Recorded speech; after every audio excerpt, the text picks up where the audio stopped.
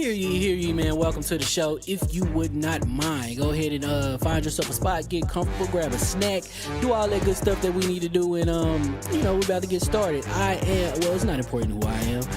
What's important is that you are pulling up to the Iron Lords podcast right now as we speak, and I guess I'm here to keep you entertained until it's time to get this show started. So look.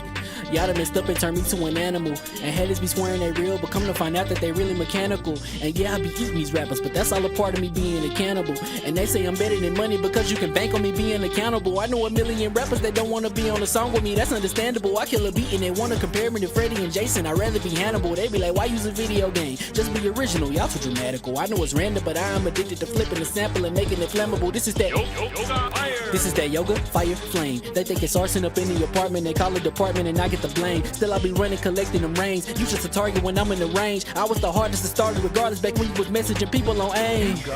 Check my vocals, all on Twitter but I'm anti-social. Love my city but I'm still bi-coastal. I got no, let's switch that up. What is you doing? What I wanna do? Don't stop. No, that was dope. I'm just Keep that going. Keep that going. No, go ahead. Look, I guess you could say that I'm very spoiled. For them to be your dogs, they ain't very loyal. But I ain't gon' hold ya, I ain't here to boil you. You ain't gotta say it, I'm embarrassed for ya. Always been a nerd, never been a loser. Making Voltron with a gang of cougars, and I'm going places. Better tell a Uber, cause it's pretty hard to sleep on Freddy Krueger. Let's do that again.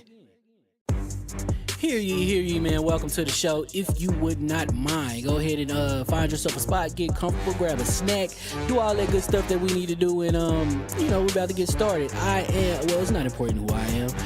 What's important is that you are pulling up to the Iron Lords podcast right now as we speak, and I guess I'm here to keep you entertained until it's time to get this show started. So look.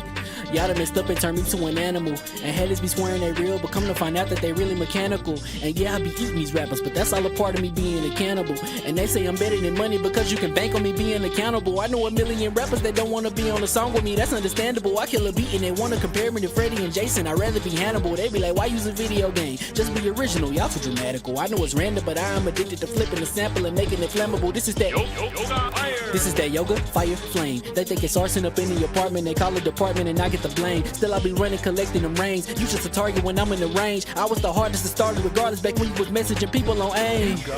Check my vocals, all on Twitter but I'm anti-social. Love my city but I'm still bi-coastal. I got no, let's switch that up.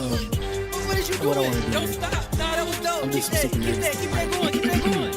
No, go ahead. Look, I guess you could say that I'm very spoiled. For them to be your dogs, they ain't very loyal. But I ain't gon' hold ya, I ain't here to boil you. You ain't gotta say it, I'm embarrassed for ya. Always been a nerd, never been a loser. Making Voltron with a gang of cougars, and I'm going places. Better tell a Uber, cause it's pretty hard to sleep on Freddy Krueger. Let's do that again. Hear ye, man. Welcome to the show. If you would not mind, go ahead and find yourself a spot, get comfortable, grab a snack, do all that good stuff that we need to do, and we're about to get started. It's not important who I am. What's important is that you are pulling up to the Iron Lords podcast right now as we speak, and I guess I'm here to keep you entertained until it's time to get this show started. So look. Y'all done messed up and turned me to an animal, and haters be swearing they real, but come to find out that they really mechanical. And yeah, I be eating these rappers, but that's all a part of me being a cannibal. And they say I'm better than money because you can bank on me being accountable. I know a million rappers that don't wanna be on a song with me, that's understandable. I kill a beat and they wanna compare me to Freddie and Jason. I'd rather be Hannibal. They be like, why use a video game? Just be original, y'all too dramatical. I know it's random, but I am addicted to flipping the sample and making it flammable. This is that yoga, fire, flame. They think it's arson up in the apartment, they call it department and I get the blame. Still I be running, collecting them rings. You just a target when I'm in the range. I was the hardest to start regardless back when you was messaging people on AIM. Check my vocals, all on Twitter but I'm anti-social. Love my city but I'm still bi-coastal. I got no, let's switch that up. What is you doing? What I wanna do? Don't stop. No, that was dope. I'm just Keep that going. Keep that going. No, go ahead. Look, I guess you could say that I'm very spoiled. For them to be your dogs, they ain't very loyal. But I ain't gon' hold ya, I ain't here to boil you. You ain't gotta say it, I'm embarrassed for ya. Always been a nerd, never been a loser. Making Voltron with a gang of cougars, and I'm going places. Better tell a Uber, cause it's pretty hard to sleep on Freddy Krueger. Let's do that again. Hear ye, man. Welcome to the show. If you would not mind, go ahead and find yourself a spot, get comfortable, grab a snack, do all that good stuff that we need to do, and we're about to get started. It's not important who I am. What's important is that you are pulling up to the Iron Lords podcast right now as we speak, and I guess I'm here to keep you entertained until it's time to get this show started. So, look. Y'all done messed up and turned me to an animal. And haters be swearing they real, but come to find out that they really mechanical. And yeah, I be eating these rappers, but that's all a part of me being a cannibal. And they say I'm better than money because you can bank on me being accountable. I know a million rappers that don't wanna be on a song with me, that's understandable. I kill a beat and they wanna compare me to Freddie and Jason. I'd rather be Hannibal. They be like, why use a video game? Just be original, y'all too dramatical. I know it's random, but I am addicted to flipping the sample and making it flammable. This is that yoga, fire, flame. They think it's arson up in the apartment, they call it department and I get the blame. Still I be running, collecting them rains. You just a target when I'm in the range. I was the hardest to start regardless back when you was messaging people on AIM. Check my vocals, all on Twitter, but I'm anti-social. Love my city, but I'm still bi-coastal. I got nah, let's switch that. What is you doing? What I wanna do, Don't man. stop. Nah, that was dope. I'm Keep just that, super keep that, keep that going, keep that going. Nah, go ahead. Look, I guess you could say that I'm very spoiled. For them to be your dogs, they ain't very loyal. But I ain't gon' hold you, I ain't here to boil you. You ain't gotta say it, I'm embarrassed for you. Always been a nerd, never been a loser. Making Voltron with a gang of cougars. And I'm going places, better tell a Uber. Cause it's pretty hard to sleep on Freddy Krueger. That's, whew. Let's do that again. Hear ye, man. Welcome to the show. If you would not mind, go ahead and find yourself a spot, get comfortable, grab a snack, do all that good stuff that we need to do, and we're about to get started. It's not important who I am. What's important is that you are pulling up to the Iron Lords podcast right now as we speak, and I guess I'm here to keep you entertained until it's time to get this show started. So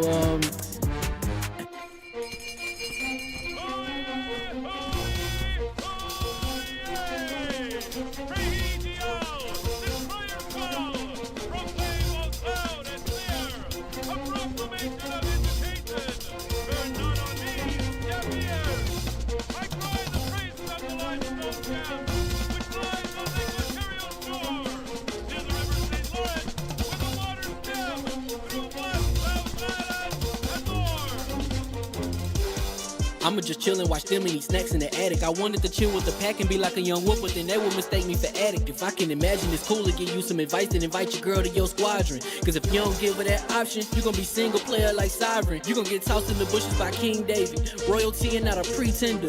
Detrimental to an elemental, what's an avatar to a knee bender? I gotta be me though. I know it's my destiny, word to Carnito. Who cares if you fly, if you still a mosquito? You swear you ain't stunting, but really be Steve-O. You like to collect stuff and that's cool, but I got bad news. Even if you really was that dude, King David still be the king of the statues.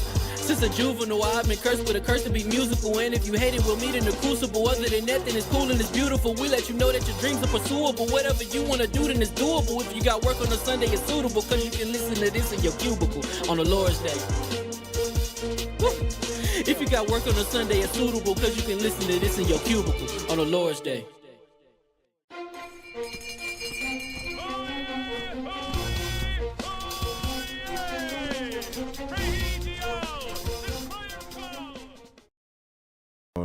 Let's do some Mikey Mike. My mic sounds nice. Check one. Mike sounds nice. Check two. What's up, Addict? Let me get a mic check from you, sir. Hello. Yeah, you letting the yellows. You looking good. I'm gonna try to be better about this. Yeah. No doubt. Yes, I see. I know you're like, where's someone? He's coming. I feel like Cog intentionally makes himself louder because he wants to overpower us on the stream. That's what they was complaining about. It was like, yo, you always. But he does it on purpose because he knows when he starts to his instigating what it is. So I got to get directly at you early, man. What's happening? Nah. Your man's in them. Who's your man's in them? Your man's in them. What's going on? Really, my man's, because I was defending him. Mm-hmm. My man's John Jones. Oh yeah. I gotta say this. Now Floyd did that shit too. I got pause. Notice in his his release, he said retiring from the UFC. That's right. That means he's gonna go get his bag someplace else. He never said he was leaving the game. Just leaving UFC. What it is Dana ain't paying him the money he need to get his butt whipped. That part. No, they did. I got the information. How much they asked? I'm a big dumb idiot that scheduled our flight back from Seattle at the exact start time of ILP. Oh. I'll catch the show later on in the day. Happy Sunday, ya nerds. What's going on, Rug? Oh, you scheduling flights to ILP? What's wrong with you? This is the face that y'all was supposed to see in LA, not that shaggy daggy dog. Yeah, that my barber left me with. That's the king I know. That's the king I know. My barber left me with the shaggy daggy dog. So I hit him when I go to the barber shop, and I'm like, I said, you all right? You ain't dying now? You all right? What's good? He's like, yeah, I'm alive. I said, obviously, but let me show you the pictures of me out there. Y'all still owe me a viewing and reaction from Sword of the Stranger. Sword of the Stranger. Oh, Addict, you heard? He said we still owe him a reaction from Sword of the Stranger. Yeah, Sword of the Stranger. We owe everyone the reaction. Yeah, they haven't started yet. Yeah, they haven't started yet. But yeah, Rook is correct. Continue. All right, yeah. So, so your man, I gotta bend the knee to you. Your man is a whole fade duck. Whole duck, bro. Where they do that in prize fighting and sport, like I gotta do that. I gotta do that. Nah, he ran. He did the whole duck move. And then I see your boy coming out with the video, the TikToks. He got TikToks. He got How your man got TikToks? How a UFC fighter got TikToks calling you out? Like he put a whole, and it was crude. It was crude, but I ain't gonna hold you. He did the best that he can to show that. Nah, I've been calling this dude out. Yeah. Listen, I'm not even an Aspinall dude like that. I don't know. You know what I'm saying? The boy look. I will say this. I've always felt this about John Jones. As great as he is, and I'm never gonna take away his run during the light heavyweight. Destroyed every top dude. But I've always felt you've always been the bigger dude. Dominating, and then anytime you fought someone your size, Gustafsson, Reyes, Anthony Johnson, whatever dude, he always struggled, and some say borderline lost. So my thing is, then you all fight Stipe, who's super washed. You know what I'm saying? And old. So my thing was like, okay, you ducked the one that he was supposed to make. This is what I knew I was done with him when Ngannou was running the game. When Ngannou was running the game, he's nobody ain't nah. Nobody ain't what that Ngannou spoke. He got lunchbox fists. Yeah, because you know what I found out? Your man's the heavyweight champion at the time found out. First of all, because we know who won that. Don't give me that druggie as my champion. I'm just saying, for a lot of people, they felt he's a druggie, son. They felt that's the dude that I'm not repping you don't rep him. Though. You don't rep him, but he beat Deontay Wilder, and he was known as the de facto heavyweight best he had dude. weights in his gloves. I'm not repping the drug cheat. The thing is, like, I can't front John Jones for wanting to be the biggest person in the ring. Like, what are you buying? Hold on, Joe. ILP family, I have faith in you. I need my entertainment today. Hard day. I got some entertainment. We got you, Joe. I don't think that cutting, like, because it's definitely a wrestling mentality. Like, I don't think you should be able to cut 30 pounds off your body and water weight. Get weighed in, then rehydrate, and be 20, 30 pounds heavier than anyone in the ring. But that's what you're boxing. He learned it. He learned it about boxing. I ain't paying him no man. I don't care. You shouldn't be able to do that. Like, well, we do that though. Boxing do that. Doesn't mean it's right. You're not Addict. You don't like a dude showing up on the scale on the fight day. Here's the thing, like. Okay, people that are a little bit above that. You're a little low at it. You're a little low. I'm looking at the level. I want to make sure they don't complain that I'm dominating the voice. You're dominating pause. Yeah, see, at Kings, his levels is there. When you're a little, just a slight low, just a slight turn up. Because I want you to be strong. Say it, because I got something I got to do. Yeah, say it. Say what you gonna say. We'll fix it. All right, is that better? Yeah, there you go. Yeah, there we go. It's Windows wanting to hijack my stuff for no reason. All right, and they was blaming me. Close the window, but get back to what you were saying. Go ahead. My big thing is just like, okay, that works for like people that's like a little bit over the weight of that class, but it's like, what? How fair is that to the people that's at the lower end of that class? That's that problem.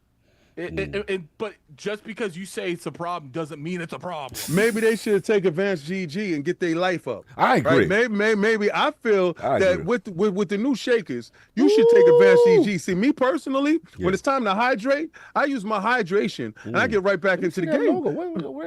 That's the advanced GG. There we go, baby. You know what it is. White grape. Ooh, white grape. Very pure. Very pure. I'm just gonna let you know I'm not on the other end of it, but I like my grapes a little bit white. That's my big thing. Like, I don't watch any of that anymore, so I don't. Addict, really care, they should be taking boosts. Like if what you're saying is when they're fighting, they should be boosted. I'm just gonna say maybe that won't happen. They rehydrate right and they get a little bit boosted to get back to the dude that's higher than them. And if they was smart, they use in the world in that stuff. But if they was really smart, they use code ILO30 for 30% at advanced.gg, and they could be boosted on the scale and do what they need to do. That's what I'm saying. Like, so they don't want to be ducking fights. I'm gonna tell you this: for the next week, I believe you got a couple of days left. Use Iron Lord's code, Iron Lord 30 code, and get that 30% off on your next best item. But if you want to be better than John Jones in the ring when he come in there shacking you by 20 pounds, and I got nothing wrong with that. I mean, the only thing you have to do to be better than John Jones is to like show up and like actually fight. So wow, this guy is so rude. But you know the disrespectfulness that he's displaying right now to this actual fighter, to even the odds, make sure that you get advanced GG. Now, talking about another old head acting stupid, Jim, I love you. Wait, what happened? Jim Jones. I love you, bro. He bugging. Yo, Jim, I love you, bro. Like, Jim. He's bugging. Jim, I love you. And I love what you're trying to say. You felt good because a young head picked you over Nas. Yes. Let's keep it a beam. Since I'm going to give you the criteria that you're using. What you're saying is you would challenge anybody in your era. You were sitting right next to Jadakiss. Did you see Shout out to Sherman, Shannon Sharp. I heard Shannon went in. Shannon wasn't letting you go. He wouldn't let you go there. And then you try to go to some Jim stuff, talking about his clothes. You try to talk about his fit and stuff like that. Stop that, Jim. Stop. You're bugging. Whatever you hire on your own supply. And that's allegedly. But I'm going to tell you this, Jim. You were sitting right next to Jada. Jada will wash you. Facts. Joe was trying to tell you, pump your brakes, bro. You were sitting in between two people with a body of work that will wash you. You ain't even the most popular person out of your own outfit. I just want you to understand that. So when they started talking about Nas and the beef that you had with the Smack the Kofi off, remember that? Yeah. You had to big up your boss. Yes. Right? Don't forget, you came in up under him. Jim. I'm telling you came up under Cam. Yes. Right now, you got to remember, I know what you're trying to do. You're trying to boost the algorithm because you're about to go to Summer Jam and you're trying to get your name popping. You're talking about people that are highly successful, that are influential in the game that you are in right now. You're still a struggling rapper at 50. I'm just going to tell you right now, I got your album, right? I'm going to support you because you're still hustling and you got to make it. I'm hustling. I'm a struggling YouTuber, but I'm not going to sit there and tell you I'm better than Mr. Beast. Like, I want you to understand you ready right for now, Beast, right? Yo, if you line your joint up, King, but if you do if you check the numbers, son, I can't hold the line. Dudes ain't doing their homework. Hold the line. Hold the line. Hold the line was the biggest thing. It was a movement. Nobody ain't got hold the line, son. Where Mr. Beast ain't got that. Well, tell me a bar you know from Mr. Beast. Like, tell me a bar. Addict, that was the equivalent of what Jim Jones was trying to do. Man. Compare himself to Nas the rapper. I have no clue what you basically, again, it would be like King saying, going at Mr. Beast, talking about, yo, Mr. Beast ain't got nothing. If you check the numbers, we do the billboard. We do the YouTube plaques. I think the dude you guys are talking about is the same dude that went at Keith Lee. So, you know, he's been going after my generation. So. No. This is wild. This is a delusional person. Jim Jones is a delusional older person. He went after Keith Lee a couple months ago. Who, this guy, Jim? The dude that does the podcast with Shannon Sharp. No. Oh no, you get confused. No, we're not talking about him. We stop. I'm gonna save you from yourself right now. Yeah, we're talking about someone different. Exactly. I'm just telling you what I saw. It's a different person. It's a different person. Yeah. So anyway, back to Jim Jones. Talk about something I don't know. Right. I'm trying to educate you. I'm trying to put you on. I'm put you on game. Now check it out. I'm gonna tell you something, Jim. I love you. I love you to death. And I see the crash out. And I understand that you feel that any news is good news, and any information around your name, surrounding around your name, is good stuff. His name was OCHO. You talk about Ocho Cinco. He's about Ocho Cinco. Yeah, we ain't talking about that. Anyway, so back to Jim. Pump the brakes, B. Relax. When you start going up against people that you are not in their stratosphere, like, you really should just stop mentioning his name. Yeah. You're trying to attach yourself to people that, like you said, that's $150 million man that's selling his mansion chilling. Now, you're talking about when Shannon told you, why don't you attack people in your field? Why don't you say something to Drake? Why don't you say something to Kendrick? No, matter of fact, I'm going to do this for you. Since you want to talk about somebody in your era, from your era, I know somebody that's perfect, that is active right now. Game. The Game will wash the crap out of you. His album, you want to put his albums up against albums? The Game will smash. Why don't you do a versus with Game? Jim, anybody that sees this, clip this, tag Jim Jones, and go up against the Game. If you want my respect, old head, go up against Game. Jim needed Game to get on before that. Like the Certified Gangsters would kind of gotta be the pop. Hey, we gonna move on because we go crazy. But hear ye, and we are live. ILP Hip Hop. Welcome, LC. I just got to the point. I just sit here and mess on my phone when you guys do I just mess. Oh, it's okay, but with this bleach talk, you want to tell me about every fight? You want to tell me about every super? He want to tell me about Did I ask you guys to move on? No. I know. I respect it. I respect it. Little conversation. I respect it. It's just funny. It's just hilarious. I love it. This is episode number 406. Another glorious Sunday. We're back at the round table on the Lord's Day, and today we've got that Xbox and AMD console partnership. And yeah. Donkey Kong Bananza. Final Fantasy 16 sales on Xbox. And the PlayStation Handheld leak to discuss. So we gonna get right into this. So let's introduce four. Well, we missing one, but he coming through. Don't worry about it. You know what I'm saying? But we gotta introduce the rest of the horsemen here at the round table. My co-host, the co-most, my brother from another mother, the difficult game conqueror, Lord of the Spin Clap, and the How of the Young Wolf. My man, Lord Addict, back to back. How we doing, sir? Doing pretty good. There's a couple housekeeping things that we need to address. What's up? One of them is with King, and he just took off. But I guess he took off. He scared. He's scared of what he had to address. No, it's nothing he'd have to be scared of. So first off, we got to address the. What are you buying? What are you buying? The super chat. Game will you wash Jim Jones with one bar. DNT get game started. Y'all know Game is Mr. 100 trillion 200 billion 300 million 400,000 500 bars and running type of dude. Jones Facts. Buggin'. He has nothing in his catalog that can compete with that or freestyle. So I agree, Yobi. You'll be on game. Continue at it. So Cog will be he's going to start reacting this week. Yeah. To anime fights. I'm going to try to see if I can get 2 a week. Just depending on what his schedule is. Yes, sir. So hopefully we could do that. I don't know what they're going to be yet. We're going to. I did promise Iron that we would react to his for sure. So yes. I will make sure that that's reacted to. But the rest is being chosen by you guys. I'm going to put a poll in the chat.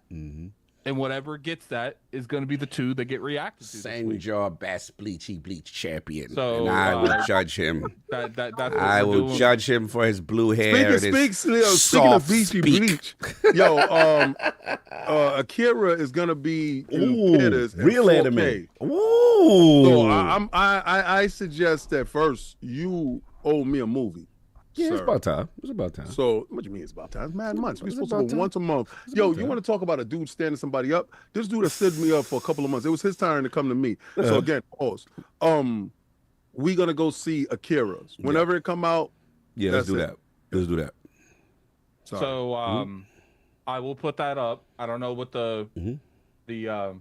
I don't know what I'm gonna put up as polls yet. I'll probably ask ChatGPT what's the top 10 things that people can react to. Use that Terminator AI. That Terminator AI. Oh, never knew. Find out some chat. First time I've ever caught you guys live. I'm used to listening at 1.5 speed, so I need y'all to talk a little faster. Yo, I was Grace talking and fast. Peace to all. He wanted to talk faster. I was talking as fast as hell, man. Speaking of which, Yobi just wanted you to know that he said Gabe will wash Jim Jones, and he facts. let you know. I heard it. Guys, you want to make sure you heard that. I'll be listening through my watch. No so doubt. if y'all see me, I'll be double watching it. Oh, you flexing? All right. There's a lot of rings, sir. That makes ILP look well funded, sir. And I'm very concerned. Sometimes, which you are not. Yeah, we are very concerned. This is the monitor and stuff like that and all that, but this is, if I'm step away, I can listen to y'all guys. My eyes, it's too much playing on the screen. Cut the crap. So I will start those polls here. Last one. John Jones is the GOAT. Beat I'll all while block on this. cola. Oh, hilarious. All right, we will pause y'all because someone has returned. So AI goes on the bench for a little bit. Continue. Yeah, so put AI in the bushes to put them out of work. I guess I can close out of this then. No, I just mute it. Just mute it. I'm gonna try something new. Just mute it. Okay. Well, I don't have to do anything because you. I muted it. Oh yeah. You don't pause it. Don't mute it. Pause it. No, I want to try something. Okay. Mm-hmm. So yeah, there's Fresh. that. Like I said, I'll try to get 2 this week. I'm gonna put a poll. Yeah. If you guys want, if you want your particular thing to be in the poll, put it in the chat. And if you really wanted to put it as a super chat, because I'll pull from the super chat first. Send your bleach champions to be scrutinized. Ignore him. Yeah, send all your blue hair soft speaking warriors, and I will judge them. Soft speaking. That part. See, you key in All on the the stuff that I whack key in. fit bleach warriors. Send your anime champions. Let them be judged before the cog. Blue-haired people in anime, which is hilarious. All your whack fit people, send them and vote. I don't like the fact that they have to tell you everything that they're They're about to feeling. do, yeah. They got to announce their move set. This is the first I got flag on the play, yo. Flag on the play, son. Nah, hold on. Yes. They got to announce their whole joint. All you can 65. Yo, first of all, you gonna sit here and act like you don't come for karate movies where the dude will step up and be like, I am Iron Fist, and my Iron Fist will break your impenetrable Correct, wall. but I was Right 10 when I watched those movies. Yeah, that's a lie. And they don't hold up. And I was 20 when I watched the movie. I was 20 when I watched those movies. Let's do that. Tell the truth, Shane. Just to clarify, if they redid that movie with up to date technology, you wouldn't go watch it? Oh, I'll go watch No, it. we'll watch it now, and I would scrutinize it the same way. Yo, listen, he's a fraud. Listen, let me tell you something. I'm the one that pulled the veil off of them. All right? Let's stop that. We were sitting there with the Google candy eyes, watching it like, ooh, wow. And I said, yo, wait a second. They're not doing the moves. That's what they got stuck really doing the moves. They're not doing none of the moves. They're not doing none of the moves. They're high-paid actors. They had high-paid short people doing the moves. Doing the acrobatics. Yeah. So, okay, let's just be real. We're used to that type of we come up and they announce their moveset. Let's stop. Don't let Cog fool you. He loves this stuff. There's one. You announce your moveset, right? But why do you have to announce everything that you're feeling inside? Yeah. Your entire soul is out for everyone to know. What's gonna happen. What you're thinking before this fight goes down. It's called descriptive. It's called trash. It's called Basuda anime that y'all have accepted to be your champion. As soon as y'all got rid of the tentacle dongs, it's over. It's over. Once they lost the sexual stuff, the murder. You know what's funny? Saul was talking about Goku. Man, I can't remember. What? What's his name? It's a Demon Slayer. Rengoku versus the Akira, or whatever his name is. Oh yeah, go catch that. That has like a million views on there or something like that. Oh word? It's you popping out here in these TikToks? It was when Rengoku did his level. You know what's funny? When that happened, you see like the excitement get in Saul's eyes, and then when the other dude because Rengoku was like pretty much on his last leg, and he was like, "This is all or nothing," and the other dude was with it. And so I was like, "Oh, he's with it! He's with it!" Yo, Cog, look how engaged he is. I know. You see. No, but in his defense, though, he said, "I ain't interrupt y'all." He let us get our hip hop on. Real. He let us get us hip hop. He said, "I ain't gonna go bother y'all." Yeah, I respect it. Yeah, but you know what I did? I respected the most. What? He was like, "Oh, I know what you're talking about." And he tried. He tried. I respect that. Yo, y'all gonna sit here and start putting of respect on my. He said it did. I got shut. No, we ain't shun you. We ain't shun you. Nah, you did kind of shut him though. No, what you I did said kind of was like, you was like, nah, that ain't it, boy. I was trying to save him from a dude clipping him and be like, he don't know what he's talking about. Man, they gonna clip me. That makes sense. Stop acting like I'm capable. Yo, first of all, you ain't gonna sit here and say just because you white, you don't know hip hop. Bro, I was in the joint. I was in the chat with him last night. He had J. Cole bump. He's like, yeah, I was like, oh, he Cole. Yo, he's an absolute fraud. Y'all hear my intro to Xbox Frontline? If it ain't because of Addict, we don't got that. So listen, he's an absolute fraud in his part time. He's listening to Kendrick. He spit Kendrick bars. So anyway, Addy, as we were saying, we jumped all in your section. Yeah. What was going on? But I'm the only one that interrupts. But I continue. I'm gonna rough it up over here. So Cognito thing that's happening this week. Like I said, I'll be putting up polls. Number 2, I beat Bravery Default. Ooh, nice. That took a minute. I will be releasing that review today. I put like 50 hours in that game. And went out. We'll see. This is the Switch 2. Yeah, the Switch 2 release. This on this. Okay. So so there's that. At 3, me and King got to do a little bit of what's the word I'm looking for? Housekeeping. No. Housekeeping. Yeah. So I feel like we need to briefly talk about our Demon Slayer 2 stuff. So me and King, speaking of the anime stuff, we did King and we did play the new Demon Slayer game that is coming out. I believe it's September, August. I'll have to look up the date. And I actually really enjoyed it. I felt like had really big Naruto vibes, but not Naruto vibes because they're the same people that make Ultimate Storm. I found that off immediately. Yeah, except for I felt like it's a little bit slower in movement than Naruto is. Because, he felt it was slower, and I didn't think like that. Like I thought it gave you a greater range of like countering. Right in the Ninja Storm games, I thought that the window to counter was very short. I thought this gave you enough time to counter moves, to set up your moves. It's a different game. It's but made by the same people. I thought the gameplay and the gameplay mechanics was top notch. What was going on when we were playing, because Addict was sitting right next to me, being that we didn't have a head-to-head competition with each other, I played a game within myself. Pause. Yes. What I did was I was challenging my score against Addict's score, because during the demo, you get like scored at the end of each fight that you have. So my joints. So essentially, I was in a competition I knew nothing about. He has nothing. He did not know. You sitting next to me is a competition. We shoulder to shoulder as a competition. He just didn't know it, right? So, but I did so good that I broke the game, right? I crashed the demo. So, but Addict was a lot faster to a lot of the cutscenes and stuff like that. But I must say that the gameplay is top notch, and I can't wait to get a chance to play the head-to-head, to actually play him head-to-head in the game. To be honest with you, nice. No, it looked good though. That's the one with the checkerboard guy with the thing. Oh my God! Yes, yeah, he had a nice little green checkerboard. I like that. And you were reacting to his fight. Yeah, that's the nicest dude, right? That's the nicest dude. It's this dude right here. Yeah. I saw that. I prefer the game look sick. It looked like it was the anime. One of his fights. Oh, okay. What's his name? Please. What's his name again?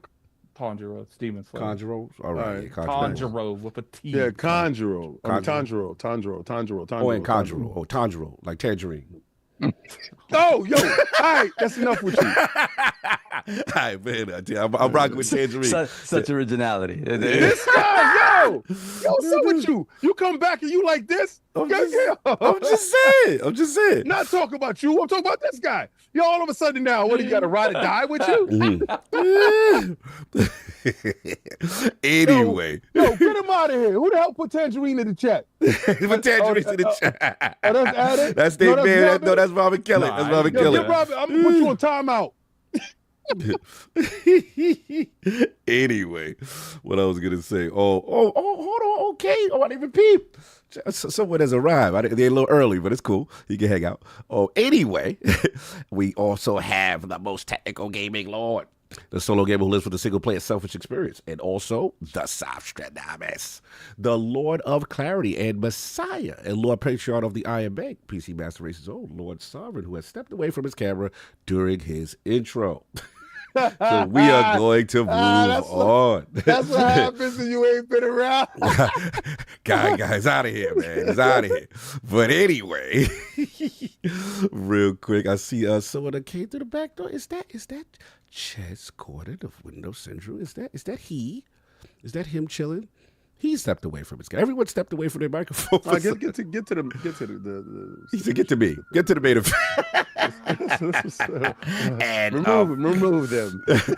And I'm putting them in the fights right now in the as a poll. So if you guys want a particular fight, you better do it now. No doubt. And as we wait for Sovereign Jez, we got the Incredible Hulk of this, aka the Excess Gamer. Ooh. The prophet of Xbox. Swami. King of the statues, who demands nothing less than that premium experience. It is the ascendant one of the Xbox platform movement. Ooh. Beloved Lord King, how we doing, sir? I'm doing fantastic. Ooh. Oh, who got that? Somebody joy is echoing. That sound like a jazz moment. So I finally got it to fix. But yo, I told you right now, use code IronLords30 to get 30% off on your Advanced GG. Now you know the king, and you know how he likes his grapes. I like my grapes white. So I'm drinking white grapes hydration. Why? Because after I get rid of my electrolytes, I got to replenish myself, and I take that with a little bit of boost to boost me while I'm in the middle of my workout. These small tablets go down easy. Pause. But my shaker cup is where the king makes the magic happen. So while I'm on the show, I'm drinking this, and that's what I'm doing. Back to what I was doing today. So, guys, y'all got a chance to see me today on Frontline Gaming Streams where I was playing Doom: The Dark Ages. Somebody tried to shame me, boy. They was like, "Yo, what difficulty you playing on, King?" I'm playing on difficulty, get it done. You want to play it on difficulty, I'm pulling my hair out. I ain't got no hair. I did that before, buddy. So exactly. I'm not playing on what you want it to be. So if you want it that way, you want it the hard way, pause. I want to move on to the next game. So I'm playing on fun. I play games for fun, son. Paris said he's playing on hashtag guess there will be a PS6. If you could go to Paris, if you go to my merch store, stores is in store, shirts is in stores right now, unlike the PlayStation. Oh, so go cop yourself a hashtag no PlayStation 6 for something that truly exists. Yo, y'all continue with this. Y'all hilarious Paris, with this. Paris, you see what the best thing is? I got merch in stores. They don't. Anyway. Let's get back to that. Oh. Anyway, so this week, what I've been playing, bro, this Marvel Rivals. Yeah, what's going on? I'm telling you, they're in a fight with Fortnite. They're in an absolute fight with Fortnite. I heard the engagement's a little low. I got two bad. No, I don't care. I don't care if nobody play. That's their business. I can find matches. I don't care. No, not that nobody play. I just say like I'm used to them in the like top 5 to top 7, and I checked. Fortnite? No, Fortnite doing what Fortnite do. Okay, yeah. Marvel Rivals? Yeah, this is the first week I checked Marvel Rivals, and it was at least on Xbox. I don't know what it is. It was the first time. That's because Fortnite just invaded the Death Star. What? That's what I'm saying. Fortnite did something because I checked the active most played games on Xbox fairly frequently. So I'm like, let me see what's going on. So I'm looking at the Double Fire, and then I saw Rainbow Six got something new because they like in the top 5. And I'm like, where's Marvel Rivals? It was like outside of like 10 or whatever. But continue. Tell me what's going on with Fortnite. You got to go to the casual machine, which is the PlayStation. You got to look at their top. Because they don't have, we got games, so they don't have games over there. No, so, realistically, you would have to look because there's more people playing it on those platforms. So there's more casuals over there. We playing real games over here, so we got games. So. Continue, sir. Let's talk about the whole slate. Yes. Anyway, so Marvel Rivals, every other week, they're dropping new skins, and they're dropping these little skin packages, pause. And what you do is you get them, and then it forces you to engage in order to get out all this skin stuff. Packages? Yes, I was engaging with skin packages, and I was using baby. Okay, all right. All right. So be careful how you engage those skin packages. I'm heavily protected. Relax. So skin packages is definitely a thing, especially in Marvel Rivals, right? Because they got a lot of waifus over there. Talking about a game with a lot of waifus, son. There's a ton of them over there, right? We believe in generation. Generational waifu. Continue. Messy. So anyway, Fortnite, I go over to play Fortnite. I swear, man, I'm like, what is you got two baddies fighting for your attention, and they literally take you away from every other game that's in your library. Like I downloaded and purchased Final Fantasy 16 for Xbox, and I was like, I didn't even get a chance to crack that shell. Pause. I'm like, so many games, and then there's more games coming this week. So I gotta make it a concerted effort to just say, FTW, I gotta focus. So yes, guys, I'm playing my games on easy. I respect it. All right. Yes, guys, I got to get through these games because I do want to see the end of the games, and I definitely want to play through the games. Put it out there. Yeah. So listen, Doom the Dark Ages. I'm moving through the game now, and I'm gonna continue to stream these games and finish these games because guess what? I just purchased a new console, and my Switch 2 is sitting there because I can't get past these games because I want to put it on. I got to show the world I'm tough mode. To hell with you dudes, right? I'm not tough. Not everybody has to be Lord Addict, man. You know now let him do him. But he's beating these games though. See, that's the problem, right? So he beating them on rough 'em up mode and easy mode or whatever mode he got, but I can't get finished with him, so I got to do my thing. I don't have an issue with people playing games like on easy and stuff. I have an issue with people that play like me. You can't review a game and criticize the difficulty, but you played it on easy. Oh no, I feel you. I feel that. As long as you keep it away from those conversations, I don't think anyone has. Because I'm also the same person that said if some From Software wanted to make an easy mode, I don't care. Because it's like as long as they build it from what we initially have and build it down, I don't care that other people play the game as long as you don't mess up my experience. Well, what I realize is this. I'm a streamer. I'm a struggling streamer. I'm a struggler. I'm a struggle streamer, like a struggling rapper, like Jim Jones. Yeah. I'm like Jim Jim Jones of streaming. I'm the Jim Jones of streaming, son. So like I'm trying to be better than Casanat. So you put my bars up against Casanat. Yeah, like just like he's better than Nas. Yes, exactly. So the fact of the matter is this: I gotta have fun streams, B. Like my streams got to be fun. If I'm dying every 5 seconds, so it don't work right. Moves that I play games are hard. I have a digital personality to upkeep. Yo, you're making a small fortion off that if you actually did it. I know. We love it. Yeah, kid. Yeah, I the difference is you was playing you was playing was a Bloodborne, Uncharted 4. Yeah. There was like 8 of us in the Discord watching you play. It was amazing. Yo, my thing with Kid Smooth is he personally puts himself through pain in order to gain that cash. And he does rage out the best, and I hate to laugh at his expense, but it's hilarious. Yeah, see, my rage out and your rage out is two different things. It's different, it's different levels of it, and his is so raw, naturally pure and hilarious. Yes, you know that's what he feels at that moment. Yo, kid, go get another hot chip and shut up. Anyway, that's it, kid. I'm done. No doubt. I'll pay another hot chip for you. Son. And of course, returning that as he missed my whole intro for him, most technical gaming lord again, the solo gaming list for the single player selfish experience, and also the Nostradamus, the Lord of Clarity, Messiah, and Lord Patron of the Iron Bank, PC Master Race's own Lord Sovereign. How are we doing, sir? Well, I'm glad how you rushed through that. You know what I mean? I had to give you the remix.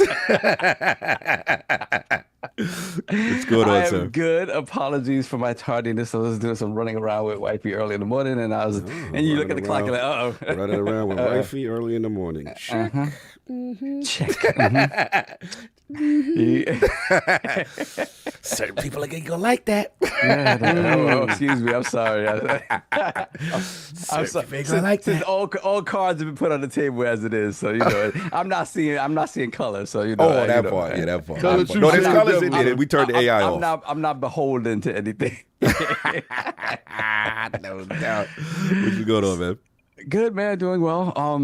You know, playing Switch when I can. So on the Switch, after our discussion last week, I said, all right, I gotta do it. What you do? And I said, Kyle gave the okay. I said, let me get this MLB The Show, right? I have to do it. We put it through its paces. Let's go.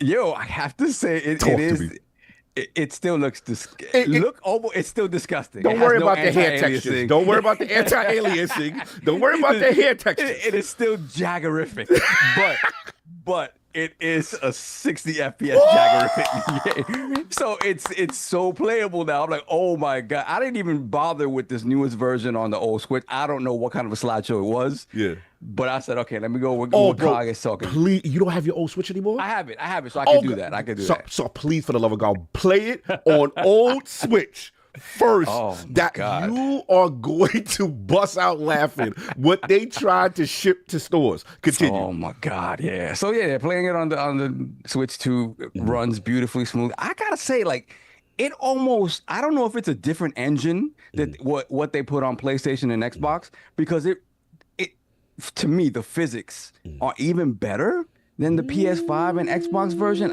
I have an issue with the PS5 and Xbox version that when it comes to hits, I feel like the ball physics, the baseball physics don't, like, it's just very simple. I wound up hitting a lot of line drives right to position players, like, or outfielders, like line drives right at them. No weird quirky bounces, no funky, like, like I don't get a lot of that in this game. Almost immediately, the Switch 2 or the Switch version, I'm hitting doubles in the gap. Wow. Line shots down the line that the third baseman's diving and it's hitting off his glove, and like things that you see in the game that I just see so much less of in the big game. It's a little weird. So I kind of wonder if it is somewhat of a different engine, but possibly. I'm having fun. And it's not a slideshow. I can see the baseball when it's being pitched to me. It's amazing. It's amazing. You know, it's funny, Saul. I played baseball for like 5 years of my life. Really? Yeah. Oh wow. And you don't Wait, you legit play baseball? I never knew that. Yeah, for like 5 years of my life. He was the catcher. Wait, was your pause? Was that your dad? No. When I was like, I played like almost half of my teenage years. What? I was he's a shortstop. Snap. Okay, I got that arm. Hold up, got the arm. He's shortstop. I did first base for a little bit. Okay. You did a lot of catcher. Oh wow! You gotta stop trying to make him a catcher. Wow. I gotta make him the backstop. I don't like this energy of you trying to make me a catcher for something. Hilarious. So then so I played a little bit of Slow Clap's new soccer game rematch. Yes. How do you do? So I love Slow Clap.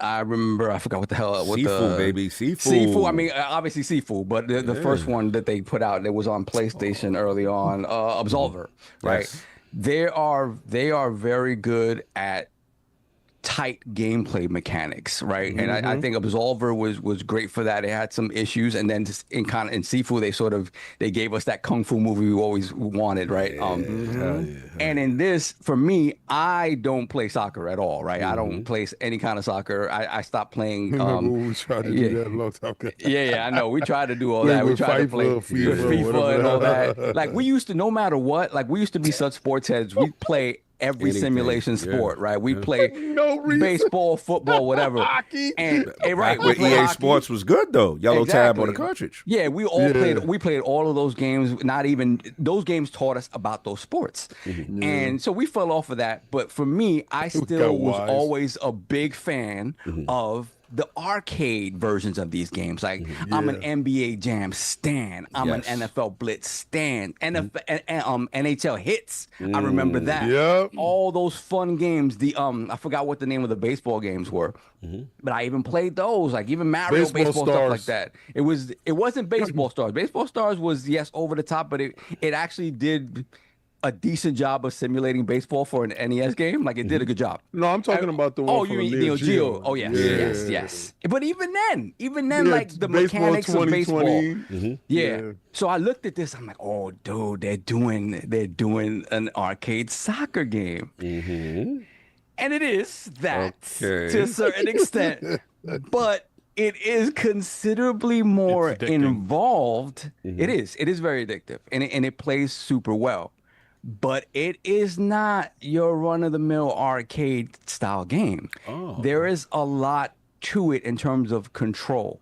You know how in a lot of games, like when you pass, when you're dribbling or when you're kicking, whatever, anything, you pass the ball, you're not necessarily directing the exact sort of trajectory of the ball that you're passing or whatever. You're in the general direction, or there's a button that's associated with a player. You're throwing it to that button, or whatever. Here, everything is controlled with the buttons and the analogs, aiming for everything. Like you have to dribble the ball and then aim it with the analog to who you want to throw it to. This is all happening in real time. And it seems complicated, but it's not. Is it very intuitive? It's very intuitive. It is intuitive. Addict, let me ask Addict a question. Addict, does it feel like Pragmata? Remember when we was using Pragmata and then you was using every aspect of the controller? Does it feel like that?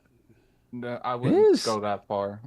It feels like where I want the ball to go, it will go. Like, I don't know. Like, it's hard for me to like compare the two. Precision control type thing. Yeah, but I really enjoyed it. I would honestly say that like I didn't think I would ever like tell like you guys with a straight face, but I actually like that soccer game. Wow, that's big. You don't play no sports. I don't play, and I don't like soccer at all. But I used to be a baseball player. I love like the Wayne Gretzky. Yo, shut up. the Wayne Gretzky. The Wayne Gretzky of baseball. So it's a great playing game. It does feel like it came in a little hot. There are no single player modes. There are no single player modes whatsoever. Oh, you gonna play with your friends. So for me, that's like, oh God, I don't know. So yeah, no single player modes, no story mode. None of that. And there's no crossplay at the moment. I would hope that these are all things that they're going to bring to the game. There's no crossplay at the moment. Get that How you going to force people? It's in Game Pass. It's in Game Pass. It's a Game Pass. Yeah, it's in Game Pass. It's funny how we all perked up. Oh, it's in Game Pass. Now we have interest. We frauded just now. As soon as he said Game Pass, now everyone. What's the name? Who's the developer? Rematch. Slow clap. Oh, you got a friend in me. Wow, hilarious. Continue, son. Yo, that's the Game Pass effect, son. It's different now. So yeah, it's in Game Pass. You can go and mess with it. I do feel like they're gonna add a bunch of stuff to it because it would be great to have like a story mode, like a campaign mode, whatever. Just single player, kind of get your bearings before you have to go in there and do this against actual other competitors because you know how people are online is beastie. They had some issues with the netcode too, so again, stuff that they need to work on. And the last thing is something that I've come back to after many years because of the conversations that are going on now. I said, all right, let me give it a shot one more time. I've delved into the Death Stranding. Wow, the Kojima, you back? I'm over here. I'm dealing with the dooms and the homo demons. I was like, what are they called? The homo demons. They're legit called that. This is not a slur. No, it's not. They're the homo demons. We're just talking what's in the game. What? And just like... I'm trying not to get canceled today. I'm trying not to. The unnecessary exposition. Exposition and the every moment is reminding the player character who you are. You are Sam Porter Bridges. You are the Sam Strand Porter Bridges. America needs you. America. I'm like, oh Jesus Christ, shut up. Shut up, Die Hardman. Die Hardman. That name is amazing. What about the connective tissue, Saul? When you go across the world, you see the social people. When you put a bridge down, you get a like. What's up, Saul? You don't see the genius? I get that. And it's cool because you've never really seen it before. It's so far up its own ass that I have to. I'm just like, all right. I have to suck it up and try to get through this game. I need to. He needs to suck it up. Yeah, pause. You gotta get caught. But bro, I just somebody put a collar on cog. I ain't getting cool for today. Continue. I don't know, man. Like I just don't like. It's a beautiful game on the PC. Maddie's playing it right now. He's going through the same thing. He's like, there's some things I love it, but he's just, it just over, like, it's a word like it overfuels itself. It just so much exposition. Shout out to BG. Yeah. Fake deep. It's fake deep. It's him taking simple concepts and trying to over explain them in a way that they don't need to be explained. And it's just like, I always felt like if you need a notepad to keep up with a story, they done too much. It's just like, I don't know, man. But I'm gonna try to get through this game. I want to, because I heard save your time. I heard good thing about part 2. I heard good thing about 2. Save your time for Snake Eater, bro. Well, yeah, I'm definitely gonna play Snake Eater. Pause. But part 2 of Death Stranding, I heard is much more of an action game. Is much more what we want, Metal Gear Solid-esque type stuff. Yeah, Gene is covering it. So Gene is like, I need to talk about this, and I can't. So I think tomorrow is embargo. He was talking in code around me. I'm like, damn it, I want to know.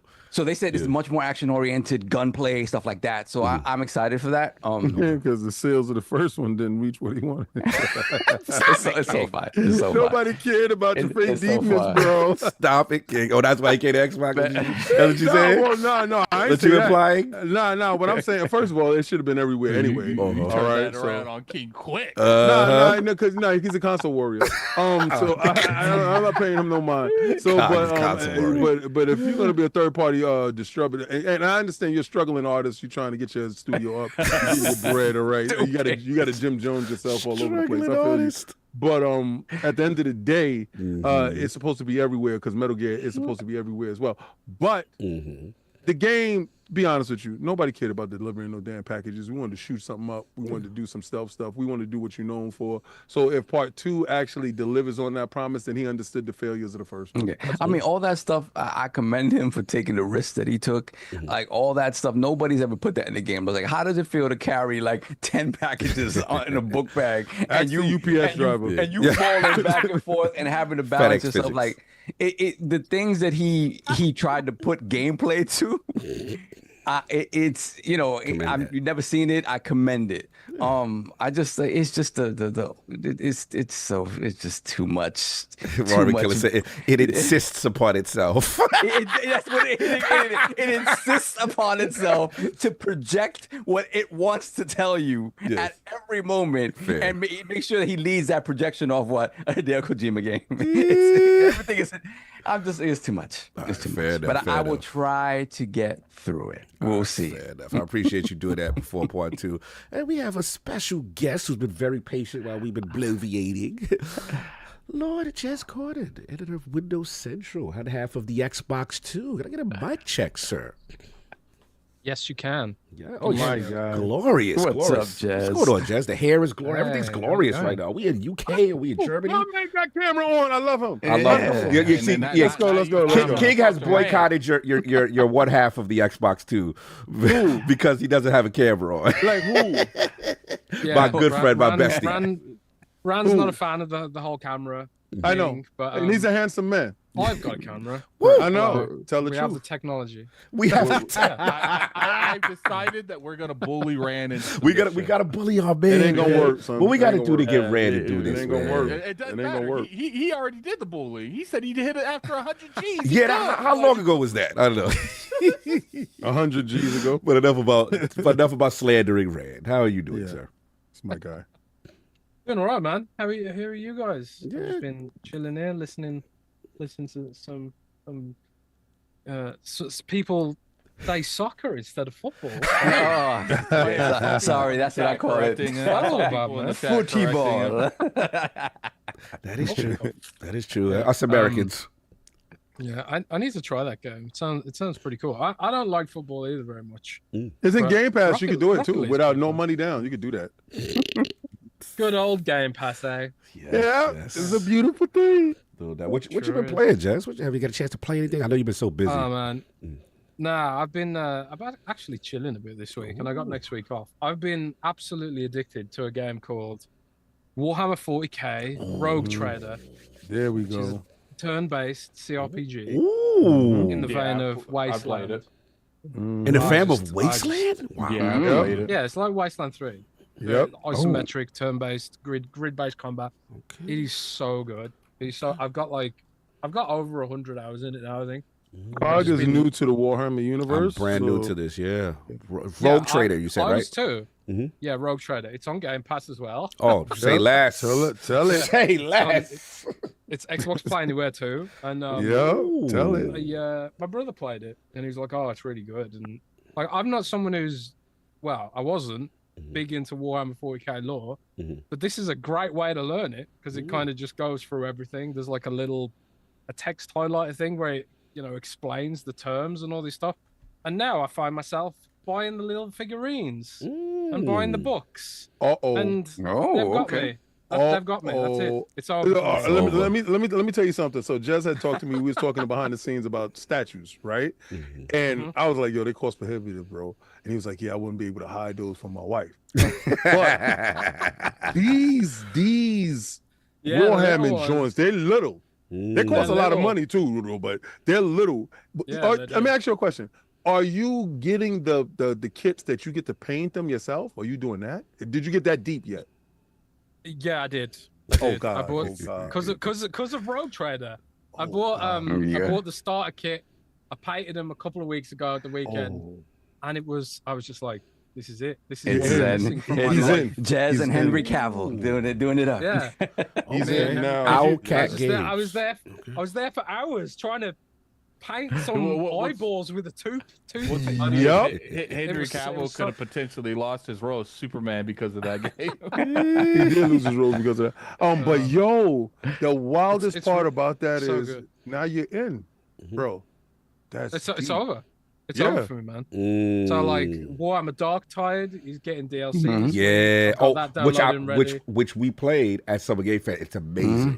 Yeah. Speaking of Warhammer, nobody's talked about the remaster of Space Marine. Is that any I good? didn't get a chance to play. I didn't even play 2 yet, bro. I've been playing that as well today. Nice. I had a lot of people in my chat, so they didn't like it. Wait, this one, Jez, the Owlcat Games, this is it? Yeah, that's the one. All right, let me install them on the Xbox right now. Yeah, continue. If you like Wasteland 3, it's you said the right thing. It's got a lot of double A-ness about it. So like the animations aren't great. The frame rate's not that great either. So like, but this is the studio that are putting out that Mass Effect like kind of game, The Expanse. The Expanse, yes. The Expanse game, which looks amazing. So it's like, how did they go from the tech in Rogue Trader to the tech in that game? So like, and they're doing a sequel to this game called Dark Heresy. Well, it's not a sequel, but it's like they're doing another turn-based Warhammer 40k game called Dark Heresy. Okay. And they did the Pathfinder games, which people really like. But honestly, in terms of like role playing and branching narrative and my decisions actually matter, I think this might be like a top 2 or top 3. For me. You can be a supreme dick in this game. Language. And I like games like that where you can just be horrendously evil. Okay. But you can be kind of nice as far as you can in Warhammer universe. But yeah, it's a fantastic game. It's so satisfying. The combat's really deep. I'm pretty near the end of the game now, and my little dudes can do all kinds of crazy shit, and it feels so language satisfying. on the Lord's Day. I know we forget. Oh, sorry. You're good, brother. You're good. Yeah. But I'll drop no F-bombs this time. But it's really freaking good. It's freaking good. Yeah, that's what I've mostly been playing. Nice. No, I got to pick it up, man. I've heard of good things about it, and once you said turn-based Wasteland, I'm in. So it's all good. And of course, I've got the Gaming Ninja himself, the Shinobi, Lord Cognito. Got my new joint today. You see my new joint today, King? I'm rapping Joe Musashi, the new. Oh, that was So the craziest thing was when I was working out yesterday. I was Ninja Brother. I had on the black joint. Black joint. So I was doing my thing. Yo, they joint clean, son. They joint clean with the shadow dancing joint. Yes, that joint clean. Son. I ain't gonna hold you. She looked at it and she was like, "Oh, so you a ninja today, right?" I was like, "Yeah, I'm a ninja brother." That's right, my ninja brother. You already know the Shinobi Lord Cognito. Spot everyone else to the Rub ILP. I tell you what you want to hear, what you need to hear. Just pay the bills, right, kid. Go get that sour. Well, we got that advanced GG. You know what I'm saying? That's the black energy? Cherry. It's the focus because you know we about to do a 4 to 5 hour podcast, so you know I need to focus. You focusing? I'm staying hydrated. Use code ILP30 and then you'll solve. Check me out, baby. Fast GG. Let's Fast go. GG got the shakers, y'all. They got to be your favorite sports they got teams. Team sports? Yes, we do. We got the MLB, we got NBA, we got NFL. So go get that. You can rep your favorite your team. squad. You know what I'm saying? If you don't want baseball, you don't want to do the best, you know what I'm saying? You want to get your football on. You know what I'm saying? You want to get your Niner. You want to get your gang, Niner gang. Let's go. Now, code Iron Lord 30 does not work on these. Use code Iron Lord for those. You get 10% at least off of these because there's NBA and NHL and the NFL, they want their money.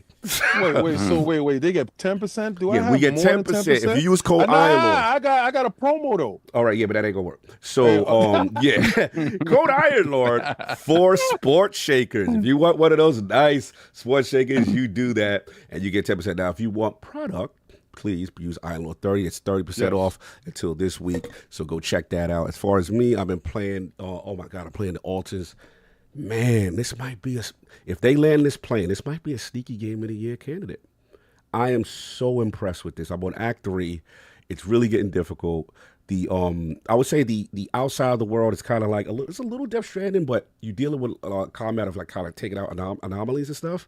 But this game is about humanity and ethical things about making creations of yourself and at different timelines of where your life would have passed off, and it is outstanding. 11-bit Studios has punched above their weight. I'm thoroughly addicted to this game. I cannot stop playing. I knew I'm addicted because I've now replayed the game, and I have not beat it over twice because I had it on Steam first for the review, and then I was like, nah, that's what Xbox I want to play anyway to go back and forth.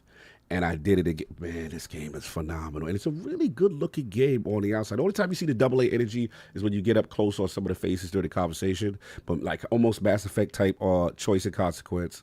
You've got a little bit of Fallout Shelter where everybody's kind of moving around in the base. The UI in the base and everything that's going on is really good. You've got to manage resources.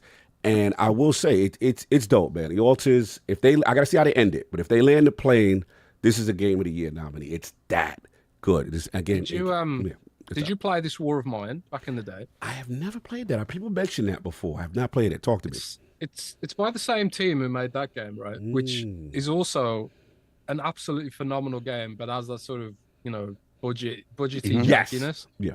But this War of Mine is it's one of my favorite games. It's probably a top 10 for me of all time because it's it's similar in tone where you sit there after doing some of the decisions and you're just like, yes, man, yes, I am exhausted now. Yeah, like what did I do?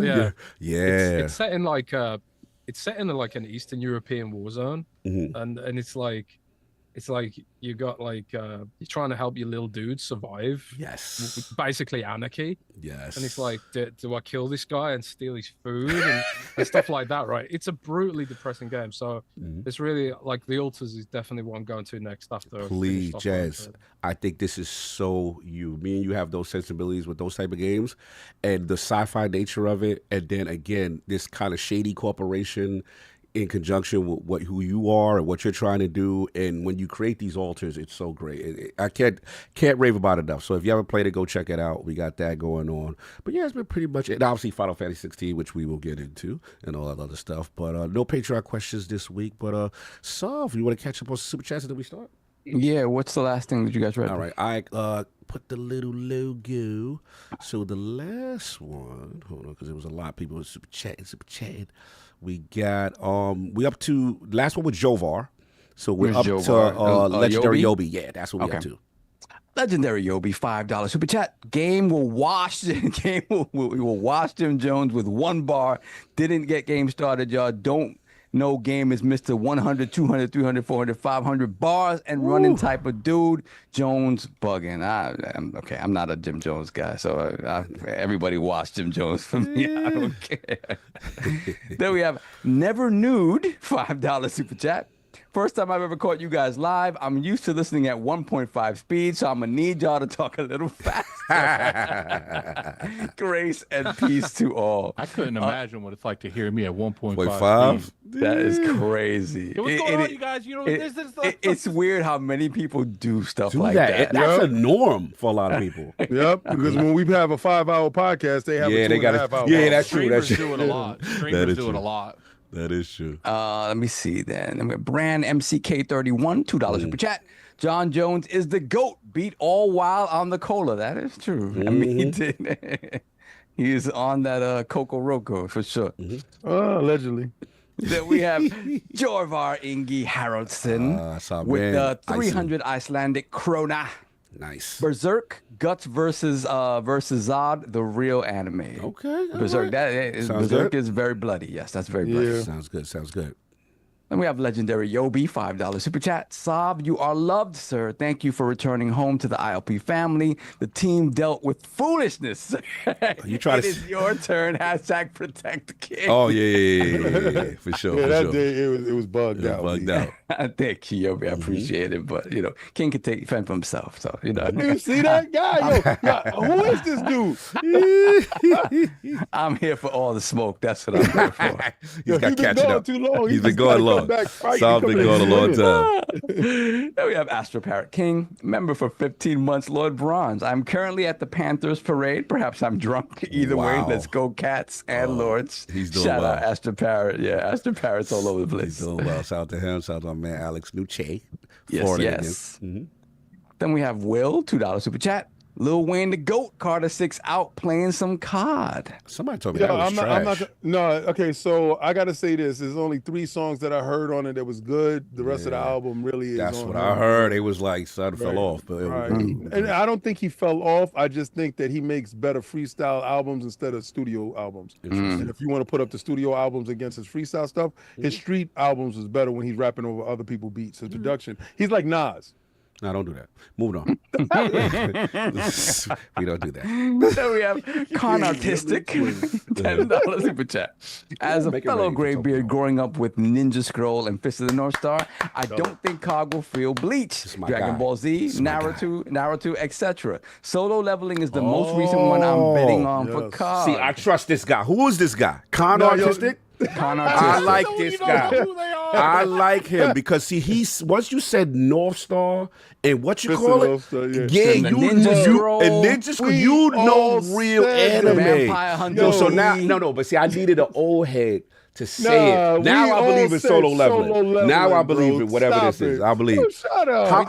How many anime recommendations? Yeah, because they mad because I'm old, Jazz, and I slander all the youthful anime, and I say everybody has blue hair, and I call it bleachy bleach, and I just slander them. So basically, they have free Chari Chars and all that. So my thing is that's a gaming that's an anime sin right there.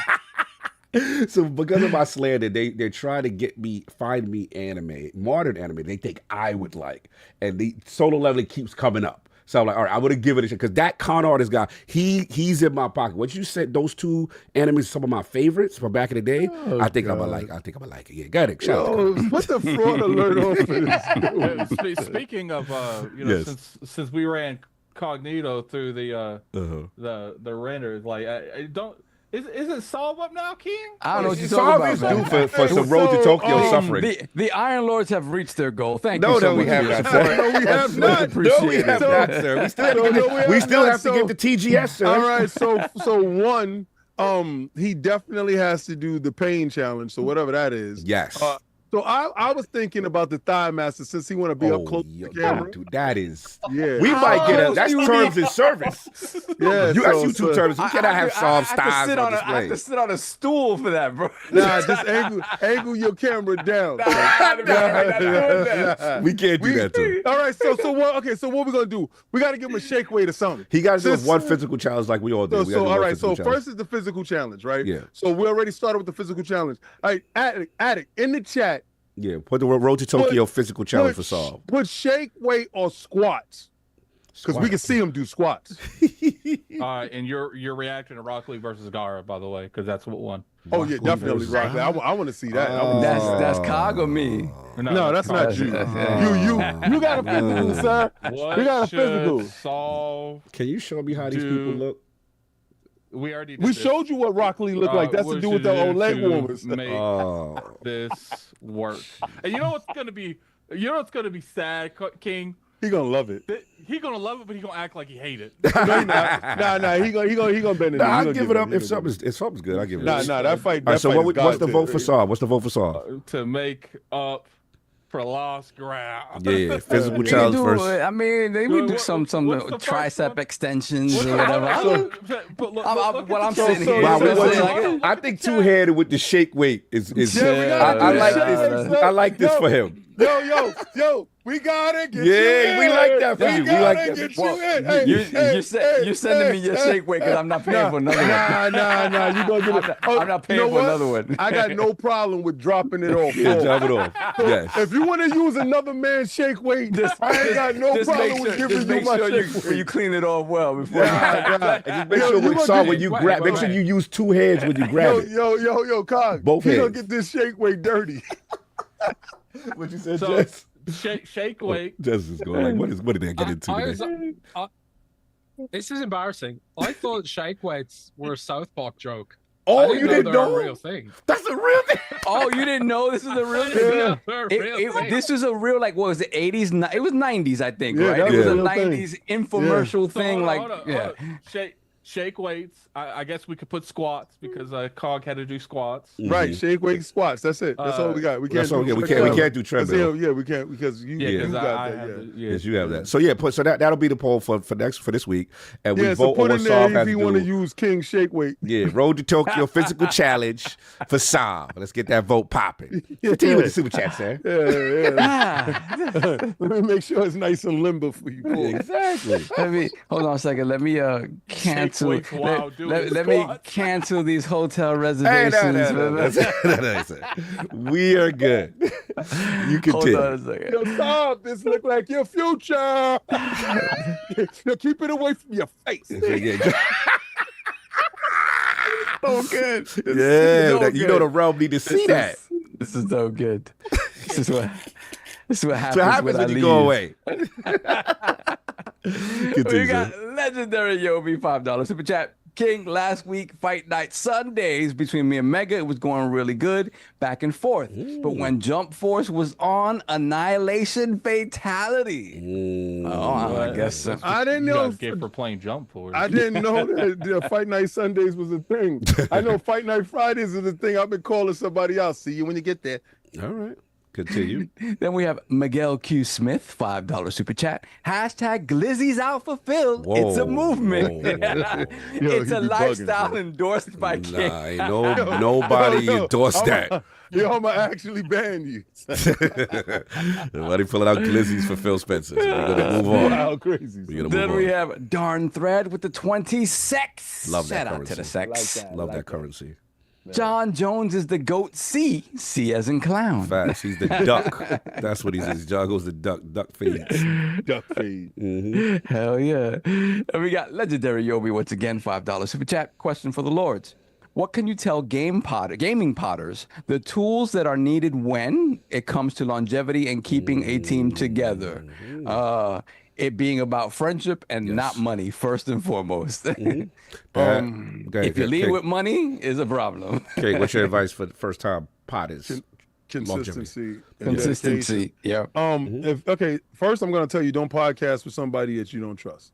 Yep. Right? Because, and when I'm talking about trust, I'm talking about trust that y'all both are working towards the same goal. That thing, like, honestly, when you close your eyes and you know that they're both are going to where you want to get to. Because if you see the Xbox 2 podcast, those two individuals are working towards the same goal and they have a rapport with each other that actually stands the test of time. So if you look at successful podcasts, you got to look at what the dynamic is in between the two. You never hear Rand talking bad about Jez, but you hear Jez talking bad about Rand. I'm just no, I'm talking about as far as friends and stuff like that. It's a good dynamic and it works well on camera. When he does have on camera, but exactly, I got to slander you. Red. But it's fun. It's a fun show and it's informative. That's what you got to do. You got to learn how to balance entertainment and information. I like that. Addict. What about tools needed? He says what for first-time potters. You got to actually enjoy games. Don't do it because you're bored. Like you know. Yeah, do it because you need money, Addict. No, definitely, because in no way, shape, or form have any of us gotten rich from this.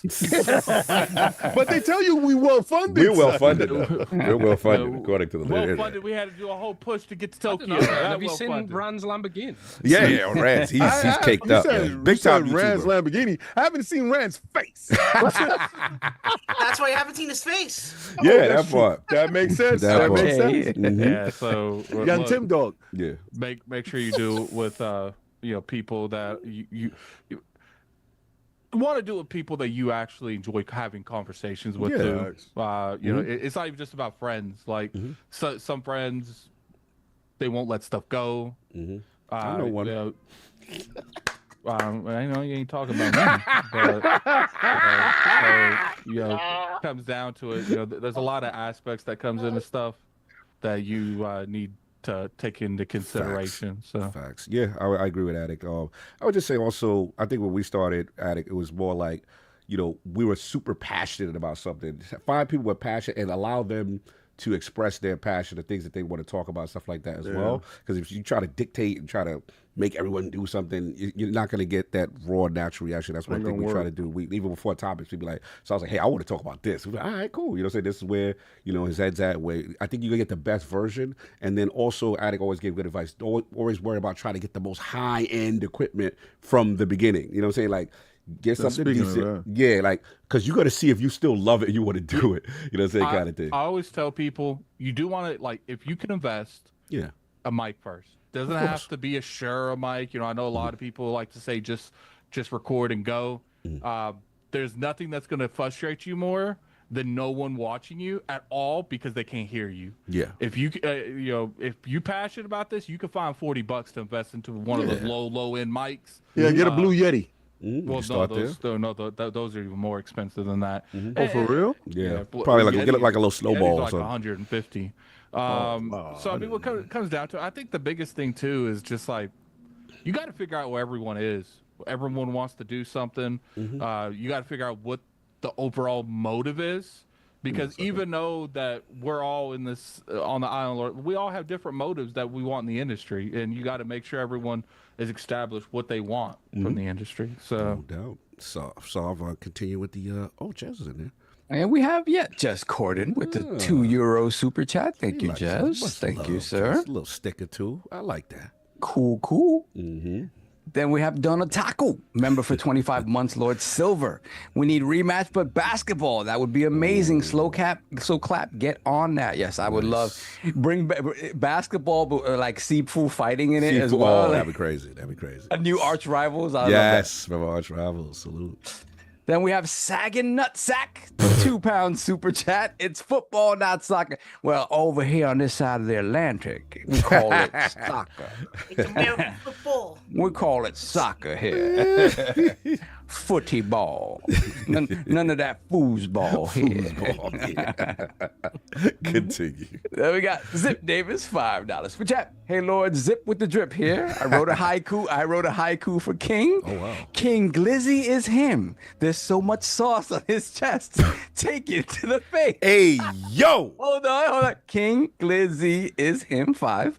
There's so much sauce on his chest, 7. Take it to the face, 5. Beautifully constructed haiku. Well done. Yes. Glizzy approved from King Glizzy himself. The Glizzy Gobbler. Since I've been in the realm. Yes. The stamp of approval. Continue, sir. Then we have Stitch. We just Stitch. I'm say Stitch. $5 per chat. Oh man, I can't imagine Sav eating sneaks. Pause. Or snacks. Pause. Also, can we call it the Nintendo Brick 2, aka Nintendo Switch Pro? Save your money for something better. Okay, it's a bit slander. Too much slander. I got thoughts. Continue. Then we have Fia Marie, member for 8 months, Lord Bronze.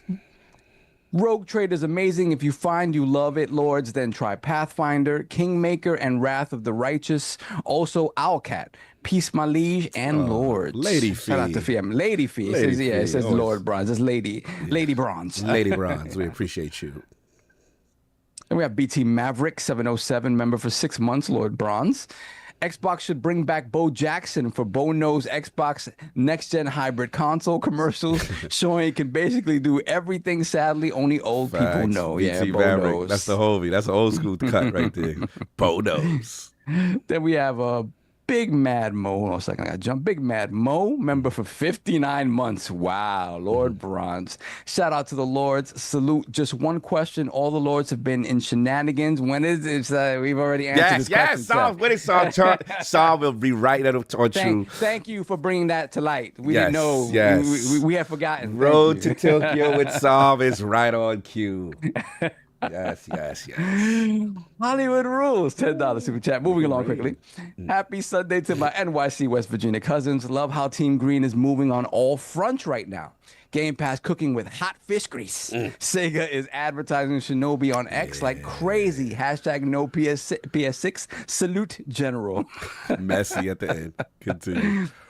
Then we have Hollywood Rules once again, $5 super chat. Poor Cog gotta watch this new emo bleach anime. Big haired dudes in a perpetual feelings thought bubble.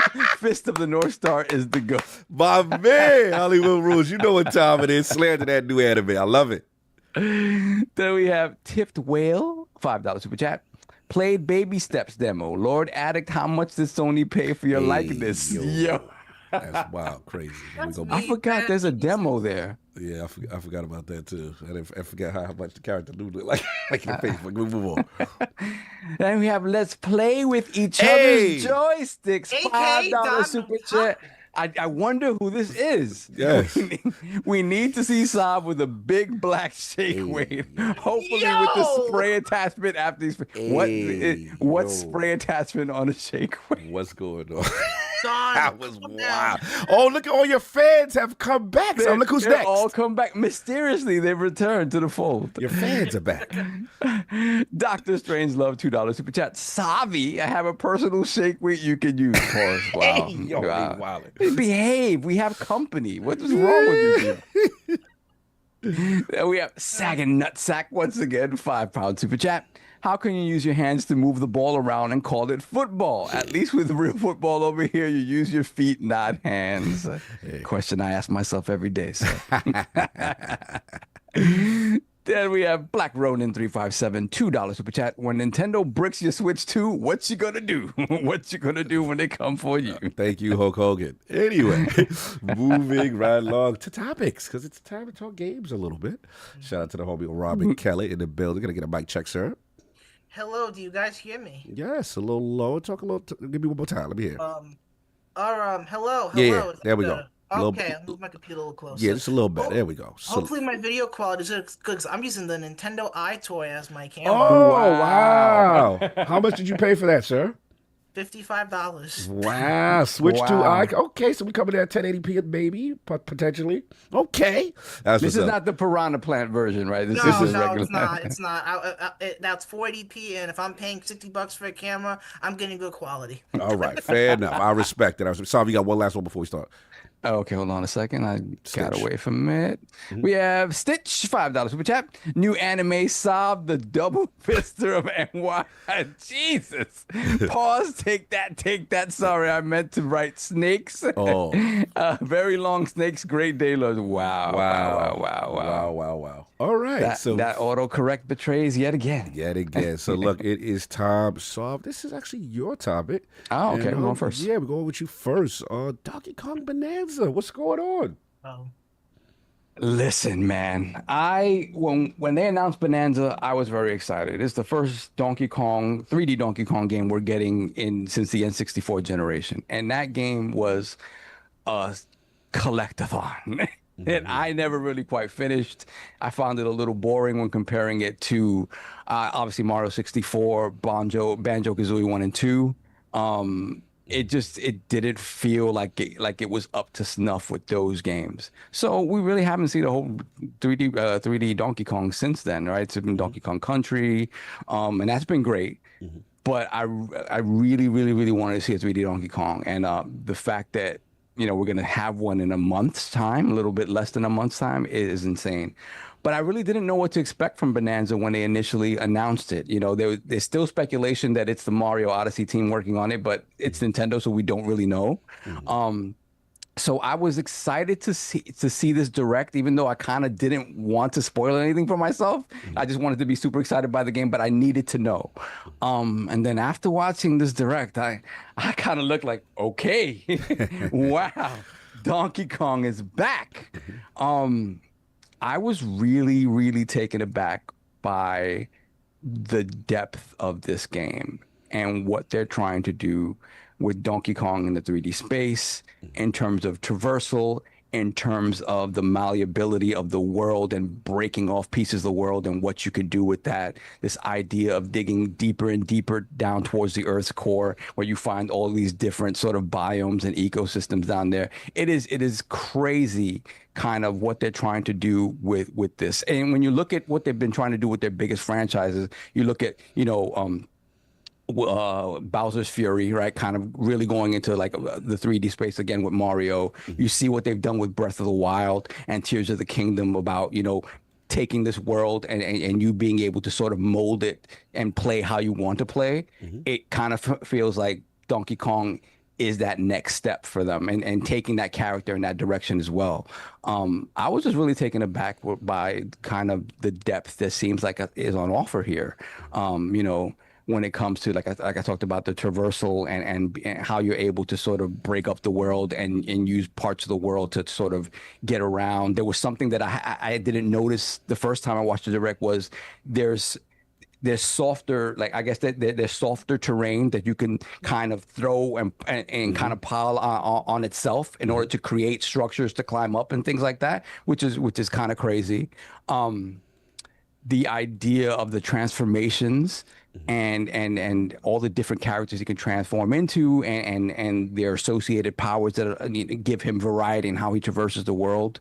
The big secret that his rock companion was actually a young Pauline, and what that means for like her gameplay in terms of her using her voice in order to alter things in the world and help Donkey Kong as they traverse the world is super cool.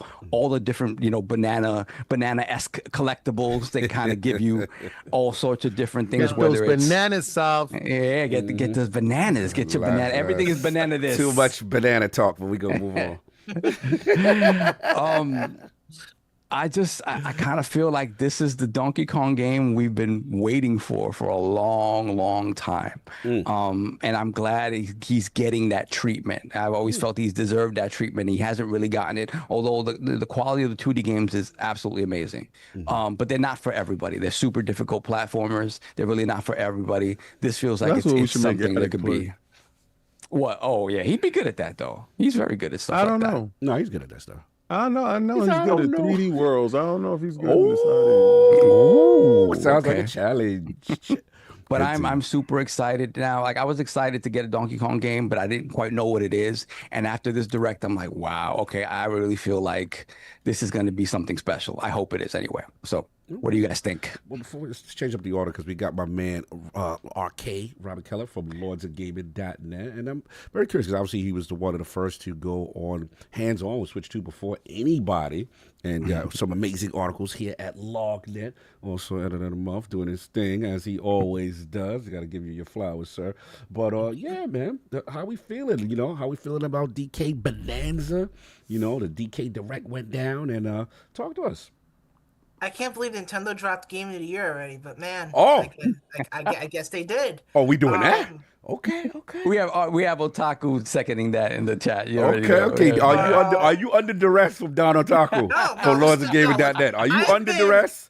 Blink with your They sound like he's got a hold of you, sir. Look, I respect my Nintendo brother Don, but I've been on it with DK Bananza being one of the reason to get this since we talked about this a month or so ago. Okay. Like the Donkey Kong Bananza I was already impressed with it. It was one of it was the Switch 2 game, not Mario Kart, that really impressed me with its gameplay mechanics and being able to break everything, try your own path, and I was able to gain a great tech demo. not even just King Messi. Oh, I thought he was going to I wouldn't say, continue. It's a good showcase for what the system can do, but I think now that Nintendo put a new demo out for GameStop and all the retail stores, having elements from the Nintendo Direct in the game. So Pauline, the Kong Bonanza, some of the secret levels, all that stuff is accessible now, and it was in handheld mode at the demo I played at my nearest GameStop this week, and whereas the demo I played at the Nintendo Experience had minor frame rate drops and docked mode, and I was even able to see it in portable mode. So being able to play in portable mode at the GameStop demo, it ran at a silky smooth 60 frames. Nice. It looked at native resolution on the Switch, on the handheld, and punching, using the DK forms, the music, everything was, it was, man. And at that Nintendo Direct, like, it showed so much stuff about the game that I did not expect to see. Like, I expected the core mechanic being, DK can just punch everything and just walk his path around the environment, and the Nintendo. The tree houses at the whatchamacallit after the Direct kind of went into detail about like what some stuff Sav mentioned, like there's different aspects of the environment, have different properties. You can stick objects on a wall, or you can use this chunk of gold or purple rocks to blow things up. The difference now is that they completely opened up everything in terms of what the game can do with the Nintendo Direct, and they didn't even reveal everything. I'm pretty positive we're gonna get 2 more Bonanza forms if you look at the skill tree. So that's something that might be in the game too. But the Bonanza forms, and the fact you switch. Wow. I know, right? Bonanza form? Bonanza form, son. Bonanza. You don't want to see my Bonanza form? Nah. Nobody want to see your Bonanza form, son. You want to see me in my full glory? I want to show my Bonanza form. Nah, that's why they King gonna go Switch. Full Bonanza. He's already with full Bonanza. That's how they go full Glizzy and now full Bonanza. We got the next one for you. Banana suit for you. You can go full Bonanza. I'm doing. Shout out to Addict. I mean, not Addict. That was Alex? Yeah. Oh no, it's Alex. I see you going for the glizzy suit, pause, and I'm going for the banana suit, pause. That's going up next, but I'm not going full banana. We want you to go full banana because you really like this. Continue. Yo, we all should do an episode where we all in a banana suit. My bad. Okay. I got it. Yo, why don't we all play our Switches with Donkey Kong, all in banana suits? Hey, we should do a if the realm votes for it for Tokyo, we should do a let's do that. Podcast where we're all different fruit. Different fruit. Yeah, that would be lit. That would be lit. Yo, who act like you ain't know who the Fruit of the Loom was? But he young, you don't remember. Yo, continue, RK. Him up as a giant grape. Okay. Continue, RK. We interrupted RK. My bad, sir. It's all good. It's all good, man. You guys almost killed me. Then a piece of meat, right? Jesus. All right. Okay, so basically, the thing I really like about the Bonanza forms is as you get so much gold that you can continue to be in the form relatively often if the demo meant anything. Like that. And the fact that you can switch between them at will, as they demonstrated in Direct, means like you can chain them. Like you can use the Zebra Bonanza to run across a large gap, then turn into the Ostrich Bonanza and glide across an environment, then turn into the Kong Bonanza and go in the earth. To the Cog Bonanza? They got a Cog Bonanza? The Cog Bonanza. No, Kong. Oh, my bad. I thought you were talking about me. My fault. I'm being messy. I'm sorry. No. This is very exciting. It's very exciting. All right, so the visuals are beautiful. The music, I love the fact that all the Rare era music is being preserved, remixed, and returning. It's so good. I love the DK rap is back. Yo, we gonna talk about it. Go ahead. DK rap, man. Wait till it's my turn. Yeah, and I'm looking forward to the other DKC remixes because if you notice in the Nintendo Direct, the 2D levels seemingly are all based off the OG Donkey Kong and Donkey Kong Country, and there's like a whole Vine one, so I'm like, Sticker Bush Symphony, that getting remixed, Aquatic Ambience getting a remix, and I'm just like, as a big Donkey Kong fan, like I remember, like I rented Returns HD for my Switch, I was surprised. I played for that like half the game in like 4 hours on my Switch 1. I was like, oh wow, and that's why I wrote the review for that. But is Diddy Kong in it? Yep, Diddy Kong. Diddy Kong. I'm just saying. No, I'm just Maybe not. Perhaps not. I'm out of here, son. You might have to retcon Diddy because I want to be Diddy Kong. Diddy Kong is on trial right now, so Hold on. they caught him for a freak. Poor Diddy Kong, We're not man. gonna ignore what Kong just said. He wanted to be Diddy Kong. I want to be Diddy Kong. I want to know if he's in it. Is he? Does he have the Bananza for him? Does he? That's a slippery slope, Cog. That's a slippery slope. Why y'all laughing? You know what? To not kind of feed into Cog's foolishness, I will just say both Kong, like a number of the iconic Kongs from the past BKC games, do return, and I'll just leave it at that because I'm not opening up that. The iconic Kongs. That's iconic. He's like Diddy Kong's iconic. I will be. He's iconic. A special case. But man, like I'm as someone who loves the franchise and seeing like all these elements of not just Donkey Kong Country, but the original Donkey Kong coming back, like the fact that they could have had Diddy be like on his back, like yeah,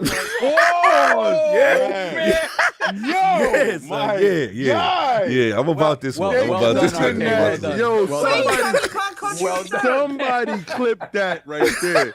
He want Diddy on his back. Diddy was the first one, right? He was. They could have had Diddy on his back. Diddy was on his back in the first one. Well done. Well done. You did it. You was looking for it. You got it. I told you I gonna want this Nintendo topic. I told you. Anyway, Oh my God, moving. You guys know what I mean. You guys know what I mean. I don't know what you mean. I know what you say. Whatever. Overall. I'll recontextualize my comment. Yes. Donkey Kong teaming up with his trusted allies. That could have been something that could have been the case. But instead they have Pauline. Yes. And I feel like that, and that's like a homage not just to the original Donkey Kong, like from the back in the day, but also a reference. I feel like kind of bleeds into the idea that this is the Odyssey team because so much of Odyssey's DNA in this game. Yeah. While obviously there's some differences, like the core collectibles feed into a skill tree instead of like not just progression, but you have the outfits, you have the music, you have the freeform gameplay, you have the transformations. Which look at that, Mario can capture people with his cap and basically turn into things too. Ain't that a coinky dink? Yeah, no. A lot. The rumors are that Pauline age is something. Having to wonder if it's a Mario Odyssey prequel. That's what it's technically. I'm under the belief that it's either like some type of prequel, or maybe this is just kind of like Pauline's daughter or niece or something. It can't be Pauline because you have Cranky Kong. Cranky Kong is the original Kong. Is the original Kong, right? Yeah. So it has to be some form of lineage to it. That's the deep lore. I was gonna jump on that pause when I get there, but all right, no doubt. He out there wilding. The lore elements is definitely interesting, and I'm kind of curious because apparently stories are bigger focus now than it was in the free scenarios. And that's something that is definitely interesting for this. So that's something I'm looking forward to seeing Nintendo kind of go into because they have their own unique way of telling of their storytelling. Like you have games like with no voice sounds. And she's talking. She's got voice, right? Yeah, that King does bring up a good point though. All the animal characters have the whole like banjo-esque kind of sound. Got it. But Pauline is speaking clear English, so that is a very interesting thing. So good thing pointing that out, man. Like I'm wondering if that implies anything. All the women in Mario lore can speak in the except for the other guys. Let's get Nintendo enthusiasts just Corden in on this. You know, he's absolutely. big. He's huge on Nintendo. How are we feeling about Donkey Kong Bananza? You got your Switch 2 ready, right, man? Well, when you're talking about Nintendo, I was just kind of fading in and out of consciousness, and I started hearing things about bananas and Diddy's DNA all over the place. DNA? I didn't say DNA. Come on, man. Diddy on his back with his DNA. And I'm He did say that. He did say that. They said it was factual, Judge. You on that? So I'm just like, man, Nintendo's gone down a path that I just can't follow. To quote Padme. I don't know why I quote Padme there. Any interest at all in this latest, addition to Donkey Kong series? Not much. No. And then we have Jez Gordon. The last time I played a Nintendo game, I was prepubescent. Okay. Jeez. A Donkey Kong game. Not even Donkey the original Donkey Kong Country games? No, I played that, the original, when I was like 8. But I never really owned Nintendo systems. You know, it's like jokes aside, right? Mm-hmm. It was too expensive in the UK. They priced my family out of the market. No, fair enough. Fair enough. Majora's Mask was like 90 quid. Wow. Which is like what, 150 quid in today's money? And dudes is upset with $80 games. Yeah. This is wild, right? Yeah, for real. Like, there's just So I never had that nostalgia for Nintendo anything. I played Super Metroid when I was in the hospital, and I loved it. Love Super Metroid. But that's you said Nintendo make hospital games. No, you funny. Well, I was in a children's hospital, right? And they had Super Nintendos in there, and that's where I played Mario All Stars and Super Metroid, and I really loved it. But then at home I had a Mega Drive, which he said when he got out, he said when he got out of the hospital, he got the real games. He said Nintendo preying on kids in the hospital. Just turn your mic. Just turn your mic up just a little bit. You're a little low. Just a little bit. All right, sorry. There you go. Is that better? Is that any better? Yeah, a little better. Yes, sir. Yes, continue. So when I actually got out of hospital, my parents bought me a reward for staying alive, which was my PS1. So I went from like the Mega Drive to PS1 and just completely skipped out Nintendo completely. I kind of feel like I missed out because Nintendo fans are just crazy passionate. Yes. But now, like, as an adult, I can't really connect with that. You know why? I think you associate. Why can't I murder things in this game? I think you associate a bad experience with Nintendo, like because you was like, I'm in hospital. He was like, I don't want that console. Astro Parrot already got him. He got arcade with the Diddy Kong on his back. Oh my god, he clipped him already. He clipped him. Sorry, continue. I need Lord King David to give me some therapy, I think. No, pause. We ain't giving no therapy out here. Y'all doing a lot today. Tell me about your childhood. But he's got a experience with Nintendo. But he's got to switch to his Bananza form first, then he can give you therapy. Don't worry, I'm gonna give you my Kong form. Pause. Moving along, Lord Addict. Where are we at with Donkey Kong Bananza? Obviously, the new announcement went out. We got more gameplay details, more information. How are we feeling about the Bananza? This is not for me, man. I'm gonna be honest. Like, wow. Nothing about this game appealed to me. If you go back and look when it was announced, I didn't look interested then. Wow. Seeing like the 15 minutes of gameplay still didn't hit with me. Maybe we see more. Maybe I'll change my mind. I could tell you I'm not going to play it, but that's probably foolish. I'll probably still try it because I'm hoping, after, the Switch 2 only got so many games coming out. So fortunate for it, it's probably going to get bought by proxy. But, it just, I don't know. Did you like Odyssey? Did you like Odyssey, or that wasn't your jam either? I didn't mind Odyssey, but I didn't beat Odyssey. So I will say that I feel like ever since, because this felt like very open world, like this Bananza game, and I feel like Nintendo has just, ever since the success of Breath of the Wild, they're like, we're going to try to turn any formula we have into like a Breath of the Wild formula, because they did that with Pokemon Scarlet and I didn't like that. I feel like that's one of the worst Pokemon games they've ever made. Wait till you get to me. And I feel like they ruined the Pokemon franchise for that. Now I feel like now they're looking at the Donkey Kong. No, did you like Pokemon? Cause I know you are. I a ain't Pokemon playing. fan, Jazz. No, because I played you with Pokemon. Did you like Scarlet? Yeah, so and Violet. Yeah, I loved Pokemon. Like, Pokemon was the Nintendo thing that I did have nostalgia for, which was like, I had a Game Boy, which was just Pokemon, and then a DS, which was just Pokemon, a Game Boy Color, just Pokemon. I wasn't even aware that these machines had other games. Like every kid, it was the Pokemon machine. Every kid at school had like a Game Boy Color and then a Game Boy SP if they were rich or whatever. And like everyone was like, you know, Pokemon, and like there was just nothing else. It was just Pokemon.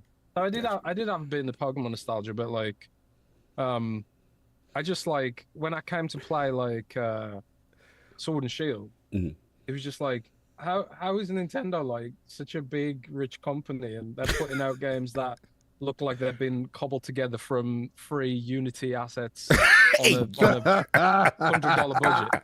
Seriously, the game was just it was just trash, man. And There's just no other way of putting it. Better running games on and of the Pokemon lineage on the original Switch, and you thought it looked like bleh. Imagine playing Scarlet and Violet. Jesus. Yeah. Well, I was just done with it from that point. I mean, I even remember like Pokemon Stadium back in the day because my brother had an N64. That was fun. Yeah, and it was like Pokemon Stadium had better graphics and more animations than the most recent Pokemon game. Like I mean, it was fair enough. The last there was fewer Pokemon. Pokemon. The last Pokemon game was the very first time I seen the Pokemon audience push back. You talking about Power World? Oh, sorry. No, that was a lawsuit. That was a lawsuit. but we hate Nintendo for that one. Essentially, what they did to make it play more like Zelda is they're like, okay, you know what we're gonna do is, let's. I imagine like that. You know that meme where they throw someone out the window? It was like they said, okay, we need to turn this to more like Zelda. What are we gonna do?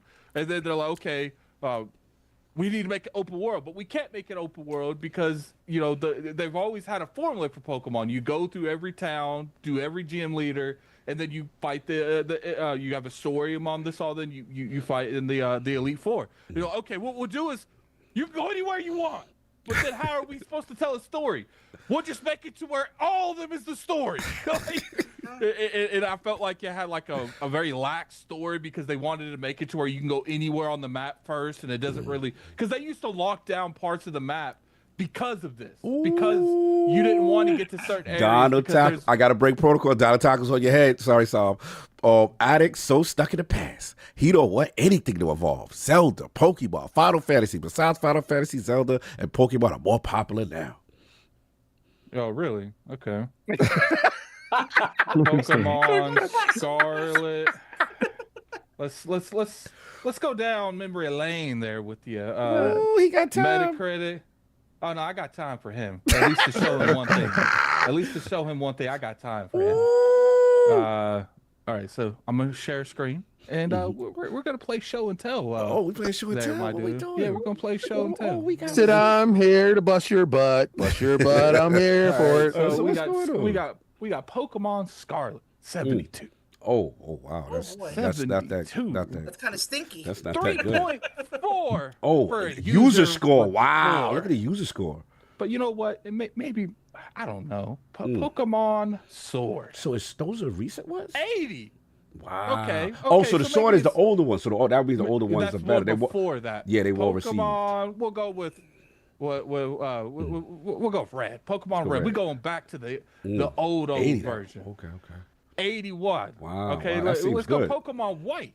What we doing white? There we go. Oh wow. So there's the older Pokemons is better than the new ones, right? But he said the new ones are better than the old. So he kind of coming for Don. Yeah. No. I'm saying let him cook. I'm saying that ever since they did this Zelda success, they're trying to turn now. Donkey Kong an open world. Now, Donkey Kong has had similar games in this vein, but not to this degree.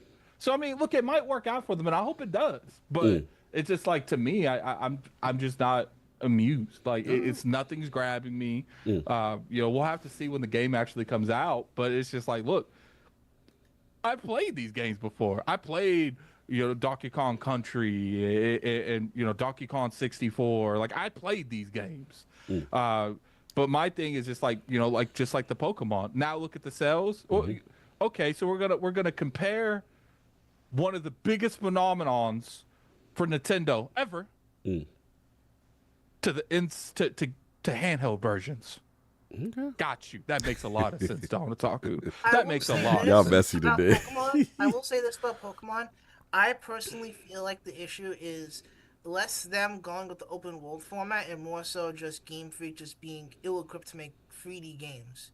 Because I mean, obviously there was an exception on the Xbox stage we just saw recently, but in terms of like for the Pokemon series in general, my personal favorite Pokemon games were on the Nintendo DS with Pokemon Diamond and Pokemon Black and White. What does this got to do with Donkey Kong? No, That's a good point. That's a good point. Sorry about that. Yeah, let's get back on focus. King is right. It is focus because in my opinion, the success in Zelda led to what happened in Pokemon, which is arguably one of the worst Metacritic score going on. Then a lot of their games are heading towards that direction. Addict, I'm going to fight you on this because I need to, right? And I'm going to fight you only because there was a game called Super Mario 64 that was open world, that was way before Zelda, and that is the formula that Nintendo is going to. So it really has nothing to do with any of the stuff that you're talking about. It has everything to do with the success of Mario 64 that formulated Nintendo's idea to go to 3D platforming games. And 3D platforming games has been a staple in Nintendo's arsenal ever since Mario 64.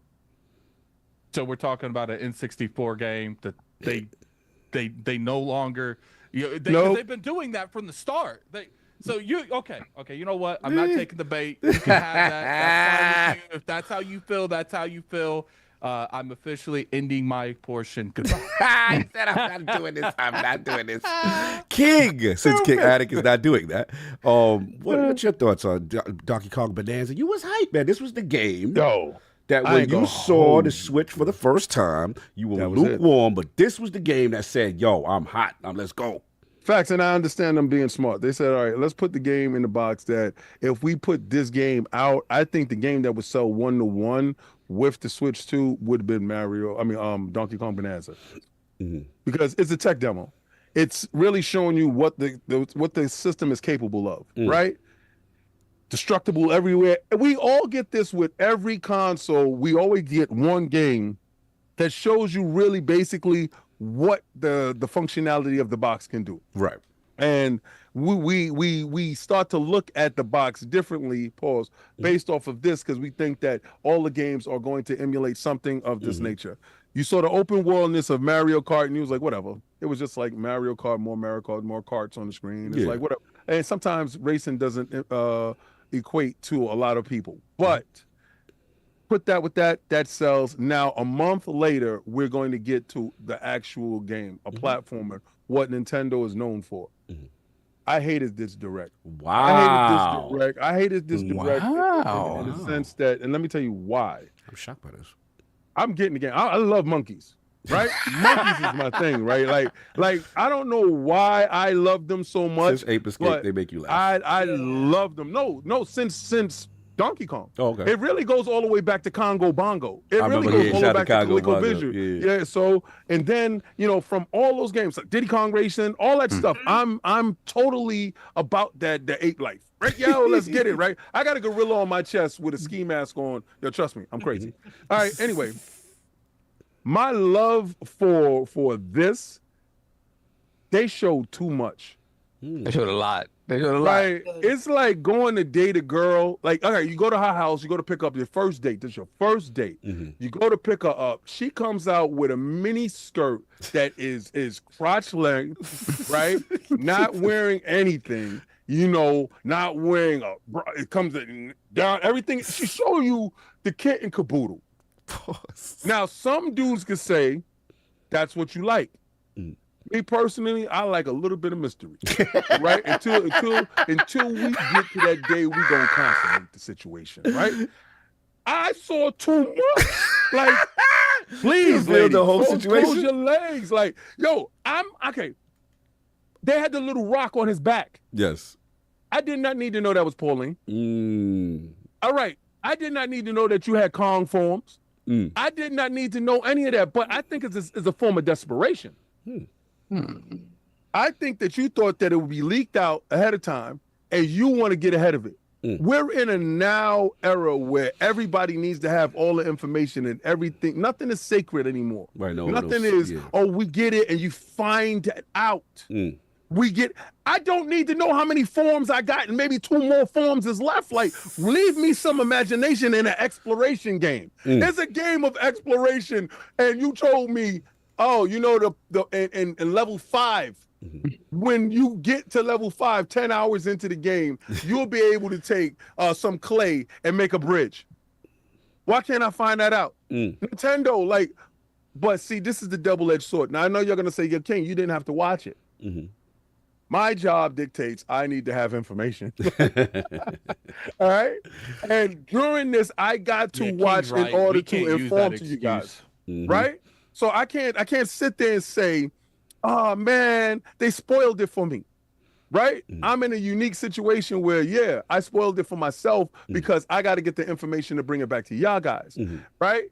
So I just felt that they showed too much of something that I really wanted to explore. So my exploration, my thirst for knowledge when it came to the game is, my cup is already, I come into the game halfway full. I come to the game as, oh, yo, I can't wait to that cutscene that they showed already about the great reveal about Pauline being a rock on his back. That would have exploded my mind if I would have found it out in the game. But you guys have said, you know what, King? We're going to take that from you, but we still want your $80. 70 for this one. 70. Whatever. If you want the Ghost Me card, you're going to have to, yeah. So that's part, where you at with it. So other than that, I guess it was a success. But what you know what it did?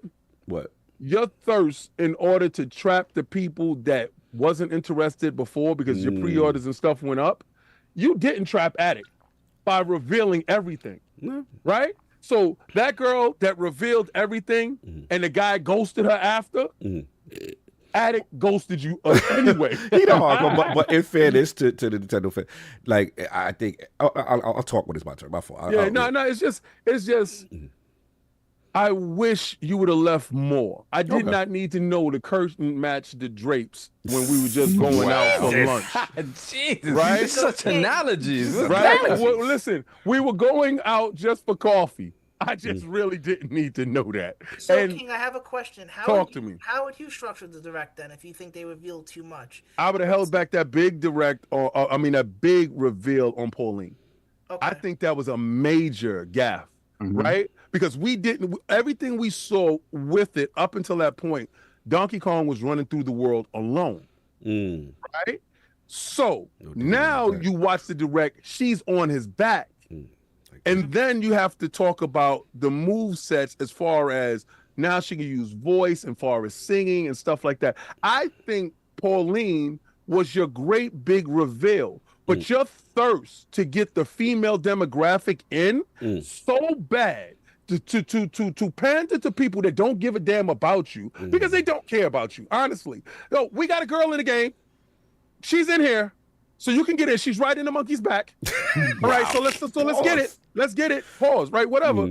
But the fact that I understand, like you said, they could have had Diddy on his back. Pause, right? They could have had another monkey. What the sales would have done. But exactly. But you decided, let's put a girl on the back, so let's get to this demographic. Cool.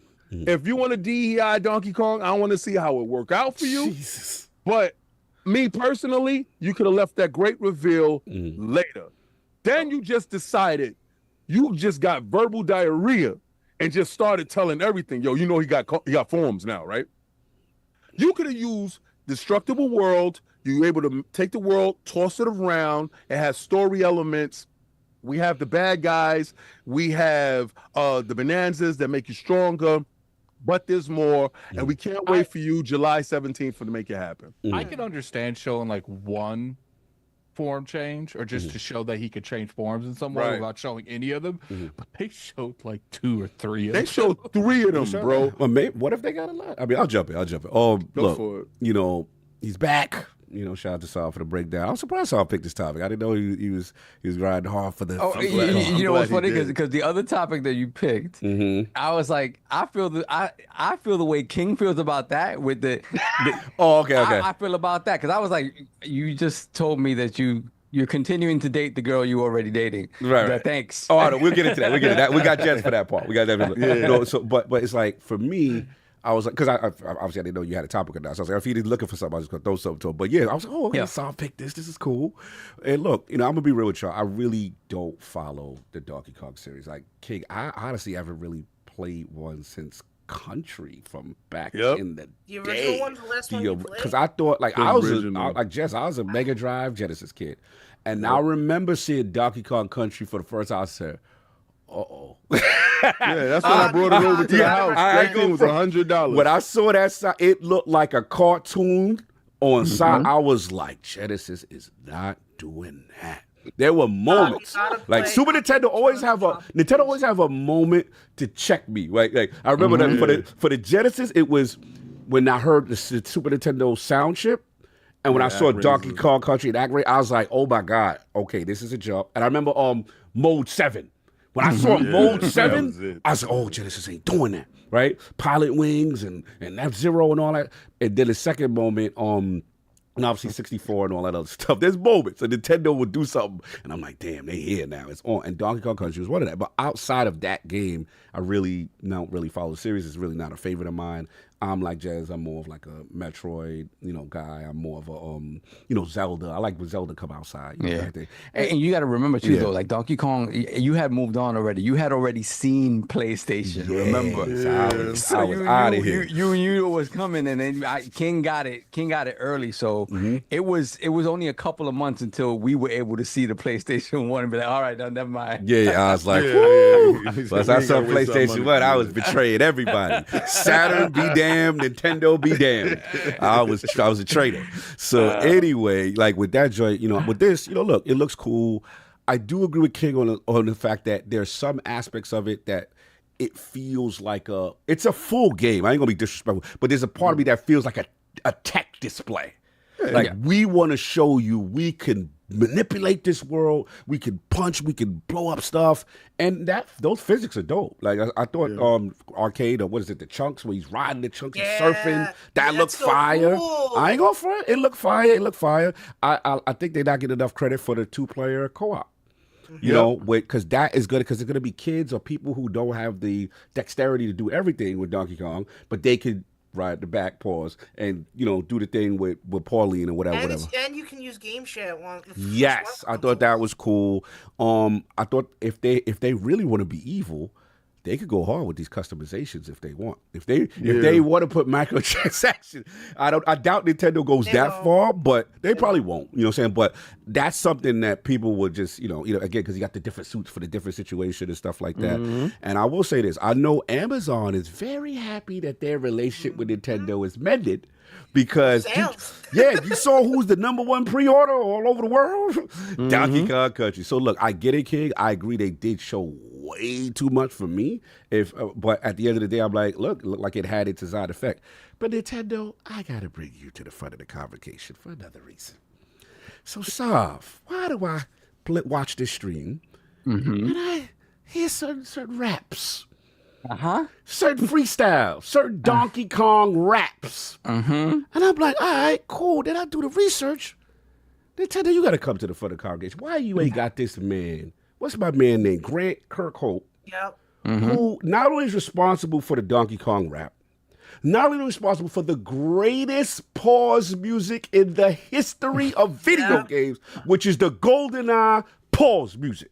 This man can't get credits in a Nintendo game. He didn't get credits in the movie because Nintendo, they don't credit the composers. Bro, read this quote. I was like, I was floored by this. So speaking last month, this is Grant Kirkhope to Eurogo. He says, Nintendo decided that any music that was quoted from the games they owned, they wouldn't credit the composers, apart from Koji Kondo. They said it, anything with a vocal will be credited, right? So he's like, okay, the DK rap has a vocal, it scores there. But then they decided if they own it, they won't credit the composers. And that was the final nail in the coffin. He said then the composer, Grant, he went to Nintendo, appealed to them about being left out in the movie credits, but the company wouldn't budge. Grant Kirkhope says to Nintendo, hey, man, I appreciate you got your policies and the rest of it. By the time the credits roll, the movie just show the songs. He said, the theater's completely empty. Everyone's gone. It's only me and my wife and my 2 kids sitting back looking, and they're like, where's daddy's name? And he said, for the love of God, I can't get a couple of line of text to say that I made this. And these guys are using the stuff. Bro, Nintendo, that's horrible. I mean, they replaced the Peach actress without telling her. Same thing for like they don't care. Like, Nintendo has always been the villain, boy. They have always been the villain. Y'all gonna That's act like they some awful. nice family friendly stuff. Listen, Jez told you. They troll the hospitals to get the kids early. I'm telling you. They troll That is dirty. And then the last thing he said, shout out to Greg Kirkhope, though. Shout out to Greg, because he's taking it. His fans are upset, but he's taking it. He said, look, he said he's remained humorous about the whole thing. He said, my tombstone will read, here lies the body of Grant Kirkhope. He wrote the DK rap and the GoldenEye pause music. Nothing else ever matters. What he should do is go write the Banjo Kazooie rap. Go write the raps on people that's going to give you credit for it. Stop signing contracts with people that they told you in the beginning they're going to screw you over. And then after you do it, you crying. Me and my kids look for it. You should have got it. This is not a Marvel movie, dude. But they literally themselves said that they would give composers. They lied. And They've been lying. Yeah, they pulled it back on them. Like, well, we own it, so we don't have to give you credit. That's right. We the villains. That's crazy, man. So I just had to get off that. As you got control, go make another rap. Oh, go don't do that. Right? No, but they using the joint in the movie. That's dirty work. Yo, you know they got other movies coming that's up. Dirty work. Go be the villain to somebody else's I'm story. gonna be honest with you. That should be illegal. You shouldn't be able to. It is illegal. That's dirty. Yeah, but you know what they got? They got the best lawyers. Yeah, they do, and they will sue you. That's Power World. That's Power World. Power World know what time it is. But yeah, that's just because as a person who go ahead, Soft, please. No, I mean, King is right. They've always been the villains. Somebody directed me to a YouTuber, a female who had been like doing Nintendo content forever, right? Mm-hmm. And just since the kind of the announcement of the Switch 2 and everything around it, the pricing and stuff like that, like she's kind of changed her tune on Nintendo, and mostly because she feels like there's a cynicism around them now. Mm-hmm. And the fact of the matter is, and I appreciate that as as a fan, she's a fan who grew up with them, who had very special moments in her childhood, we all do, defined by Nintendo, right? Of course. The problem with that is that they've always been that company. We just were too young to care about that aspect of the business or to even see it. They cater to you in a way that you're not going to see that stuff when you're a kid. You're not going to understand that stuff when you're a kid.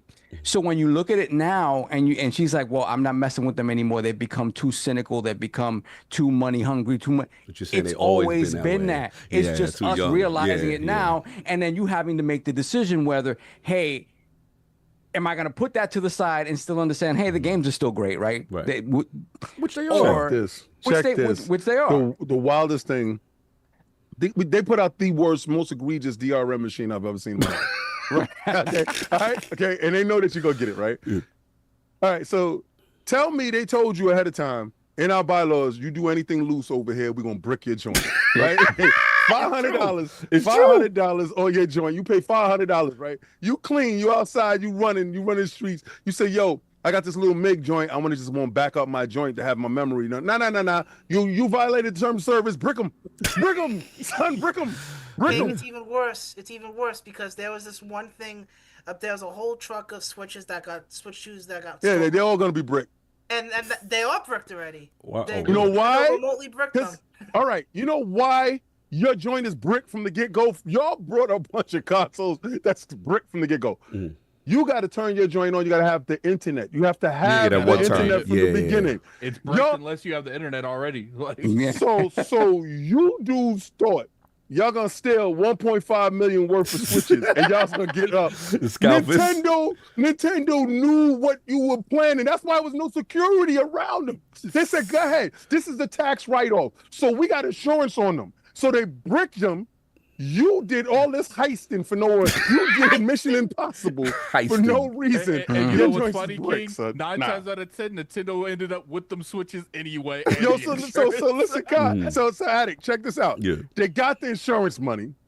When them bricks joints come to the store, they're gonna collect them as evidence. That's wild. And they're gonna unbrick them and put them back in circulation. Shout out to the real villains. And listen, we support. I got one. We all but you know love what I'm not gonna do? We just don't like certain practices. I'm not gonna have brickable offenses.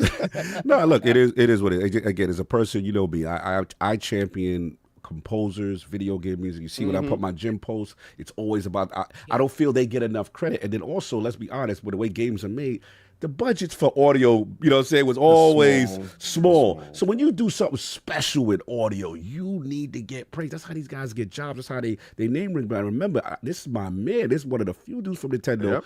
Bro, we remember that pause music. What? That is the greatest pause joint ever.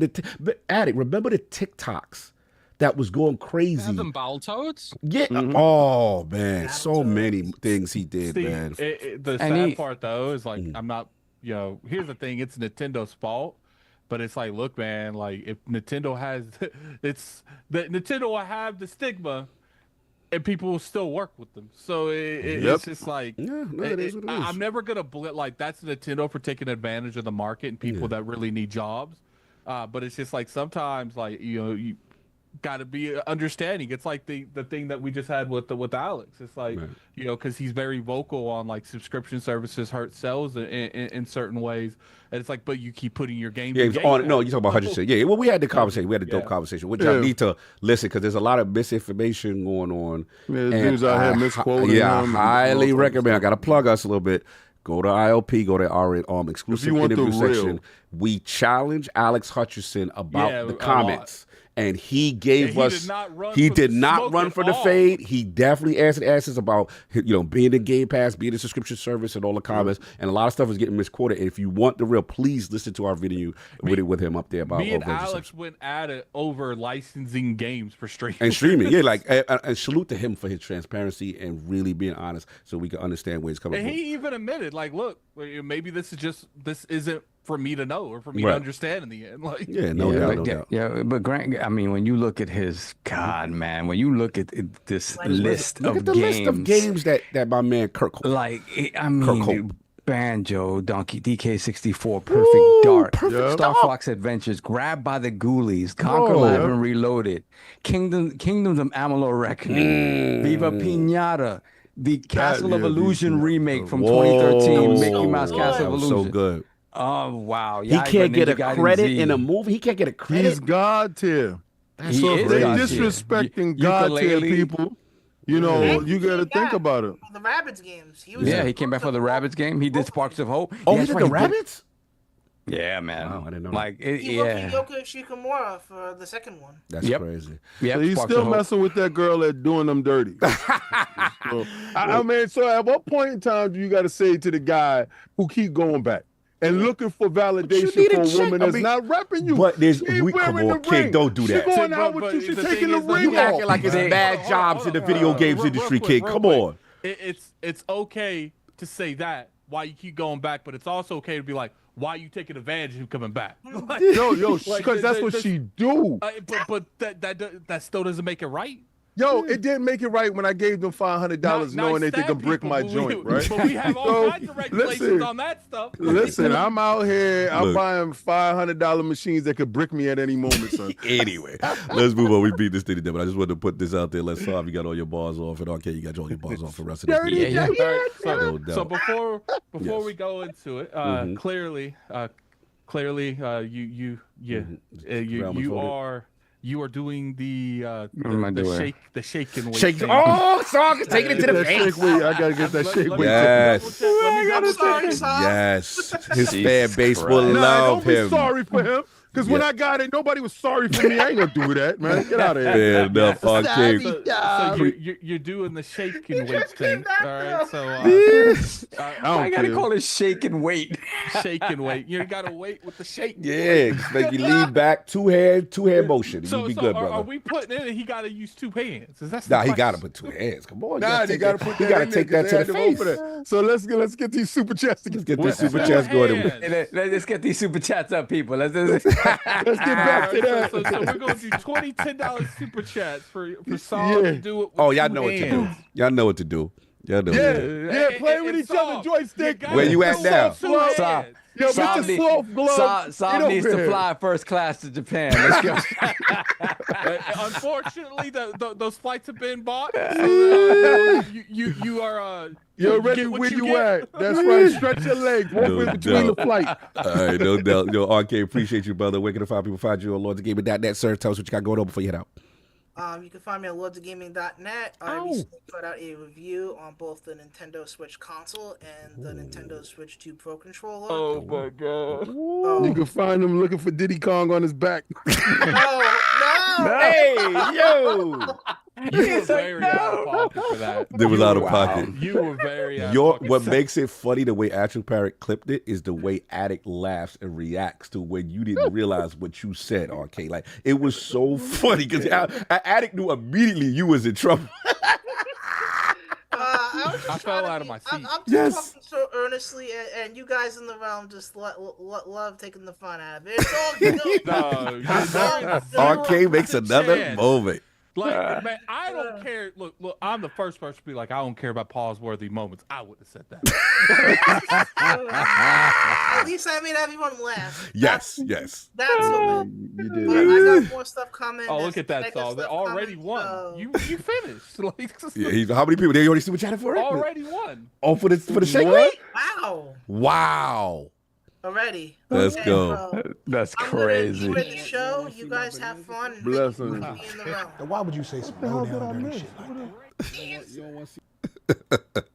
No doubt. Okay, man. Good to see Zip with the drip. No doubt. Yeah, you on it. Let's get the super chats up, and then we got that main event for Jazz. The main event. Hold on a second. Yeah, we got to hold up. Let me run back a little bit.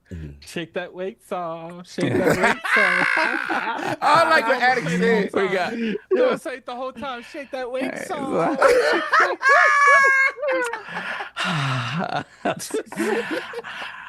Hard to find. Remember, for 48 months, Lord Bronze. Assalamu alaikum, my brothers. I'm trying to clear out all this freakiness going on this Lord's Day. My dad's 50th birthday. Peace and love. Happy birthday.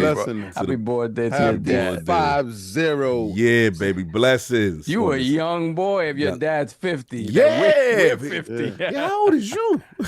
That's a good Shout out. That depends on how freaky his daddy was. Yeah, it's true. That part. My mom's not even 50 yet. So. Oh, wow. That's what's up. Good God. She a hot tamale. Tell her. She's about to turn 50, but she ain't there yet. Then we have Don Otaku, $5 super chat. Donkey Kong Bananza is easily the most ambitious game of the year and probably on the level of Tears of the Kingdom in terms of innovative gameplay. Hope so. Hope so. Then we got Spoony Love with the 500 yen. Shout out to Spoony. 500 yen. Big pause. At first, I thought the chat was a little zesty, but turns out Lord King Glizzy-san, Lord Beefy, and Rob are just as zesty. Wow. Why you Glizzy-san? Glizzy-san. Lord Glizzy-san. He threw the Japanese flavor to it. That's hilarious. Yo, if someone in Japan come up to King and be like, Glizzy-san. Yo, I will pass out. If I hear someone in Japan do that in Tokyo. Lord Glizzy-san. That is wild. That's disgusting business. We got Spoony Love once again with the 200 yen. Shout out to young Gandalf the Red, a.k.a. Just Corden. Shout out. Blessings. That's right. Yes. Then we have Don Otaku again, $5 super chat. Addict so stuck in. Oh, we read this one. We wrote protocol for that one. Then we have Don Otaku again, $2 super chat. Now look at the sales. He just wanted to make sure he reiterated that. Then we got Legendary Yobi, $5 super chat. I've said this many times. Mainline Pokemon games lost its shine. Peak Pokemon in all areas was Pokemon Black White 1 and 2. After those two, it fell off. Then we got Donna Taco with the numbers. $10 super chat. Pokemon, I guess Scarlet Violet, 26,790,000. Pokemon, I don't know what these are. SWSH, 26 million. Sword and Shield. Yeah, that's right. Sword and Shield. 26,720,000. The sales were going down before these two. These are the highest selling Pokemon games since Gold, Silver, Crystal on the Game Boy Color. Like, I'm curious to look up still a lot of sales, and I'm curious to look up what the sales for the platforms on these other Pokemon games compared to the Switch. But we ain't going there. So continue. Then we have Donna Taco once again, $5 super chat. I also agree they showed too much, but like Odyssey, there's definitely more that's still hidden. I hope so, for sure. I hope so. Then we got Forte chiming in, $10 super chat. Shout out to Forte. Red, Blue, Green, 31.1 million. Sword, Shield, 26.7 million. Scarlet and Violet, 24.3 million. Gold and Silver, 23.7 million. Diamond and Pearl, 17.6 million. The Switch games did great, but let's not act like Pokemon hasn't always sold. Oh, he on Donna Taco head with the numbers. The numbers are going up. Yeah. Oh, I don't know. You're in trouble, Don. I tell you, stop pressing with them GameStop dudes. Them GameStop dudes, they ready. They got the numbers ready. They're different breeds. You're gonna have to come on next week, Forte. Clear your schedule. You're on next week. Then we have Richie Torres MMA, $5 super chat. David Wise is a go-to. Yes. Kirk Open Wise together. Stick Brush Symphony is goated. Yes. My music lords. Then we have Chancleta Mangu, member for 18 months, Lord Bronze. Welcome back, Sov. Wish there were less people asking how Xbox is giving us more helps Xbox, and more people asking why others aren't giving us more. Put gamers first. They ain't gonna put gamers first because it's business. All you gotta do is just stop playing them other dudes and just come home, man. Just come home.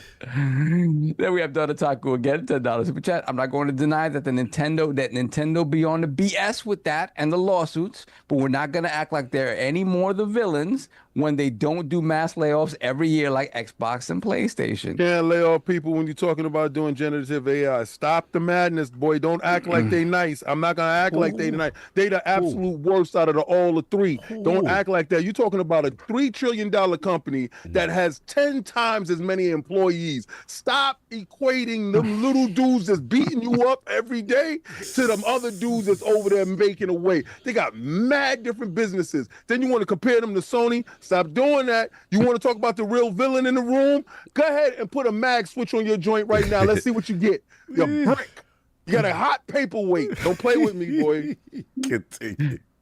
There we got, let me see, Shake That Weight Saw from Astor Parrot King, $2 super chat. Yo. Yeah. All right. We already got two out of 20. 2 out of 20. You already hit that goal quick. Already. Then we have Brand Mick 31, $10 super chat for Saab, no Diddy. Keep the guest appearances. John Jones and Metroid are the GOAT. Jim Jones is the oldest YN in history. Nintendo is sus. I agree with everything except that John Jones cover. No, that Jim Jones is the oldest. YN is wild. That's hilarious. I like that. Then we got Forte once again, $5 super chat. That's one cross the temp agency. That's one cross the temp agency wouldn't let me bear soft. Good luck taking a shake weight to the head, bro. Take it to the face. Yeah. About the shake saw. Yeah.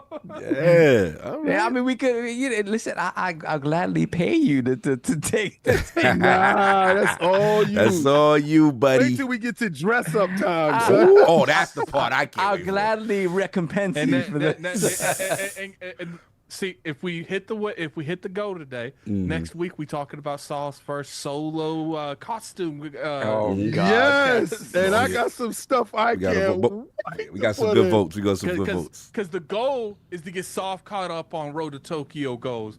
That's before right. we start doing the last group ones. Oh, remember, I'm not here. Remember, he's next week, but after work. Yeah, don't worry, but I'm sure you guys will make sure that. No, but I need his horror face reacting though. Listen, when I wasn't here, y'all got me in a glizzy suit. I don't care about him being here or not. All right, fair enough. We'll see. Get this work. Nah, hell with y'all. Yo. And this dude went out and brought me the best glizzy suit I've ever seen in my life. Designer glizzy suit. Yeah, I had to make sure. I mean, he had to make sure it fit properly. You You know? heard that? Yeah, this guy here with a whole leather head. I had to make sure the mustard looked correct.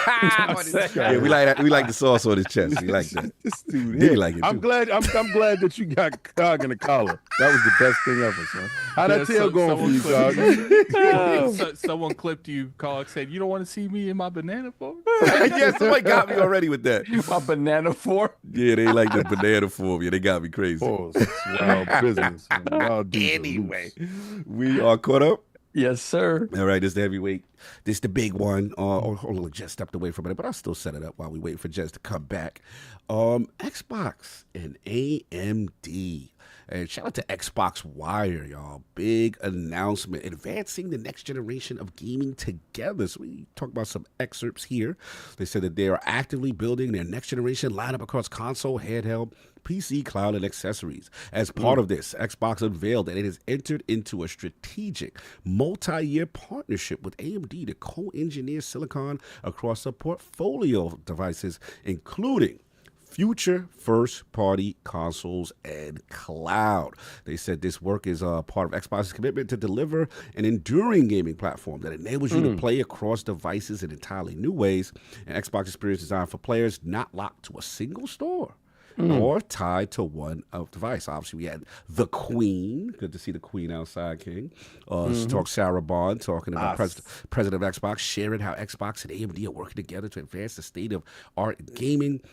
She had a lot of statements in reference to that, but we also heard from AMD's Lisa Su on what that means for the future of gaming. Dr. Lisa Su, Chair and Chief Executive Officer of AMD. They share how their Xbox and AMD are building on 2 decades of partnership, innovation, and trust. AMD will extend its console work to design full roadmap of gaming-optimized chips, combining the power of Ryzen and Radeon for consoles, handhelds, PCs, and cloud. So, yeah, they say stay tuned as we continue to bring this more news of the next generation of Xbox to life. So this was interesting. The timing was interesting. This was after the showcase, not during the showcase. We got Jez Corden in here, and I got to ask some questions, Jez, because obviously you're one of the people to really break this on Windows Central as far as what was going on between this partnership, which was an amazing article. And I just want to get your perspective as far as, I guess, one, the timing, right? Why the need to say this now, and then 2, a lot of people, I guess, maybe were concerned about Xbox's future in hardware. Would they be around, kind of thing. So what do you parse from all this information and the timing? Well, I think because I was investigating all this stuff after the showcase, and obviously I've got a pretty good track at the moment with their sort of strategy. It's coalescing in terms of the bits and pieces that we know are starting to paint a broader painting of what's actually going on. So it started with Kenan, the information about that a few weeks ago. Months ago, time's an abstract concept to me now.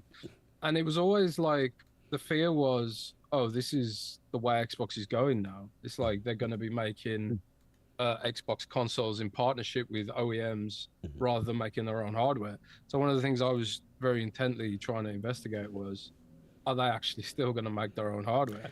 Then initially it was and it was initially it was oh yeah, okay, so they are making their own Xbox console and they are making a handheld. But then not long after that, it was there was a meeting internally where they talked about shifting priorities, and that their handheld that they were making themselves, that had been put on hold. Right. They said internally that had been put on hold or on hiatus while they focus on making Kenan, the Xbox Ally, as good as it can be, right? So again, that sort of began raising questions is that maybe they're just, again, this is where they're going all in with Asus, and the next Xbox could maybe it's a ROG Xbox or something like that. Right. So I think Microsoft, after the showcase when they announced the Xbox Ally, I think one of the prevailing questions coming out of that show when all of it was public was, is just the way Xbox is going now? Is it all going to PC? Are we going to be restricted to Xbox Play Anywhere? As as the next gen system. The Xbox next gen system is just a Windows PC. That means all of our digital library doesn't come with us, right? And that was the thing I was getting the most DMs about. That was the thing, like, you know, people seemed most nervous about. And I really think Microsoft tracked that sentiment internally as well. Whereas like these are the big questions people are asking about next gen. And you had some other commentators like The Verge, Tom Warren pointed out an article that was sort of raising that question, which was like, is the Xbox Ally the future of Xbox? right, which I covered, like is that the thing? Continue. So the first piece of information that I came upon was like, the next Xbox definitely plays your existing games, right? So if the next Xbox definitely plays your existing games, that has a lot of technological implications, doesn't it? Because in order to play your existing games, it has to have certain technology in the device, right? It has to have certain silicon, it has to have certain APIs, it has to line up with what the Xbox One and the Xbox Series S and X are doing, right? So if it's lining up with that, then how can we have Steam and all these other rumors that have been floating around? How do we get all that other stuff going in the fray? So I think Microsoft wanted to sort of, this whole announcement was like a multi-pronged thing. It was like, we want to reassert that we are definitely still making hardware in amongst all this confusion, right? Which is huge. Which is what they've done, I feel like. Second of all, they wanted to say, yes, definitely, these new devices will be backwards compatible, which is great considering Microsoft was, you know, one of the sort of foremost proponents of backwards compatibility. Absolutely. Right? Shout out to shout out to Jason Ronald and Bill, you and you for pushing it, but also the great Bill Stillwell from back in the day when the program started. You know, it was really awesome when they did that, and obviously they're very cognizant of the fact that the community really likes backwards compatibility. Who knew that the things we want, the things we buy to last a long time? Right? I know, right? Who buys a new console for old games? I'm just saying. Yeah, but you have to wonder, like, what's Microsoft's thought processes here? Because obviously Phil Spencer runs a business, and there are things that they would like to do, but the bean counters and the spreadsheets are really what shapes where the business goes, especially now when it's like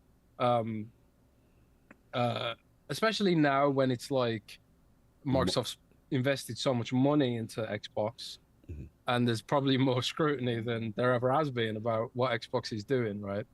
So I think the timing was revolved around that, really.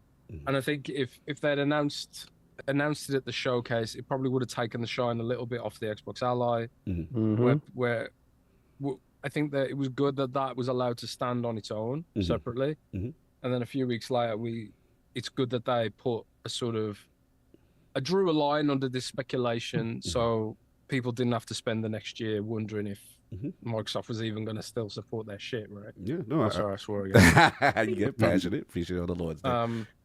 But yeah, I think that's. I think it was good. All right, let me ask you. I got a couple questions for you. It also threw up some more questions. Yes. No, but this is good. I think you nailed it as far as basically the sentiment of basically they're kind of gauging public sentiment right after the showcase, and you kind of put out that, hey, they probably want to assure people that they are committed to hardware, right? So I guess my questions for you is, one, a lot of people, I guess the sentiment was high. Are they committed because, they become the biggest publisher in gaming, but now they got this multi-platform approach, right? So people are like, hey, this is a perfect exit strategy for them to get out. That was the talk, right? To get out of gaming, number one. And then two, what you said perfectly, which was like the Xbox, the ROG ROG Ally X, which I covered at Summer Games Fest. And, a lot of the talk, as opposed to how great the device was and how they get rid of a lot of Windows 11 bloat, was that, hey, it's really PC Game Pass and Play Anywhere dependent, and that your entire library wouldn't be able to play on this device. So people were thinking, hey, this is how the next generation of Xbox is probably just going to mirror what the Asus did. So my question to you is, one, do you think it was more so because of the fact that people were so terrified that they are not making hardware, and two, because of the compatibility issues with gaming? I think they were like definitely aware of that stuff. I mean, you know, I speak to people at Xbox, and I'm like, this is, you know, these are the questions we need an answer for, right? These are the questions you're not really answering about some of this stuff. So, yeah, Sarah, in a video, she just sort of went by blow those kind of concerns that people had about what Xbox will be doing. And to be fair to Sarah, they said before that they had this forwards compatibility team. But again, it's like people didn't know exactly what that means. Yeah. So putting it out there sort of more definitively shuts down some of the questions of speculation, right? Yeah. But the proof will always be in the pudding at the end of the day. Yeah, fair so enough. you still doubt. I said, so you still doubt. He's asking if you still doubt. Yeah, do you still doubt? Because that's what it is. Yeah, because I think that is the sentiment even after, okay, they could sit down, they could show you physical, they could show you a roadmap, they could have dudes come out and be like, yo, it's gonna be this and that. And I think that's because of what they do to themselves, right? Because you know, Phil coming out saying it's just 4 games. Right. Relax. It's just 4 games. Right. It's just 4 games. Bro, we 6 games in. right. We 6 games in. So again, my question is, being that you're so close to it, right? And you have more information than we would. Are you a normal cynical person? Or is it that you're cynical? and just asking, are you being cynical based off of information that you can't share? I mean, I'm generally cynical. I don't doubt that Microsoft, this is the plan, right? Right. But the thing is, like, Microsoft has created doubt by themselves, like you said. They said it was 4 games. They even said, no, it's not Indiana Jones. Then it was Indiana Jones. And not only was it Indiana Jones, it was announced in a sort of, one more thing, it's coming to PlayStation, guys, be excited. And it's like how you couldn't possibly undermine your own statements any harder than that, right? Right. That was a huge instance of you know, PR catastrophe, I suppose. And that's a problem, right? Because it makes people doubt what you're saying, you know, until it's actually there in their hands, right? Microsoft are the kings of this. When it comes to consumer products, yeah, they are. When it comes to consumer products, they promise things and they announce things and then cancel them. You know, you see Apple doing that. Apple doesn't do shit like that. Nope. They don't announce a product and then cancel it. You know, because they understand that half of the battle with consumers is trust. And Microsoft's never really cared about that so much. You know, right? You're right, because Apple announced that they was going to do VR, right? And so did Microsoft, right? Microsoft was like, yo, don't worry, we're going to have a VR solution. And then, boom, they pair up with MetaQuest and like, you slap our name on a box on an existing thing, change the color, and that's us. And Apple said, nah, here's this $3,000 machine that nobody's going to buy. But at least we did it to keep our word to a fan base that don't care, right? So it's like, it gets down to who's really pulling the strings type of thing. And I think they hang our talking heads out there as puppets, where the dudes in the background pulling the strings pulls the rug underneath them at the worst inopportune times. Do you agree? I do think there are elements of, like, you know, Microsoft at the top level miscommunicating with the Xbox team and the Windows team and the Surface team. Right? Facts. You know, like Surface, the Surface teams announced multiple products that never made it to market. Surface Neo, for example. Yeah, remember that. Surface Mini. Yeah. Actually, I'm not sure if they announced the Surface Mini or if we leaked it. But but you know, like they had a big blow for the Surface Neo with a slick product trailer and, you know, prototypes and all this stuff, and then it just never came out. And it's like, Apple would never do that. Apple would never have a trailer for something and never come out, because you know what message you're putting out there to consumers, that you can't be trusted, you can't be relied upon, right? So I do think Xbox needs to do better in that space.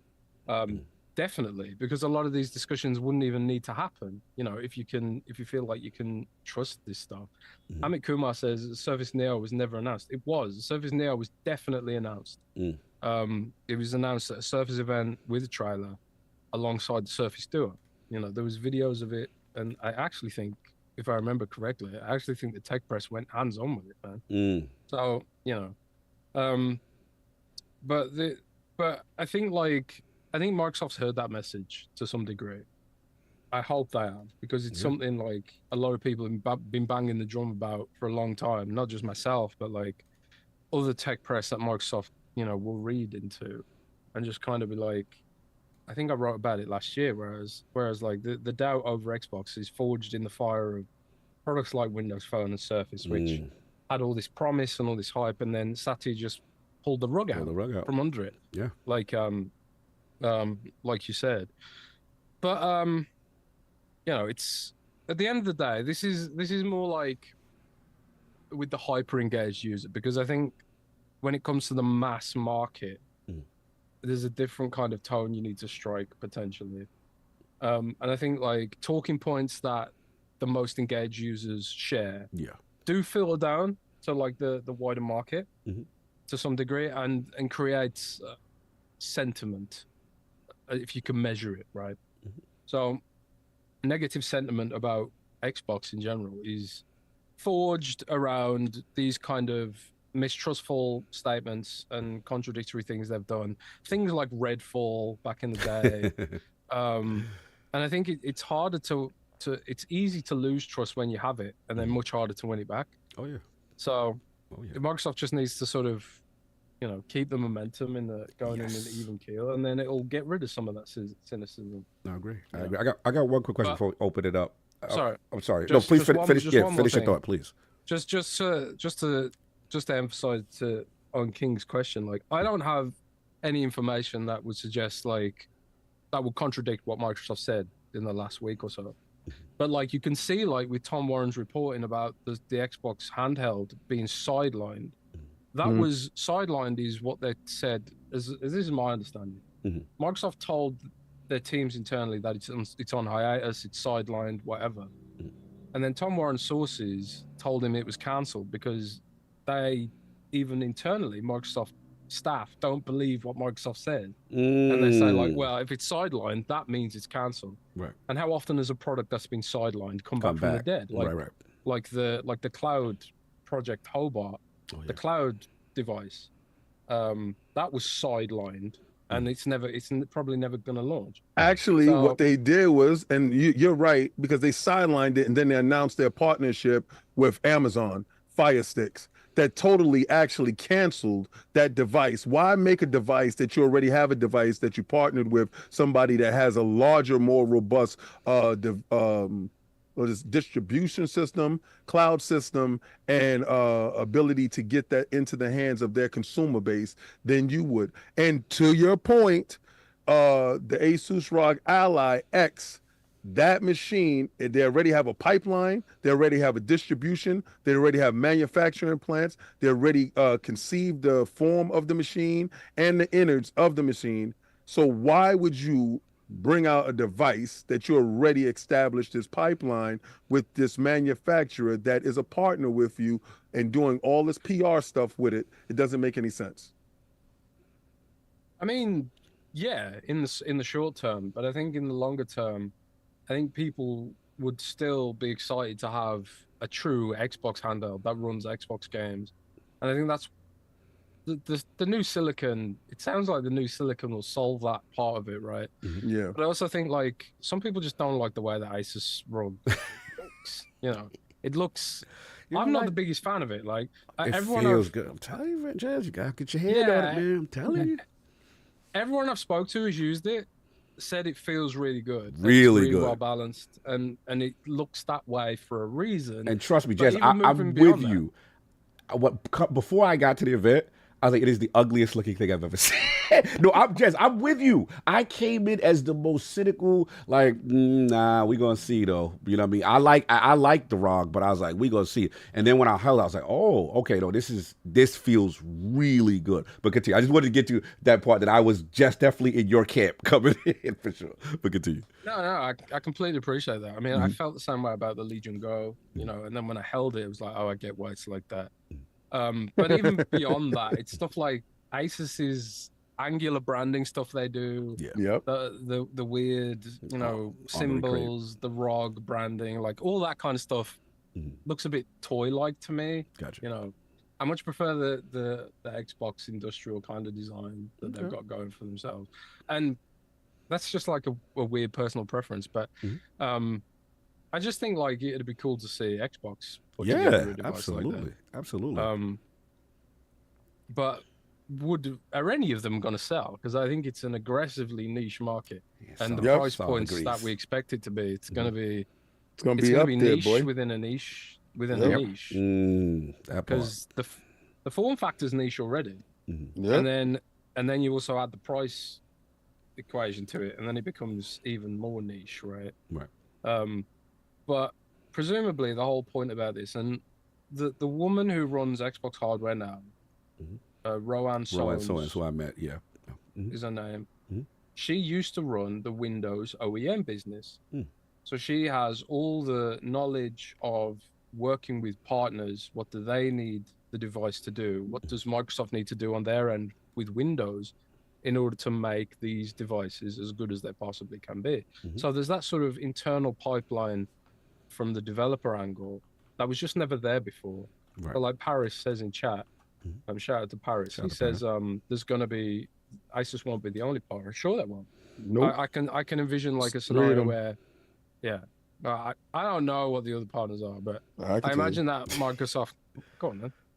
Go ahead, King. Leak. Lord Leaker.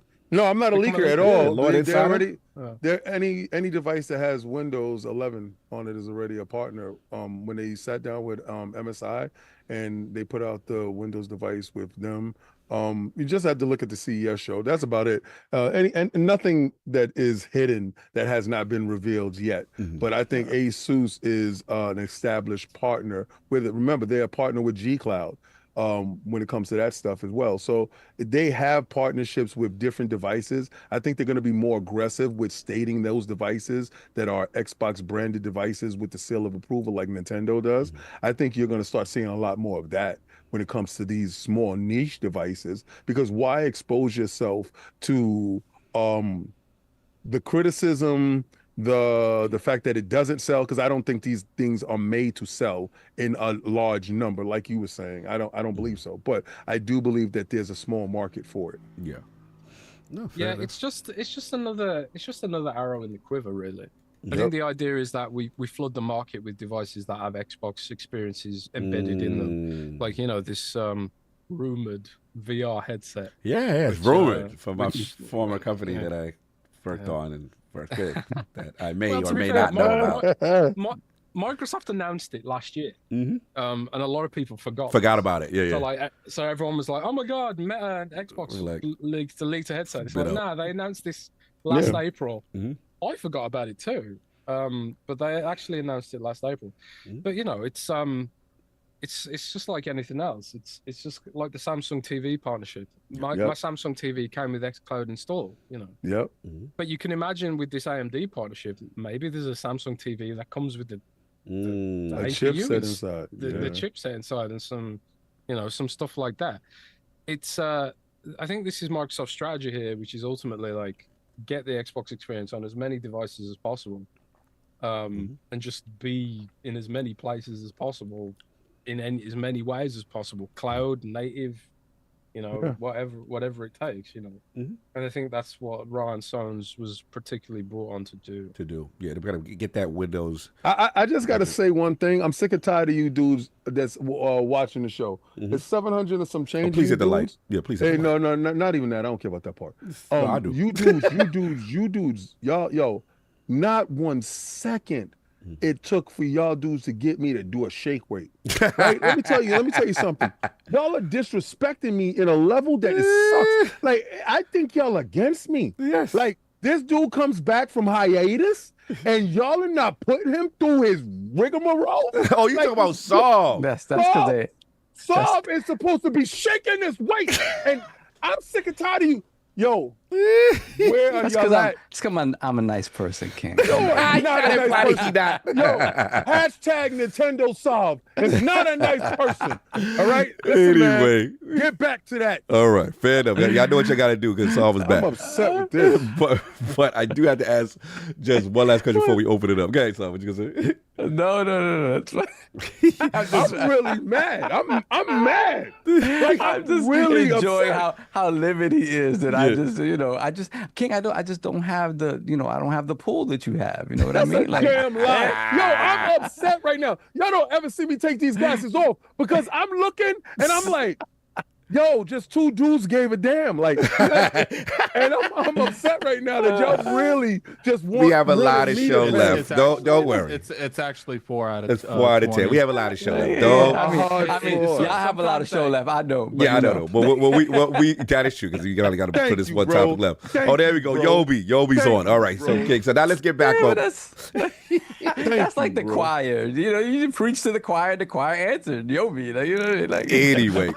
Are you saying he's a yes man? Pretty much. I'm just saying. Wow, I'm just you ain't saying. gonna do that to I'm just Yobi. saying the people. I love you, Yobi, but the people that are gonna answer are You ain't predictable. gonna do that to Yobi. So if anybody else Love want to you, answer Yobi. my call, if anybody else want to answer my call, we 5 down. We need 15 more. Let's get this guy to shake to the floor. He needs to really understand what it feels like to do this. And we want him to take it to the face. Saul, we get to the point. Maybe we got to change that go to King does it again. That's what I'm saying. That's how we actually make money. Anyway, I'm out of here. As Getting the back financial on focus. officer for ILP, I think that's the right move. I bet you do.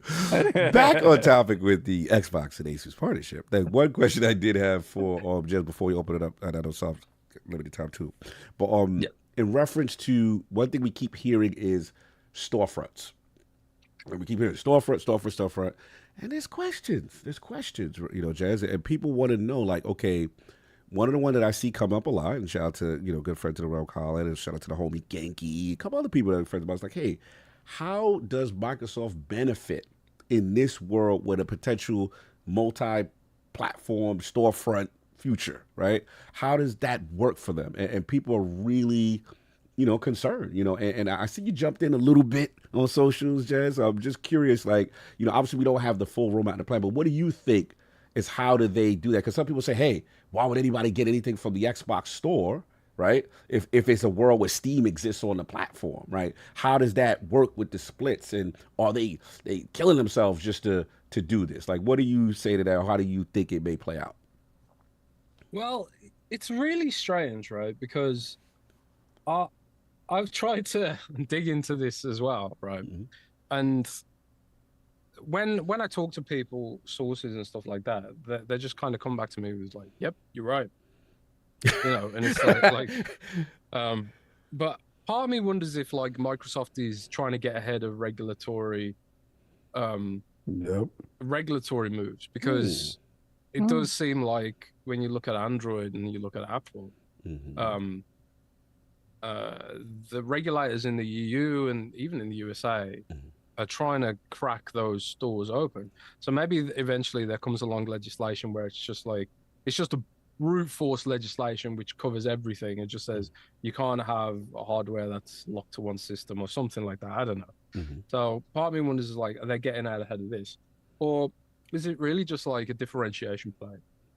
Like, I will say this, like, most like the mainstream video game content creators, they're talking about Xbox in a positive light for the first time I've seen, maybe ever, because of the Steam angle, right? They like the idea of a Windows device, a Windows experience that can give you full platform access, mods, all that kind of stuff. PlayStation but games. But that's friendly for the living room, right. And today, if you want to achieve that, you've got to build a PC specifically for it. and then like you can run Steam in big picture mode and all that kind of stuff. You can do it. It's like not impossible, but like that sort of plug and play experience that a console offers. The idea of a plug and play Steam device that's more powerful than a Steam Deck. That's like a pretty compelling argument, especially if like not only is it Steam, it also gives you access to Riot Client, Genshin, the Hoyoverse launcher, all these other storefronts which make up the other 50% of the PC market. Like Steam doesn't have Fortnite on it or Minecraft, if I remember correctly. Point, yeah. So there's a lot of games which just aren't on Steam, like World of Warcraft as well. So like a device, an Xbox that can run all storefronts is a potentially strong differentiator if they get the price right, if they get the power right, and if the experience is polished. You could even conceivably see like scenarios where publishers try to adapt their launchers for a controller. It's like, Microsoft's made us a platform where we can like get a potentially huge new market of PC living room gamers, of which today not that many people play a PC from the living room. They're playing like from a desk or whatever, or a laptop. So it could be just like the really powerful differentiator precludes all the sort of like the stuff you were talking about, like how does Microsoft make money in that universe? And like that's the big question I have now. It's like when we talk about like, okay, well, the AMD partnership sounds amazing. Really glad that my games are going to come forward. That's awesome. But now I'm wondering, like, if Steam is present on the device, are you creating a scenario where developers start abandoning Xbox and just being like, oh, the Steam version will get it. Then I don't get Xbox achievements anymore. I don't get, everything into one store because, that's kind of what I want there. Or does Steam do something like Xbox verified program, like they do Steam Deck verified program, where like a game on Steam has Xbox achievements and stuff like that? Right. I think my earphones just died, so bear with me. So. No, you got it's cool. But yeah, I don't have answers to a lot of these questions yet. I will dig. I'll always dig. But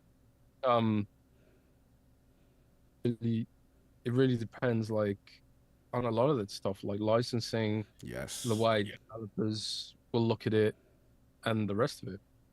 Yeah, no, this is a good question, and I know a lot of people. I think that's probably like one of the last. Oh wow, they're hitting this goal for Saul. Saul is just getting blown up. They have answered the call. Saul will be waiting it out because they are not playing. King was upset, and they have listened in full. Yeah, so like you said, my people stand up for me, and I put out the call. And shout out to y'all for doing what y'all supposed to do. I respect you people so much. No, but back up. But I hear what you say, Jay. These are good questions. Addict, man, let's go to you because if you don't mind. Saul, yes, go to you because you got to go. Yeah. So Saul, let's go to you.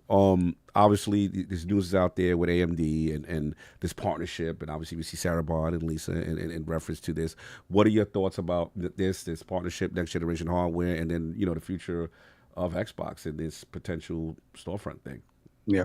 So the reason I didn't want to do this topic, and I said that I found it, on its surface, a little bit boring, I guess, was just the idea, like, you're telling me you're going to keep working with AMD. So it's like you've been working with AMD for the longest time. Yes, this is a broader sort of partnership for Silicon across a number of different, pieces of hardware. So that in and of itself is interesting. But overall, I was just like, oh, well, you want to blow me away, like tell me that you're working with Intel, tell me that you're working with NVIDIA or something like that, something different like that. This was kind of expected. And then, obviously at some point in time, my expectation is that PlayStation makes a similar announcement, just not to this, not this breadth of sort of a partnership, but they will probably be working with them for whatever their next hardware is. Both portable, both if they do go that route, and whatever the base console is. Yeah. Yeah, the camera. So it's off. Yeah, you might be muted, not need to be muted, Jazz, if you need to be muted. All right. You good? She'll try to protect you. Continue, Sal. So for me, I find all of this very well intentioned. I find what they're doing very well intentioned. What's the saying? Like, the road to hell is paved with good intentions. So for me, the thing with them is just execution, right? Right. I think everything that they're talking about in terms of the software, in terms of creating this Xbox-centric front end to compete with Steam, I think that's where they need to go, right? With the hardware, though, it is that thing that, you know, Des was talking about and we talked about last week, where it's a niche within a niche within a niche. These are not going to be inexpensive pieces of hardware. So the key is to get that software where it needs to be for it to be a front end that runs on pretty much anything. And I think that's the exciting part for me, is like, okay, we'll get that software where it needs to be, and then we will see ubiquity, you know, or at least a real chance at ubiquity with getting this Xbox front end on a number of different platforms that will actually sell to, because this is not what we're looking at right now, aren't mass products, right? These aren't products, even though, right, we're looking at a world where a Nintendo Switch is a $500 machine, right? And we're looking at a world where, you know, a PlayStation Pro has given these companies kind of carte blanche to make $700 base home consoles a thing, right? So that we're getting used to paying more for these devices. But I really do feel that it's the software that's gonna really, really, really shine. And so I just worry about that. And I know that I see that Microsoft, in kind of shelving their portable hardware for the moment, and maybe not ever dropping it, is saying, we don't want to take the full risk on this. Let's partner with somebody that can benefit from, hey, we're partnering with Xbox and Microsoft. And B, we can benefit from the fact that they're already in that space, in that market. They kind of know what they're doing. They have one of the most successful one of those out there. As you know, it's right there, the kind of secondary to the Steam Deck in terms of, you know, sales success. So I think they both benefit from it. I just think in the long term, when you're looking at, okay, what do these devices look like? What does, you know, what do they mean by this? I think the leash is kind of short when it comes to, hey, if this hardware isn't selling, the focus is going to be the software and trying to get that in as many places as possible. I commend them for continuing to try to go down the hardware route in a world where, a lot of people said you know, right, where the status quo in the gaming space is still, hey, console sales, and in that regard, they've gotten blown out by both PlayStation and Nintendo, right? I commend them for continuing to try to do that and pivoting in a way that feels natural for them, right? With something that's going to offer an even broader way to experience their ecosystem, and hopefully, right, the goal is to fight Steam head on and try to make a dent into you know, that monopoly that Steam has across all these devices. So I want to see what it means, right? What it means, that what kind of silicon are they building in conjunction with AMD across, you know, a range of what type of, you know, power, you know, differentials and power spectrum and stuff like that. What does it mean? What does it look like? And again, executing on that is the key. And to Jez's point, you know, they've said a lot of stuff that has not come to pass. They've said a lot of stuff that, you know, beyond not coming to pass, it just hasn't been kind of been spoken of again. So again, the issues people have with trusting them is kind of a rake that they kind of stepped on for themselves. I'm excited to see where this goes, because again, anyone else probably walks away completely.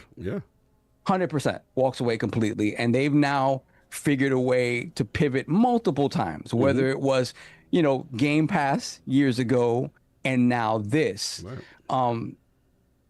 They're continuing to try to find a way to stay in this space, and while still trying to kind of win in their own way, right? They know that they're not going to win the hardware war. So let's go do what we do best, and hopefully try to put something out there that people care about in the software space. And you know, whatever they're doing with hardware in conjunction to that, let's see what it is. Let's see what it is. But again, I just execution first and foremost. And I think, you know, I think the sad part about them shelving their their handheld is that I still saw the next generation as a 2 SKU generation. Oh, okay, got you. Right? Yeah. And for me, the handheld was their new Series S. But in my mind, it's something that you could still dock to a TV. And that, again, it's the portable thing. It's almost the hybrid thing, like you're talking about with the Switch, where it does both things. And if that's how you choose to engage with Xbox at home, that is your Xbox at home, and you can take it with you. Whereas now that also opened them up to be like, hey, the base Xbox console experience at home that is not portable is going to be a super high-end premium. Hey, we're going to charge you $700-800 for this, but we're not shortchanging you on power and this, that, and the other. That's kind of the scenario I envisioned, and that's not going to be the case now, right? No, please finish. Yeah, so that's it, right? That I would have liked to have seen what they did with that, because when you look at price wise, right? When you're looking at what we kind of what has leaked about these ROG machines, the lower spec one, which is kind of on par with the Steam Deck, is looking to be about $500. A Steam Deck non-OLED you can get for $3 something now, right? $400 even, I think, for the OLED.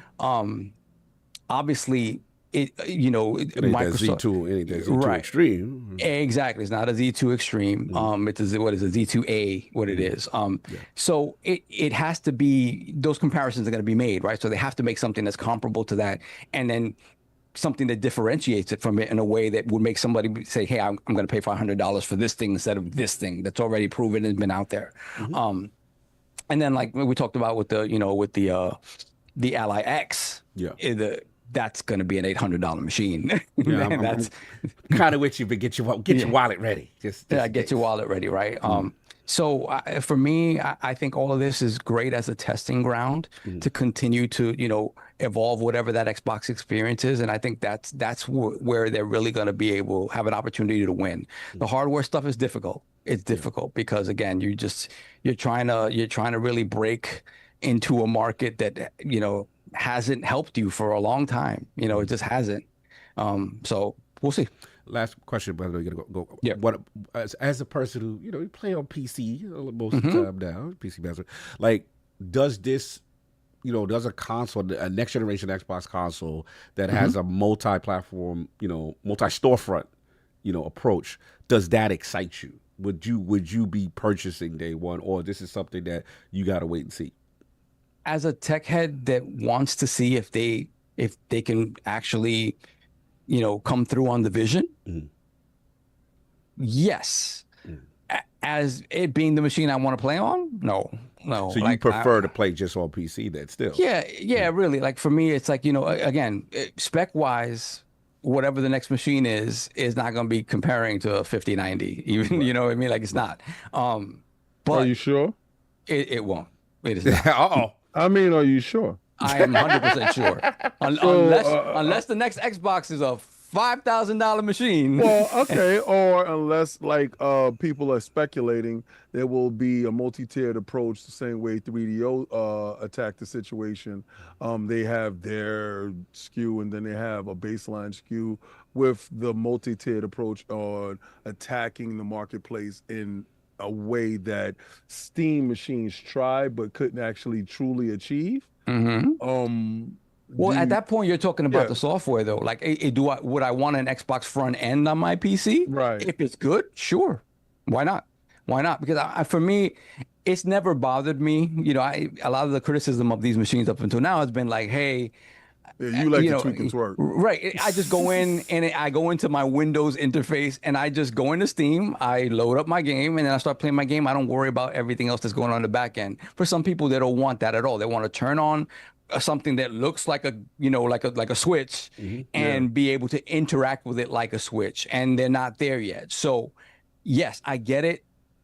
If that works well and it is everything that I hope and imagine it to be, sure, I'll give it a shot. But I can't say that I go, my PC, Des was talking about not many people play their PC on the TV. I'm one of those that does. My PC is attached to my television, right? So I don't turn on big picture mode on Steam. I just go into Steam, click on the game I want to play, and load up the game, and that's it. I don't really worry about anything else. Like, but I understand people's desire for like that, y'all. Yeah, I just understand people's desire to be able to do that. Will I consider that an Xbox machine just because I can put an Xbox front end on it? I don't know, whatever. So you're one of those old heads that feel that you need an absolute box that's made by somebody in order to make you think that that box is their box. It just, to me, again, if they get this Windows thing right, though, right, then everything that you interact with on that has some Windows tinge to it. All the back end, even if you don't see it when you turn it on, it's all Windows driven, right? So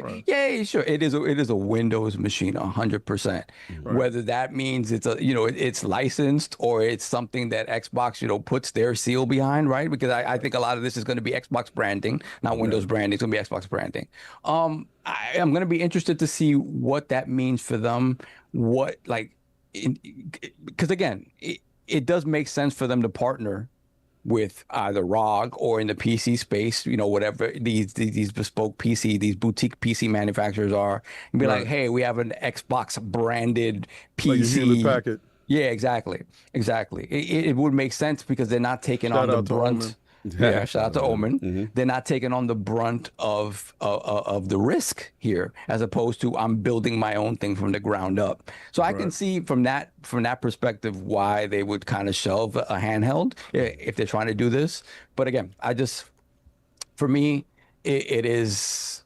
I want to see if they can do it, because if they can do it, nobody's ever challenged Steam. Nobody's ever challenged Steam, and Steam, as good as it is, it's still not as broad as Windows.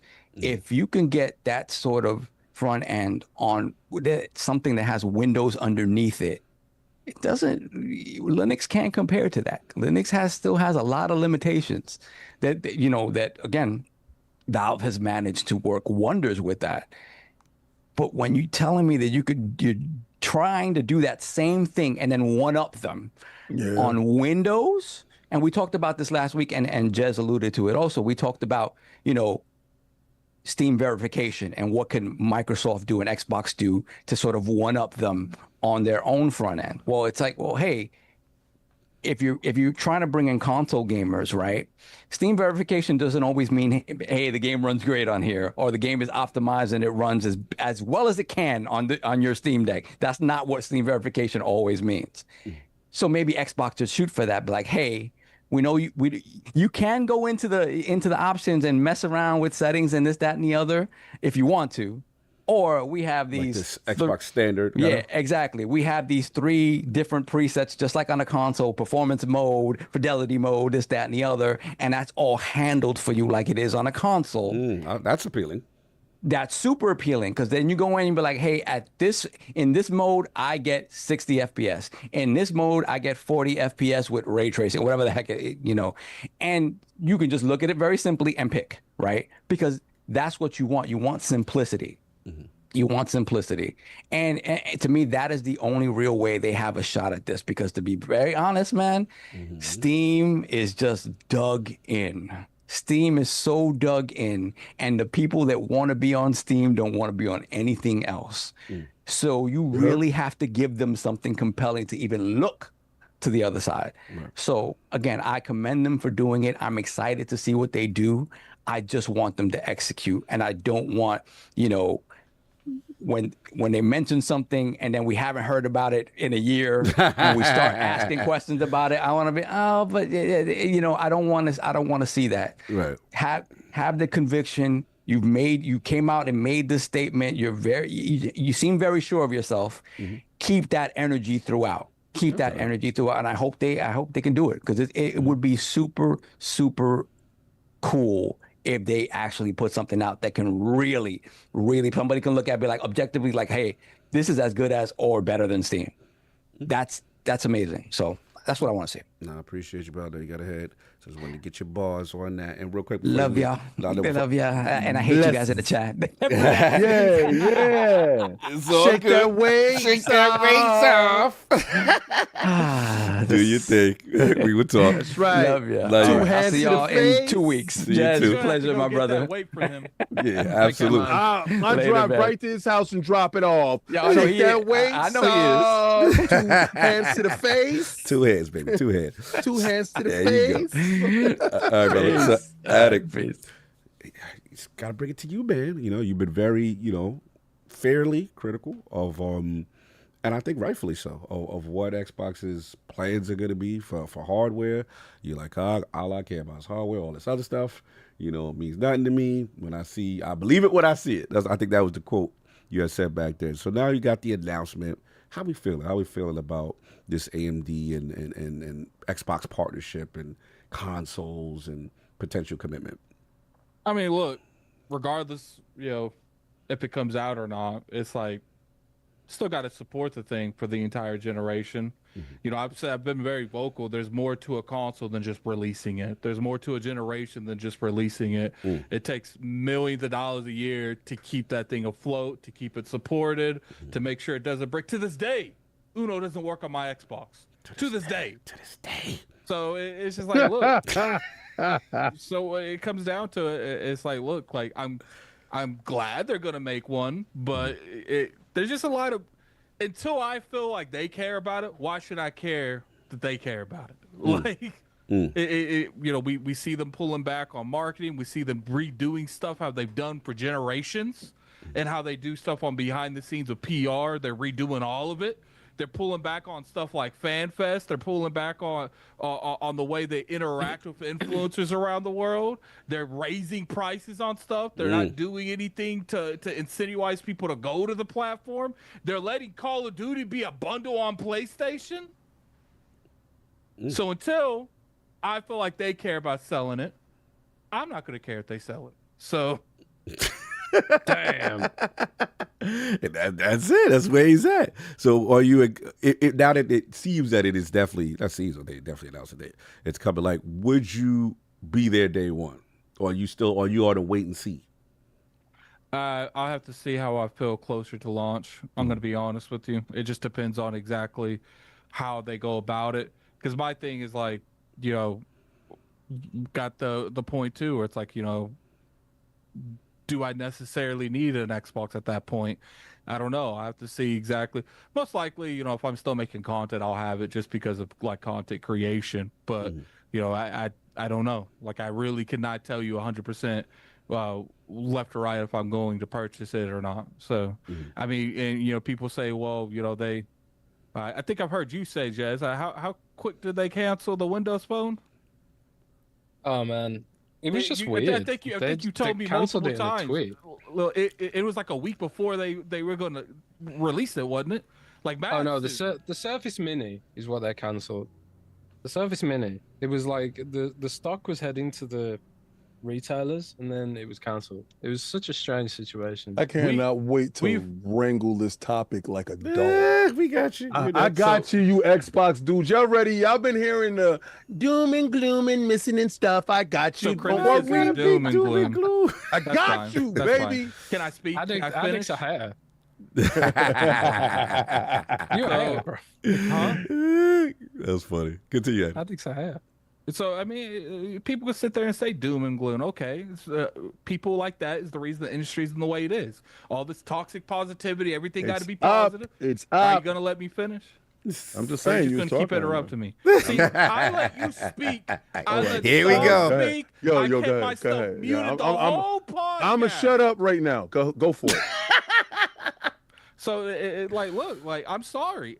Just like Jess said, I am one of the people that don't believe anything they say. Because when you sit there and tell me in November that you need to do better on how you handle exclusives, and by February the next year, you put in 4 games and saying it's just 4 games, and by June that year, you put in one of those 4 games on the platform. So it's just like, no, like, you sit here and tell me all you want to, you blue in the face. You've changed the direction of your company. You've changed the principle of your company like 8 times in 3 years. You make me think that that's not an option again? Not to be trusted.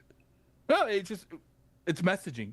It's communication, and like Jess said, they have done a poor job at it. No, I hear where you're coming from. I definitely hear where you're coming from. I guess my final question to you is that you did say that you go wait and see with the joint. What about the potential multi-storefront approach for said new console? Does that excite you? Because you've been on the record to say, look, I'm a console guy. I don't care about none of that. Okay, but I'm just going to ask you this question. What you for the most part said, like, I prefer to play on my console as opposed to PC if you put a gun in your head, right? So the question is now with a potential Xbox that has, a Steam storefront as an option or, Battle.net and all this stuff as an option, does that appeal to you if they're able to pull it off? Not really. Oh. If I'm going to play games on Steam, chances are it's cool that it's an option. I'm curious on how you make money in that kind of platform. I don't know. It's not my business. It's not my job. Right. But it's, in my opinion, when I see Steam sales and I compare them to like big sales on Xbox, Steam usually has decent sales, sometimes way better sales than the Xbox sales. So it's just like, if you offer the people the option to leave your store and go other places, I'm curious on if you see that money slipping more and more.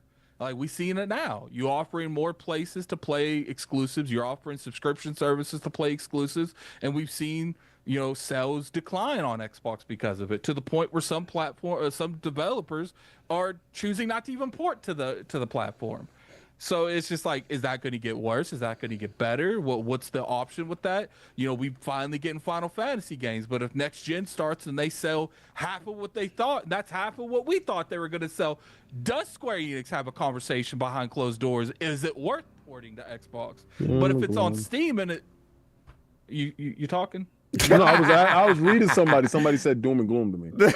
Lying. Continue. No, actually serious. I got a whole cabal in the background. Your IPS is high right now. I didn't even mean to say that. I just read it. Every podcast. Stop. We ain't doing that, Addict. We ain't doing that. You're the IPS king. We're not going to do that. I haven't said nothing this whole No, podcast. you've been fantastic this show. Well, and see, that's all people going to highlight. You don't get one day out of years and years. About him interrupting.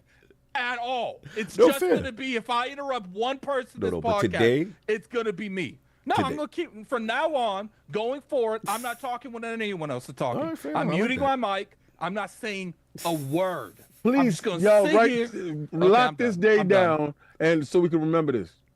Continue, Addict. Back to you, Colin. Back to you, Colin. All right, I see what we're doing. All right, but all I'm saying is you ain't gonna get away with just because today you were fantastic, though. But anyway, you be nice because Jez here. Nah, I'm about to go in. No, I'm talking about him. Oh, no. He good. He doing his thing. But clearly, you have a lot to say. Oh God, yes. So the whole thing. Obviously, we saw the Queen outside. As far as Sarah Bond and the announcement, and then obviously, AMD and Lisa. So where are you at with this potential partnership, and what's going on here? All right. So a lot of times in businesses, what they do is they line up their agendas and they market so it doesn't look as hodgepodge and out of place and out of order. So like Jess said, last year they talked about their partnership with Meta. And having that partnership with Meta, we didn't know what that partnership meant. But this last April, they did talk about their lining up with the VR and getting you to be able to have an Xbox branded Meta Quest VR. And that's cool. But last year, when they announced that partnership, they told you the Game Pass was available in Meta. And because I have an Oculus and an Oculus Pro, I was able to go and do big screen mode and play my games in Oculus. So they announced it last year. They gave you the app. So that's what that announcement was. It wasn't that it went into the ether and that you didn't know anything about it. They was announcing that part. So let's clear that part up and get to the announcement in this April, talking about the actual devices coming at a later date. You got that announcement, or you're going to get that announcement because it was leaked out. Now, the reason why you will always have hardware is because AI and cloud is dependent on the servers. The servers are based on Xbox's operating systems and devices. these devices, this is the reason why when you saw Sarah Bond talking, you saw the AI, the AMD CPU and the Radeon chip, and they talked about the Radeon and AMD chipset. You saw the server blades. They were talking about that. Mm-hmm. We're talking about that actual hardware. That is going to be the hardware basically going forward with the device. So at some point, you will have actual hardware. They're in a different business. Right, so people trying to figure out, are we going to still have hardware? Is my library going to be safe? I got that voice. All right, super investor. All right, and if next year something going up, why they gotta have that voice? I know they're dropping games right now, but I want to worry about something that you might not be here next week, B. What the hell is wrong with you? Play some games and shut up. The problem with you doom and gloomers is you're not appreciating what you have now, right? Y'all want the stuff next year, right? Mm-hmm. So okay, y'all investors, you fake stock investors, you fake insiders. Everybody wants to, because you think Jez does this easy, right? He told you that he does investigations. Y'all don't do no investigations. Y'all read what he puts out, and y'all think y'all did investigations. So, and then y'all get mad at him when he puts out something that you didn't like. Oh man, Jazz, he did investigations to get you the information that you get upset about that you didn't do anything for to get, but y'all upset with it. Let's get back to what they told you, right? They told you just gonna be 4, right? Then they realized, yo, it's money over there. Have you ever said, yo, I'm only gonna go see Shorty a couple of times and realize, yo, she could cook too? Realize, yo, she got heat in her house and your house is an ice box. Did you realize that over there was kind of good? Yo, I'm gonna see a couple more times, right? So what happened? Y'all mad they gave the Bond villain Indiana Jones to announce at Gamescom. You was mad too. No. Well, I wasn't mad at all. I don't care. You said they killed themselves. Well, why are you doing that? Why are you doing that? I'm just saying you wasn't happy at that point, sir. I was away and I tuned into the stream. Why did I say it? Because we knew that same day that game was going to be announced. But why did I say it? I said because they were stupid to say it then, right? I agree. We thought the message was not good. And then somebody hit me in the background. So tell the truth. Then somebody tells me in the background, this is why we did it. That's their biggest crowd. The biggest crowd, y'all. I'm gonna tell y'all now, y'all happy. Remember, we played this story last year. Y'all was happy with the Xbox's show. Y'all happy with this show, right? Yeah. Gamescom is coming up. Again, that's for the PlayStation dudes. Remember, at the end of Gamescom, y'all were pissed off with something they did for the PlayStation guys. Yes, no one did not like Indiana Jones. Yeah. History might repeat itself again. Okay, you're bracing us for impact. Yeah, okay. Hold on. It might happen again. All right? Again. You fake stock investors, you fake journalists, you fake.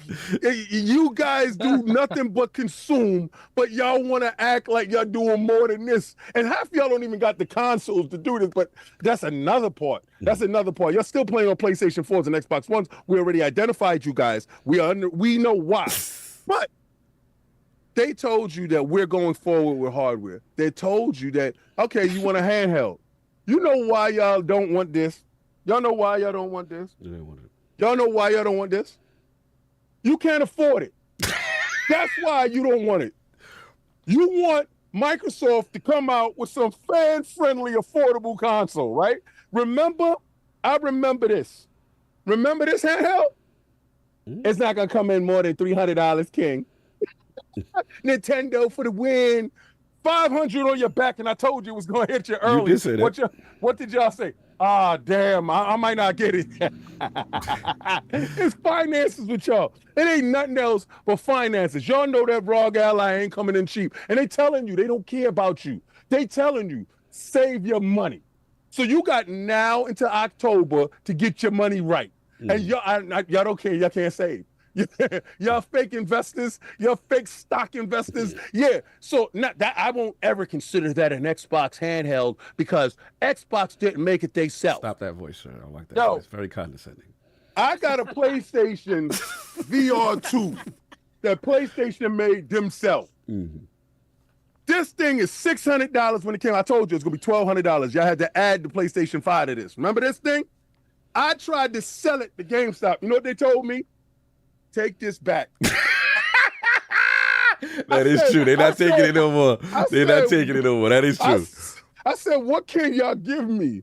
Nothing. Get your thing and get out the store. That is true. So and Beat Saber, you know it's bad when Beat Saber stops support.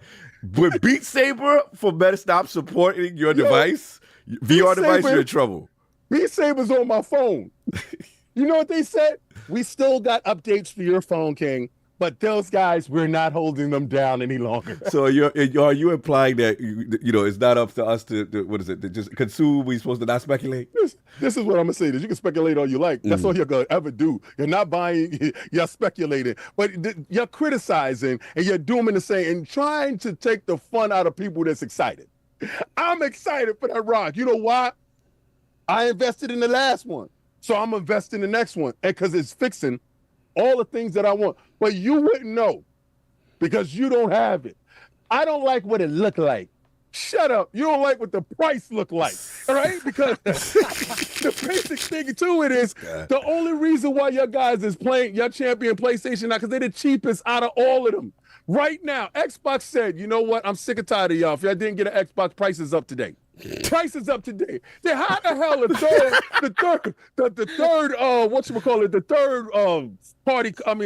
the last place console developer raised the price? You know why?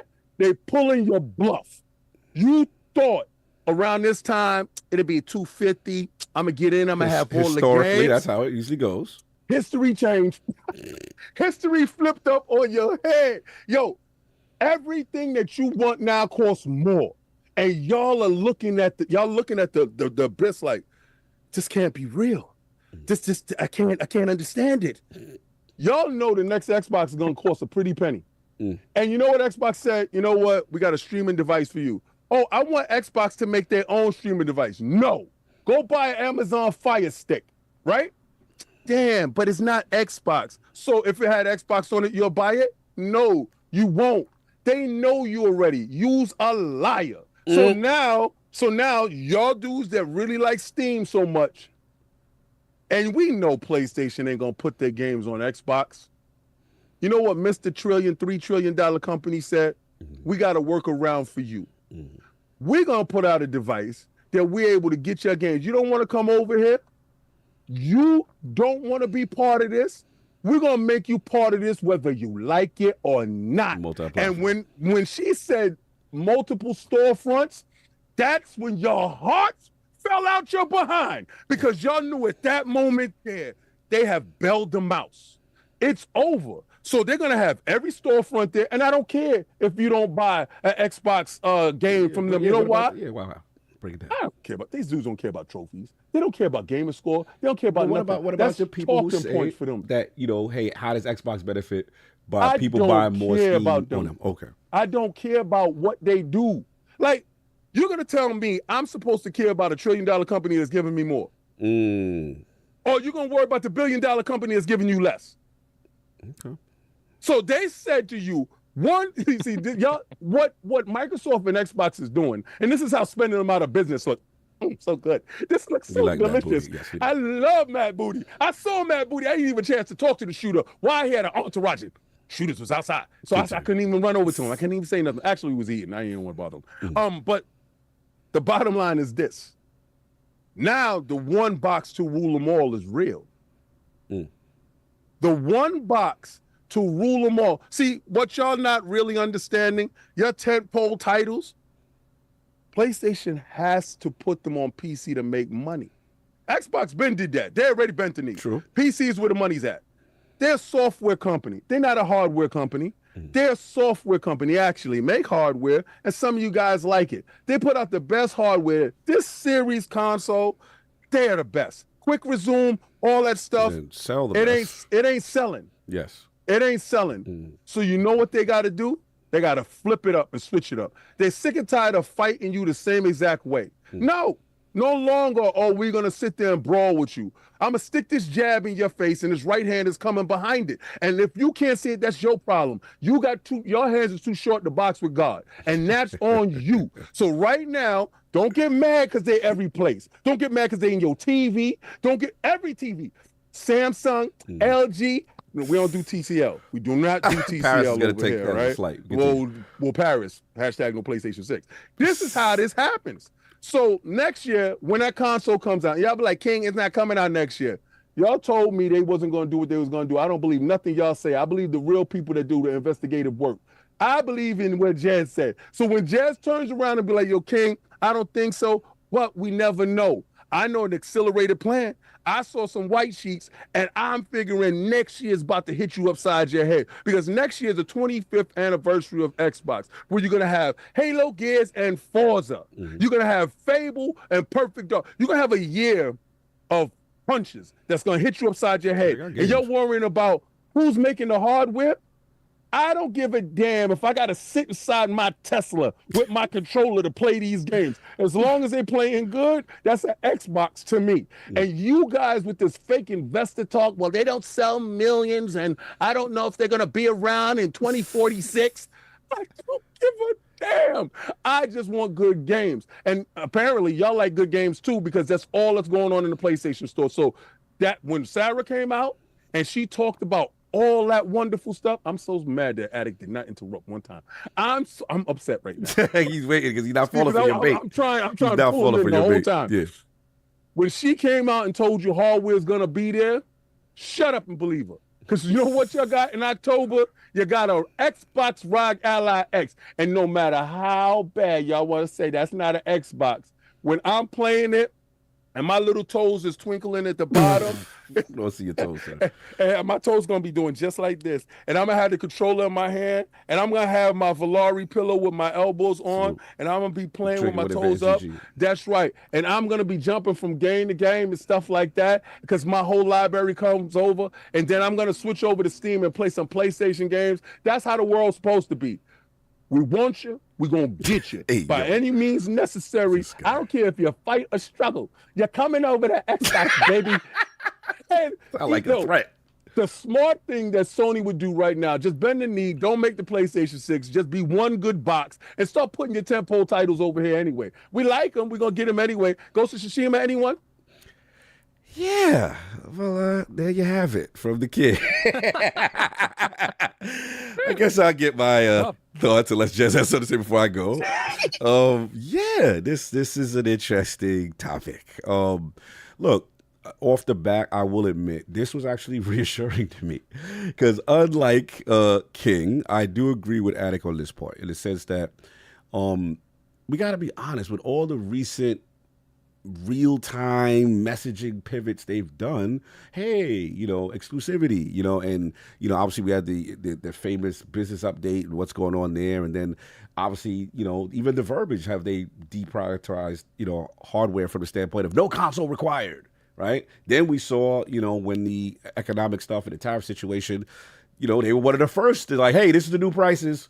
Even when things calmed down, whatever, the price remained high. There was no reverting, said price of the Series X and the Series S. And look, I can't get mad at anyone who at least says, look, with a strategy where you are the biggest publisher in gaming, where you are now putting your games over other places and PlayStation, Nintendo, and they are selling like hotcakes. You're dominating the PlayStation Store. You're dominating pre-order. It's hard for someone to not. I could see someone say, yo, they might not ever want to come back to the console business. I could see someone say, hey, this is really profitable just doing this, and then kind of skirting out. We've got history from, even Peter Boyle we had on, where they was like, hey, they were trying to get out the console business to 360 days. We have evidence of that. So to me, this was reassuring to see, but it's reassuring for a different reason for me. Shout out to the Queen Sarah Bond, and obviously her coming out and saying everything, what they're saying. But to me, it was actually AMD that reassured me. Yeah. It was the AMD to see Lisa come out and say, no, we have this partnership. We're doing this. We're making consoles. We're leveraging this. We're leveraging, the future of gaming as far as, all different type of devices and stuff like that. And then obviously the Play Anywhere stuff comes in. That is very reassuring to me. I'm selfish like Addict in this respect.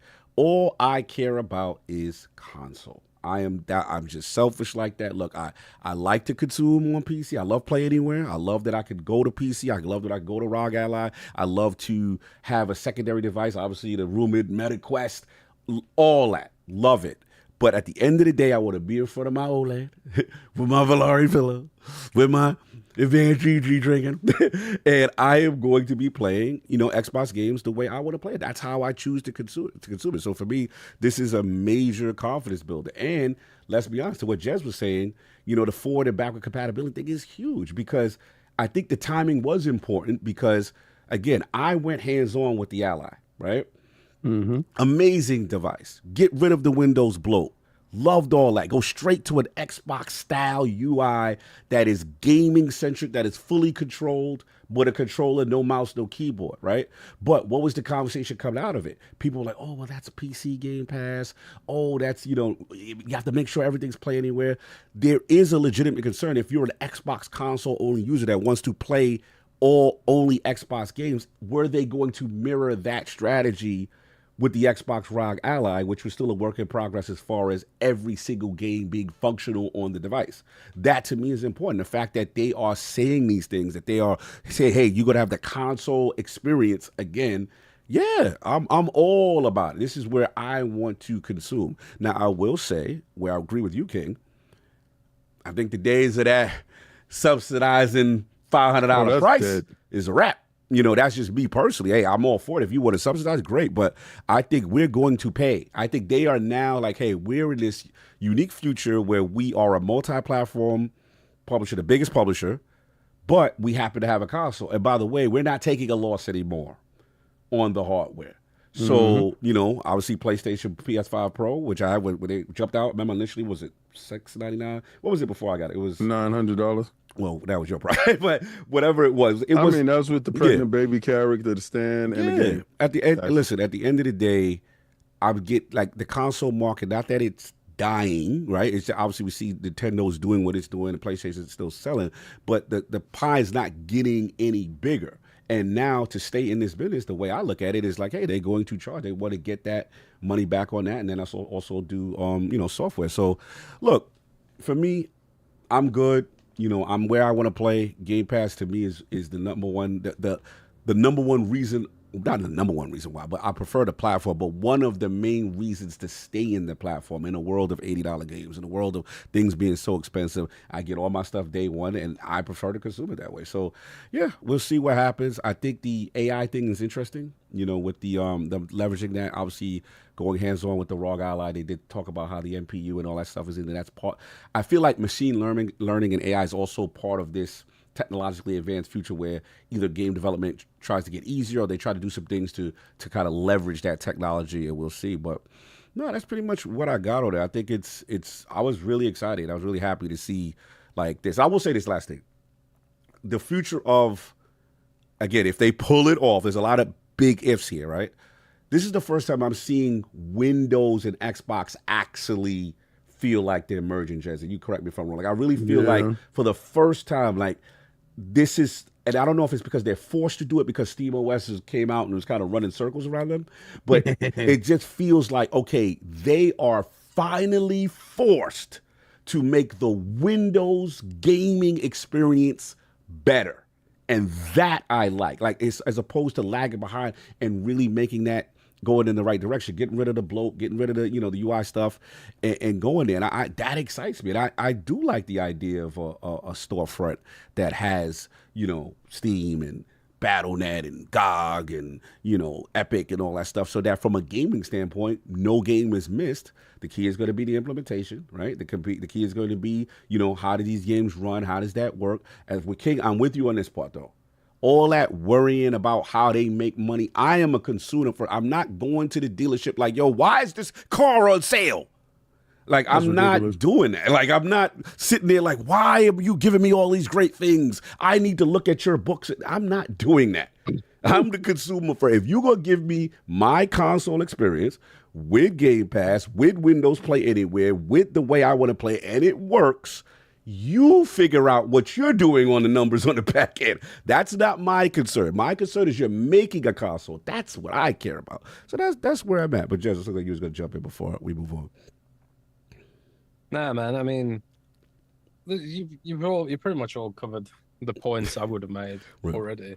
I mean, it is true that, like, I do I do think very analytically about this kind of stuff because, like, as you can see, when I'm tweeting my opinions, it often just gets me into trouble. My actual opinion, you know, and so when I'm sort of trying to be professional and speaking analytically about things, I try and look at it from both angles, right? Absolutely. And some people say like, oh, that, you know, it's a negative, it's doom and gloom, that kind of thing. But that's just, it's just that way I think about things as a result of my job. Right.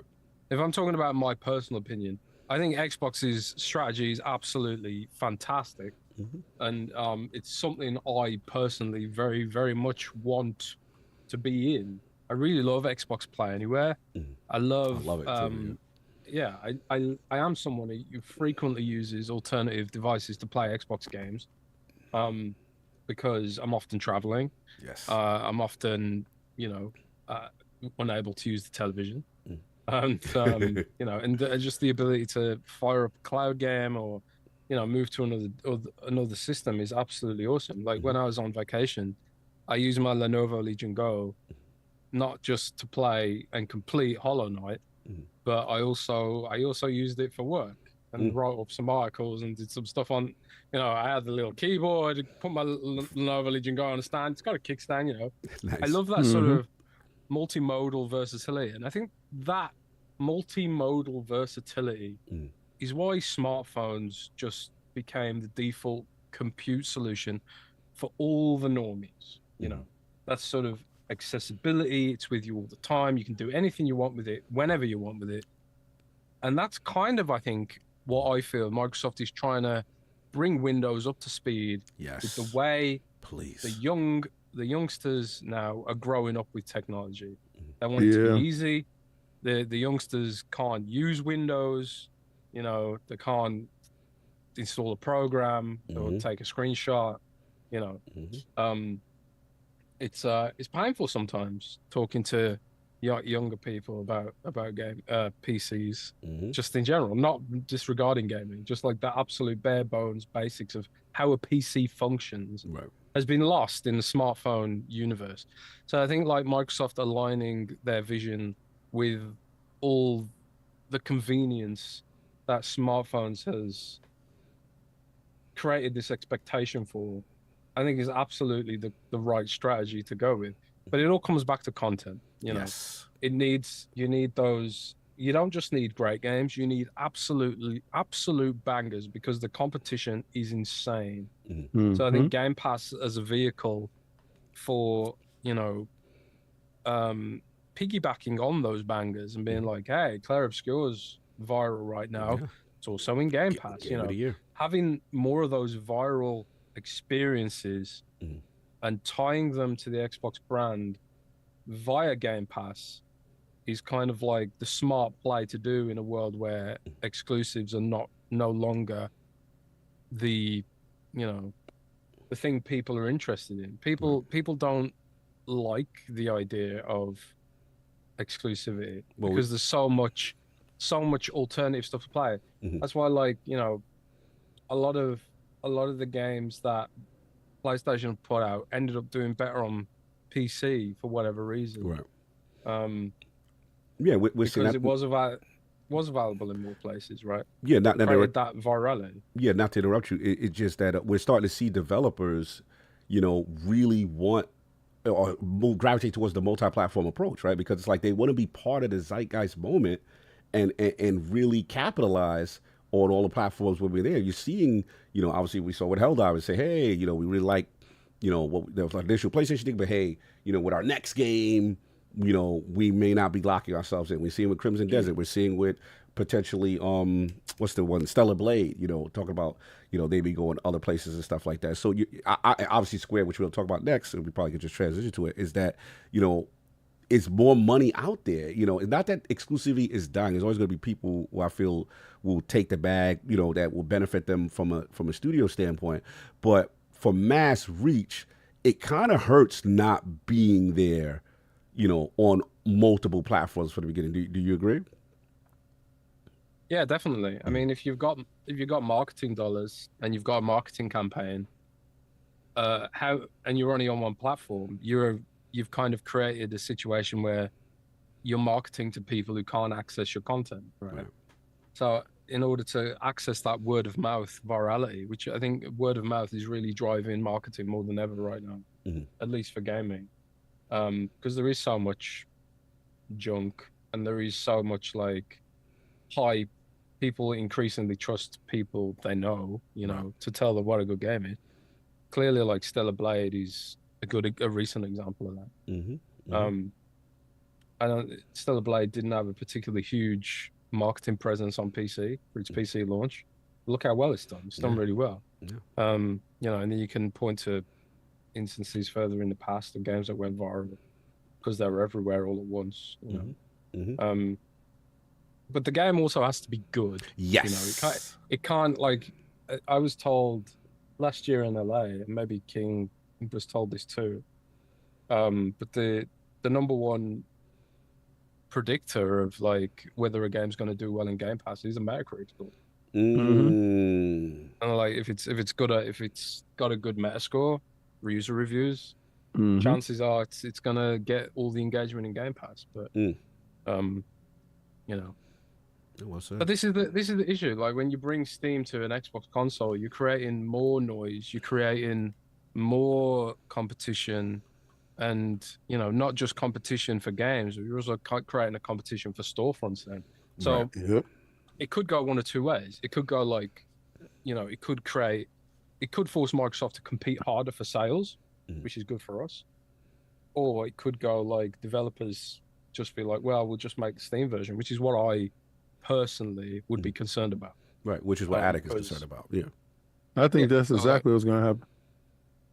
Yeah, I mean, I do have a large Steam library, but I just prefer buying things on Xbox, you know, and I own movies and TV shows on Xbox just from, you know, 360 legacy days and stuff like that. So my question, if I ever got Microsoft on the phone in the near future, maybe a Gamescom or something, my question to them would be like, well, what happens to Xbox developers who support in the Xbox store today? You know, does the Game Pass bag become even more important to get developer support? Because the situation on that PC right now for Microsoft is if it ain't in Game Pass, developer ain't going to do a port because there's no point. Yeah, I mean Steam, all the other storefronts. I get and it. The biggest issue I fear is like a lot of the time, you know, it's better now, but how many times a year we hear about Steam having a bad port and the PC in general, not just Steam, and you know, it's just like, does that translate to the console version well if you do play it on the Xbox hardware? Like, because one of the things that I love about hardware is a lot of these games are optimized for the hardware. But if that is the case, where they start going Steam orientated, does that mean are we going to have bad ports when they do happen? Is it not going to happen that way? Like, there's just a lot of questions. Question marks. Yeah, there's definitely questions about versions and then even from my standpoint, if you have Steam on the device on a console, like from a setting standpoint, like how does it have that preset? You know, does it know, you know, my understanding is there's going to be one version. That Play Anywhere is one version. Digital Foundry is speculating that the Final Fantasy 16 version of the Xbox game is the PC version. Transition. We might as well just do this topic now because we got it. I think that being that you have to have it play anywhere, and you don't want to give an extra workload to developers in making your game, and to ensure that your game is actually reaching your intended target, which is your fan base, your core, and then spreading out all over to wherever else it goes. One universal game made for that. I think Xbox itself put itself at a disadvantage where trying to ask developers to make a game for the last place console with your reach not necessarily being as far as you want it to be. I think that's a tough ask, right? Now, if you make that game once and that game is available in multiple different areas, well, then obviously the developer is going to say, well, good, we make that one game one time. We don't have to worry about making a separate SKU that's cultivated to your operating system. It is a game that is play anywhere, and it works inside the Xbox store. I think that's the angle where they're going for, to make sure that no game misses the platform. Every game is forward and backwardly compatible with whatever device that you have. And I told you a long time ago that the platform is Game Pass. I believe that is going to ensure your library still being around, whatever library you do accrue with Xbox. Yeah, I mean, it's still. No, I get it. It's still a lot of questions though, because again, to me, it feels like Play Anywhere lately has been the platform, but lately, it seems like they pushing that more than Game Pass.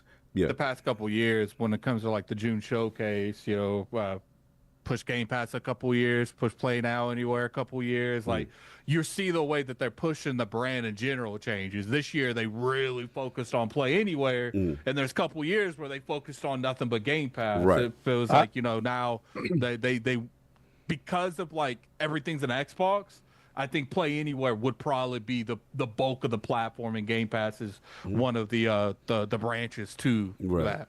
And I agree with you. I think that Play Anywhere is more of the focal point where you're going to have a lot of devices out there that has Windows 11, right? All right, so you're not asking the consumer to pay for anything. Right.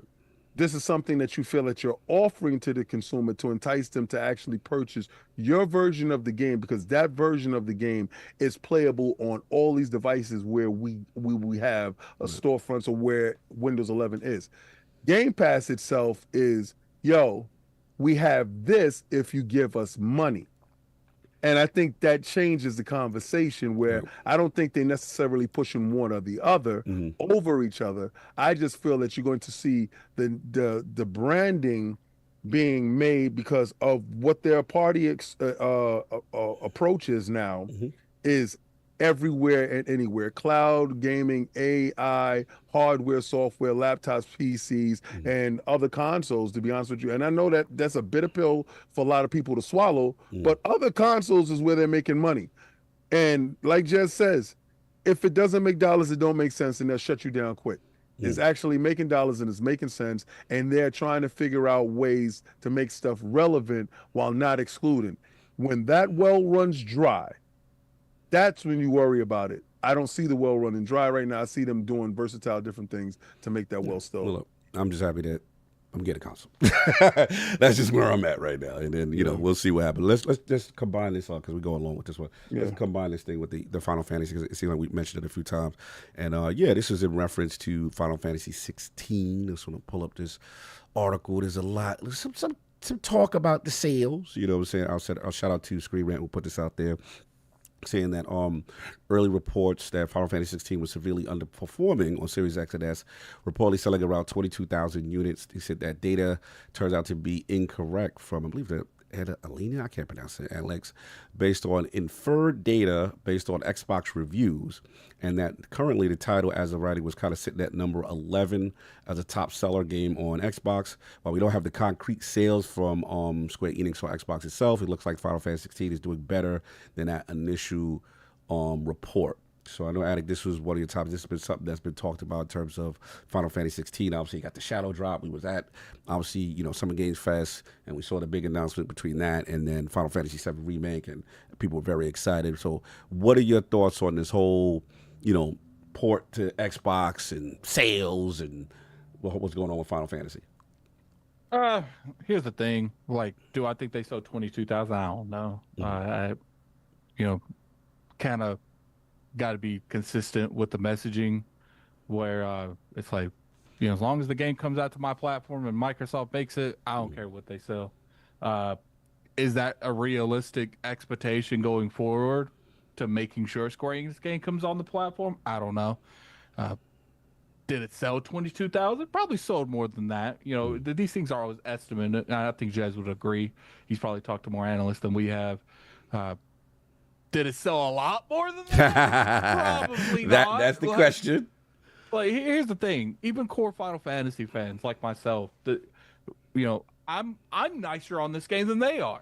A lot of Final Fantasy, like hardcore heads, cannot stand 16. But I think it's a good action adventure game. I just don't consider it a good Final Fantasy game. There's a lot of aspects of Final Fantasy that are just missing. from this game. Customization's not really the best. I feel like the combat gets stale very, very quickly, and the combat never really evolves. Probably one of the best things about the game is the Elon fights, but guess what? Those are pretty much button prompts: move left, move right, press X, press B.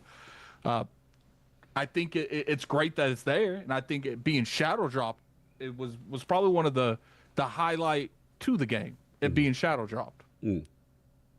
As far as like the game in general, I don't think it's so the greatest on PlayStation. So, dude, like my thing is like, I don't like this mindset where if you take PlayStation's whole console demographic and you give them a percentage. I don't even know. Does anyone in the chat know what they sold? I have no clue what Final Fantasy 16 show. Yeah, 16 sold on PlayStation. Yeah, he just said that Squid didn't seem to be. It sold 3 million in its first week. Satisfied per se on it. So let's say that thing sold. Let's say 6, and that might be pushing it, because usually the bulk of these games come out and then not to mention afterwards, it's not just selling. You get sales. They're not getting as much. Games not being as profitable later on because they have to put it on sale. Because remember, we've had developers on that says one of the best ways to increase sales on your games is to release a new game after a certain amount of time the game's out, or put it on sale and hope that it catches on, because people are like, oh, you put it on sale. That doesn't necessarily mean anything, because guess what? Other people are going to put it on sale. Right. Their stuff's on sale too. So it's like, look, 100. How many PlayStation 4s and I'm pretty sure Final Fantasy 16 was a PS4 game, wasn't it? Final Fantasy was 16. Was that a PS4 game or only PlayStation 5? That's why it's so piss poor. So I mean, I don't remember. It's been so long. No, 7 is a PlayStation 4 and PlayStation 5 game. 16 is only a PlayStation 5 game. So it is what it is when it comes to that. It's like the biggest thing. Right. The biggest thing that you got to remember is like, how many PS5s is out in the wild?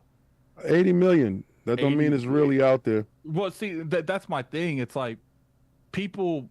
It's so like what? Let's even say highest 10. Highest 10. It didn't. And that is a mythical creature at that point. What didn't even sold what 12-13% of the install base. And so, do you expect that from PlayStation? I mean, from Xbox? Like, they're not really selling Xboxes like that to pick up on the back end. According to Japanese report, securities analyst, President Takashi Kiryu said that Final Fantasy 16 sales are currently around 3.5 million units. That is horrible, considering it's an 80 million install base. And it's a big iconic franchise like Final Fantasy.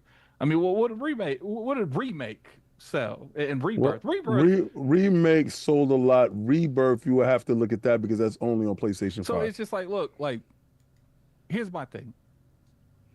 I don't know why people expect Xbox with a lower install base and with a less growing install base to even come close to a PlayStation growing install base that's at like 80 million. Why do you expect that? And it's like, okay, maybe the Switch, if 16 came out on the Switch and it sold 200,000. Okay, maybe we could talk about that. The Switch 2 is a way more. They are talking about rumors of a Switch 2 Final Fantasy 16 port. So, Remake sold 7 million, Rebirth sold 2 million. Developer said if he can manage it, they will do it. And I'm gonna be honest with you, like, I liked Rebirth. I thought it was a fun game. But I wasn't really sold on that game either. Right. I put Metaphor of it on Game of the Year. It was a great nostalgia thing, but man, the Kingdom Hearts the hell out of that game. So it's just like, look, Final Fantasy's on Xbox. Enjoy it, buy it. If you don't buy it, my thing isn't even really necessarily like the people that aren't or not buying it. It's mainly about like for like the past 10 years, I've seen nothing but influencers coming out saying they wanted Final Fantasy on Xbox, and I ain't seen not one of them share playing it. a screenshot. Neither one of them shared That part. anything of them showing no gameplay, nothing. It's like, dude, if you're gonna sit here and speak from the highest Eiffel Tower known to man that you want Final Fantasy, at least people went at Kid Smooth. Kid Smooth's been very clear. Yo, I just want it on there so Addict will shut the hell up. He's been very clear. He himself don't want to play it, but it's different from like saying like baseball when when Show wasn't on Xbox. I was like, look, I think it needs to be on there. I don't care if it's on there, but I think it does need to be on there. It's a baseball game. Yeah. I wasn't going out there saying, yo, I want to play it, man. I need this on here right now. It's just like, live that life or shut up and get off the boat. You ain't no JRPG fan. You just not. So either live that life or shut up. A lot of talking. It'd be interesting. Yeah, so King, Final Fantasy 16, Xbox sales. Looks like some things may be debunked from certain analytical firms. Maybe not. Where you at with this whole situation? Well, on Xbox Frontline News, I went in on them bums. I went in on every last one of y'all, like Addict was saying. I need Final Fantasy. I need to get it. I already got it on PlayStation. I brought it again. All right? And I didn't even get far in it on PlayStation because I just got too much stuff that I'm doing. I'm playing too much live service games. I got to stop. I got addiction. It's disgusting. But I brought it again. Why? Because my copy matters to me. Now, sales. Good for you, Square. Good for you for taking the bag and falling flat on your face. Good for you for now that you got to come to the the last place console. Every time I say third party, I'm thinking about them making third party games. At least now you got to go to the last place console developer and crawl on your knees to get any type of sales for a game that you thought was going to be the game of the generation. It didn't turn out to be that way. But what you did miss in the beginning was the zeitgeist. Right? We do see 5-year-old games go to platforms and perform tremendously. And maybe you was fooled to believe that you had a Forza Horizon 5. Maybe you were fooled to believe that you have a Gears. Maybe you're a fool to believe that you have an Indiana Jones. Maybe you're a fool to believe that you have a Sea of Thieves. Maybe you're a fool to believe that you have a Ground. You see what I'm doing here? That's what you do. Maybe you're a fool to believe that you're Microsoft. You are Square. Know your role.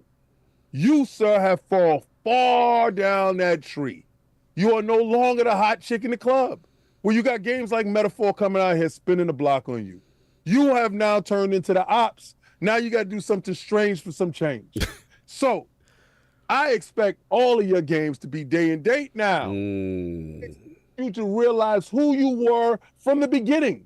The individual that got hot messing with Nintendo, then you went and shunned him and went over to PlayStation. You was flexing on them bums the whole time until that well ran dry. Now look at you now. Now you have nobody to blame for this failure. It's inevitable. You will always play. All right, Thanos. So at this point, I honestly see you for who you are. But I love you regardless, because I know at some point in time, you're one hit away from being that Grammy platinum artist that I know that you can be. Yeah. But when you locked yourself behind another company and felt that you were, I don't know, like you was the cat's meow. You're not a first-party company for PlayStation. You're a third-party company. Please continue to be that third-party publisher, putting your games everywhere that everyone can actually enjoy your games. And I'm glad that you came to your senses. So now I'm going to buy Final Fantasy VII. I'm going to go play that. I'm waiting for Rebirth, even though I got that already. All these games I got already. Yeah. I'm showing you some level of support that a lot of these dudes in my chat told me, King, I'm not supporting them. And I feel that. But for me, I screamed from the highest mountain that I wanted them here. They here. So I got to pony up. You see what I did? Right Messy. Jazz. So it looks like, I got a question for you because I know I was listening to Xbox 2, and then you did mention that I believe you reached out to the firm, or you tried to get a statement from them in reference to the initial 22,000 claim that they had made. And I don't know if you got any feedback from them in reference to that. Yeah, I did. I spoke to someone from the company. They said that they don't use reviews to infer sales, but one of their colleagues had said that and then deleted the tweet or whatever. Tweets, yeah. And I was just like, well, how do you infer sales? Because Microsoft obviously doesn't share that data with you. So how did they come up with that data? So it's like and they were like, oh, we can't share our methods, kind of thing, you know. And it's like, well, you know, how far can you trust this data? Because obviously, Sakana in the United States, they do get sales data directly from the companies, and then they aggregate it and then sell it on. Obviously, they don't share the exact sales data with us. They just share a ranking, right? Right. But anyways, I don't expect that it sold much more than 22,000 anyway. I mean, it's probably sold tens of thousands, maybe into the hundreds of thousands, but it did hit like number 10 in the UK. Yeah. I think it was like number 10 in Germany, number 12, something like that. Yep. I looked it up earlier. So like, how many copies does a game need to sell to get to in the top 10? You know, we don't really know. Good point. But I think what this does is really shines a spotlight on how important it is to hit the zeitgeist with your game. Final Fantasy does not have the cachet that it once did. Final Fantasy is they reinvented themselves so many times that they no longer get that nostalgia compound interest that other games get. You know, like like a Persona or something that hasn't tried going too far away from their original premise, just sort of iterating on the premise. Whereas Final Fantasy's reinvented itself so many times, it doesn't really have that compound nostalgia anymore. Which is why like Clair Obscur blew up so hard, because there are people still nostalgic for that kind of game. You know, the amount of people comparing Clair Obscur to like Final Fantasy X, or the times when a lot of people of our generation nostalgically cast our minds back and think like, oh, this was back when Final Fantasy was good. But Final Fantasy 16 is like 15. It split the player base, or split the fan base to some degree. There are people that absolutely love Final Fantasy 16, and there are people like myself who are just like, this is just a bland hack and slash with very, very pretty graphics. At least on PC, I have pretty graphics. But like the word of mouth, on the Xbox version is that it's poorly optimized. Oh, I'm playing that port. I got things to say when it's my turn. So I'm like a huge Final Fantasy fan. I'm like actually considering a Final Fantasy title at the moment. Nice. But it's all nostalgia for the old games all the way up to like, I even enjoyed 12 to some degree, but 13 was just not it for me. And then 14 was a poor World of Warcraft imitation, and then 15 was just so bland, with the worst combat gameplay I think I've ever experienced in an open world game. And Final Fantasy 16 ain't that much better than it either. The one saving grace is that Final Fantasy 7 Remake and Rebirth are both very, very good. And I think that they represent a perfect compromise between a more involved combat and the tactical kind of gameplay that I think Final Fantasy built its image on. Right. But I hope they look to Final Fantasy 17. When they're looking to Final Fantasy 17, I really hope two things. A, they launch it everywhere all at once. Yes. I think you have to. Yes. And B, they look to Final Fantasy 7 Remake for inspiration, not Final Fantasy 16, because hack and slash. If the people who decided that was going to be a hack and slash, go and make a fucking hack and slash. Sorry, I swore. Like you good. But sorry, but like go and make a hack and slash. Go and make a different game, or make a Final Fantasy spin-off. Like Dirge of Cerberus or Stranger of Paradise or whatever. I really think that what's core to Final Fantasy is RPG expression, and I think like even though these games never really there was never choice and consequence in these games, you could still have RPG expression through the way you chose your party, yes, through the way you designed your characters. Like Final Fantasy VII, like I'm going to choose this materia. I'm going to make Cloud a warrior this playthrough. I'm going to make him a black mage this playthrough by strapping him up with tons and tons of magic material or whatever, you know. That sort of player expression hasn't existed in Final Fantasy for a long time. Right. And I think that's really what's missing from that game, that franchise. Since 10 comes back. It's the last one since 10. Yeah. Look, 13 was when 12 was okay. It was Vaughn. 13 was Lightning. I don't like that game. I think that was the when Final Fantasy started like really falling downhill. 15 was a step in the right direction, but it was just literally turning around. You ain't went down the road. I think 7 Remake and Rebirth is definitely the best mergers, but like you look at stuff like Metaphor and you know, Expedition 33, like, you know, you look at these games and I've been gaslit my entire life into getting mad that they went away from turn-based. Oh, you living in the past. 2 Game of the Year contenders and maybe 1 Game of the Year winner, which is Expedition, proves that all that gaslighting was you, not me.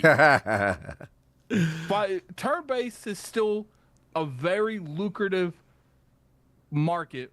You just got to do it well. I just played Bravery Default. Like, loved that game. Gave you I had like my main character went from a mage to a dragoon to like 5 different forms of multiple different things. And you know, Final Fantasy, like 16 is just, look, it's got a good story, I guess. That's it. Like, you know, that's it. Right, and it's got nice little implementations, which is funny because if you go back before 16 came out, I say I'm seeing a lot of summons. I'm worried they're having another 13 because that's all they did with 13 was promote them summons because they look so good, and the rest of the game was very average. And that's exactly what I got with 16. Fair enough. Like, I'll jump in. This is all course correction. You know, as far as the whole, you know, multi-platform stuff. I think the mercenary days, that's a wrap. You know what I'm saying? Like, you know, trying to lock things down exclusively. They tried that to play platform games. You know, even, you know, Switch got certain stuff. Xbox even got certain stuff themselves. Did they get Octopath 1? You know, for themselves and stuff like that. So, well, they got. I don't think Xbox has had like a. I don't think Xbox is having like a traditional exclusive, because when Octopath Traveler came back, it was already on the Switch, right? Yeah, on the Switch, yeah. But I will say that, like, you know, they were really friendly with the Game Pass stuff for a while. Yeah, for a minute. Yeah. So here's the thing. When it comes to, you know, there's no secret that I'm not going to sit there and like make the illusion that there's no fan base for JRPGs in that type of style on the Xbox platform. Right. But it's a lot smaller than it is on other platforms, because first off, it's an American brand. Second off, what made the Xbox is still the core identity to a degree. You know, shooters, Western RPGs.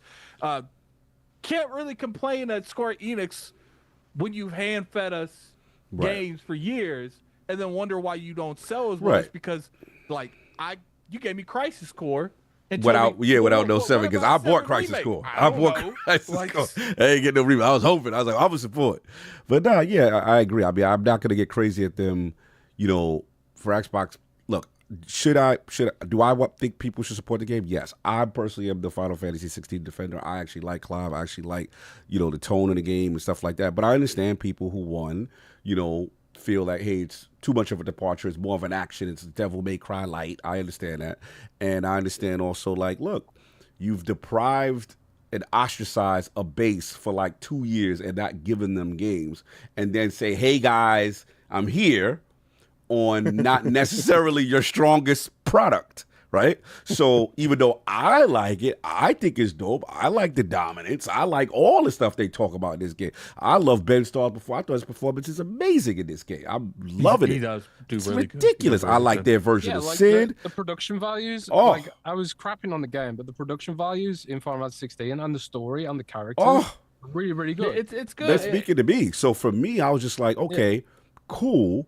But what I got to call square to the front of the congregation is you cannot make a base wait for 2 years, right? Then you shadow drop it. Not saying that they're mad or anything like that, but I'm just saying, like, I hope your expectations are in check with the way this is dropped. And then, to King's point, you got not the greatest port over here. You got, I played the graphics mode, which is kind of jittery.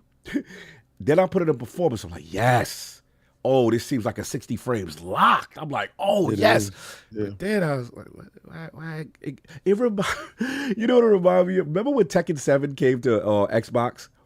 And it had that 720p. Yep. I was like, oh, the resolution. This is how you did it. And to me, according to Digital Foundry, it looks like this is kind of a straight PC port. Now, I get it. I get this game is very demanding. Even the PS5, struggle with 60 frames per second, considering it's a very graphically intense game. It didn't run the greatest on PlayStation. It didn't run, yeah, this game did not run the greatest. So I get that. Dope on my Pro. But the problem Even is, though the Pro don't run that good. You would expect after so no, long. I actually tested it, sir. Yeah, but I put it on performance mode. I put it on performance mode, and I will say the Series X one is 60 straight. Like, it ain't moving around. It ain't dropping. The problem with Final Fantasy 16 is since the game came out so many years ago, you would expect it to. No, we're rumbling with each other. Go ahead, Alex. Don't get all emotional. We just playing with being special today. Yeah, you're being special. Go ahead. I said the difference between Final Fantasy 16 is like it's been out so long. Yeah. No bad ports is excusable. Like none. Like I don't care where it comes out. The Switch better run good. This should have ran better on the Xbox. Like this game's been out for years at this point. Yeah. Like you should have. That's what I'm saying. Optimize. You should have learned. There we go. You should have learned, ways to make it better when it came to the Switch, to the PlayStation version. There's no excuse. Yeah, that's the problem with them is they haven't made the best PC ports. Yeah. Right. Let's be real. No matter what your rig looks like, their PC port connection, I mean, is really bad. They don't have a Nexus over there. That's my heart. They don't have a Nexus over there. And if Xbox got the PC version, well, then, that pretty much tells you poor optimization. I'm hoping a patch will come out at some point in time. I think the outcry for the people that did purchase the game will probably be loud enough, like myself. I mean, to Addict's point, because I'm gonna be streaming it this week. To Addict's point, you don't like it. If I like the game itself. I love the game itself. It's not a Final Fantasy. I agree with Addict in every sense of what he's saying. It's not a Final Fantasy game. It's a good hack and slash game, and I agree with Jez. It's a beautiful looking game. Not that greatly optimized. Cool, but I think if the stream this is where I agree with Addict. Actually start streaming this game and vocally say, man, it would be great if the resolution was up a notch. It would be great if the performance was better here. And you have a loud enough fan base doing this, I think they will send out a patch. Because I think it's just one patch away from fixing it. I hope so. Like I said, the last thing I was going to say is that, the rumors are that it is coming to Switch. And the producer said, and the creative director hinted that it could come, and they said if the team can manage it, they like to do it. So they better get that DLSS. After 3.5 million sold, I think anything is coming to the Switch.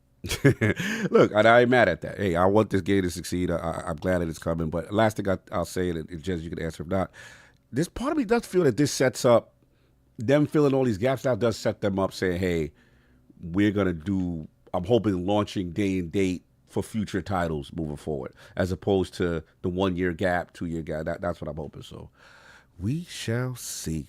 We got a bunch of super chats and one last topic, or you want to just knock the last topic out and do a super chat? Let's just knock the last topic out. Yeah, that's what I figured out. All right, cool. And this was King. This was PlayStation. I definitely want to throw this in the bushes, but okay. PlayStation Handheld. Yeah, let's do it. It was better stuff that was there, and I forgot I landed on this because I was too busy fighting with what Sal was going to do in the chat. I'm stupid. All right, fair enough. Look, so basically, shout out to Digital Foundry. Looks like the first plausible Sony handheld specs have leaked. But they're concerned about how capable it will be, and they said strategically cut back PlayStation 5 gaming looks viable. So in the source of the leak, Kepler L2 has proven to be a highly reliable source of all sorts of AMD information. He was first to corroborate the PlayStation 5 Pro spec leaks, and his information turned out to be very close to what we received as final hardware. His Sony handheld specs are unusually detailed for a project so far out, but to be fair, they do lack highly important context. The chip at the heart of the machine is based on AMD's new graphic architecture known as UDNA, but nobody quite knows what it is capable of. That they said, therefore, getting a grip on what the machine is capable of challenging. They said right now, Digital Foundry says it's extremely difficult to come up with any kind of projected performance level for this PlayStation handheld, but this muted, reduced bandwidth mode for PS5 dev kits could suggest that Sony intends for the handheld to run current generation software at lower resolutions and lower frame rates. This sounds somewhat like Sony's own take on the Series S. The difference being that they expect to see the handheld arrive in close proximity to Sony's actual next generation console, the PlayStation 6. You'd imagine that the platform holder would also be looking at the handheld to run variants of PS6 software too. This may sound optimistic, but PS6 will be using the same architecture, leaning heavily into machine learning features, blah, blah, blah, with handheld support. And then they pretty much go on to conclude. It said, in terms of how the competition, they said, meanwhile, reports continue to suggest that Microsoft has left the conversation in terms of their handheld and relying on third-party companies to create OEM devices instead, like the Ally X. However, Valve continues to bide its time until an actual generational leap in mobile hardware is available for Steam Deck 2. So there's no reason it couldn't tap into the same technology that Sony uses, which is the UDNA, and perhaps it's the way going forward. So, King, where were you going with these rumors of PS5/handheld stuff? Okay, well, technically, what has been said, what was stated by Digital Foundry, I did a breakdown on this. Digital Foundry found that it will definitely play PlayStation 4 games pretty good, and it wouldn't be able to play PlayStation 5 games without a patch. So, John was like, well, what are they going to patch every game? That was a hilarious part to it. Actually, guys, I really didn't care about this topic as much. Like I said before, this is what happens when we have too much conversation in the chat and we're messing with Solve going through. So we joke around a lot. I definitely wanted to switch this to the VR topic, but get your balls off. In keeping with this topic here, they're talking about a less powerful device in the vein of a Series S. And me personally, if they have to make proprietary games for it or patch every PlayStation game 5 for it, this does not really coincide with Microsoft's strategy with the Series X and Series S. Microsoft's strategy with Series X and Series S, Addict, I think that's you got to mute something. I hear somebody talking. The fact that it's not going to be able to play the same games. The Xbox Series X and S, no matter what you say about the S, even though it's a lower resolution, it plays all the Xbox Series games, right? This device, they're telling you from the gate, won't be able to play PlayStation 6 games, if that's a thing. And it will struggle to play PlayStation 5 things, but it definitely can play PlayStation 4 games. I don't know exactly what they plan on doing with this device. And being that this device, I honestly believe will come out in 2027, or we're seeing a larger extension of what is now the PlayStation 5 generation, pushing the next generation further into the 2030s. And these devices, the PlayStation 5 Pro, the PlayStation 5 base, and this handheld takes the place of the Portal and is actually something that you can download stuff to. Does this device actually take that place of a lower end S type of thing that they actually wanted to do from the beginning? And that's it. But really, honestly, this is a nothing burger to be real. Oh, Jez, I didn't know if you heard any of those Digital Foundry reports in reference to, I don't know if you had a chance to see that article in reference to the PlayStation handheld or not. And if not, just what are your brief thoughts on it? I didn't hear this actually, but it just goes to show that like if we do end up with an AMD, an APU that can run the Series S mode games on a handheld, it'll really vindicate Microsoft's Xbox Series S strategy, which they won't be holding the generation back. Yeah, it's been the subject of so much controversy, needlessly so. I think, like, oh, screw Microsoft for trying to make an affordable version of the Xbox. Like, but like if they do make a handheld that runs the Series S games with AMD, they'll have hundreds and hundreds and hundreds of games out of the box that are ready to go and won't need a patch or anything like that.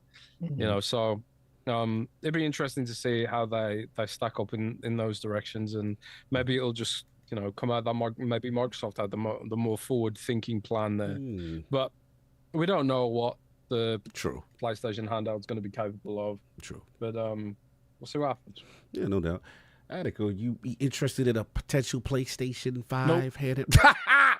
You good? You good? You out of the handheld game? You got your Switch too? You don't want to hear that no more? Nah, look, I would prefer.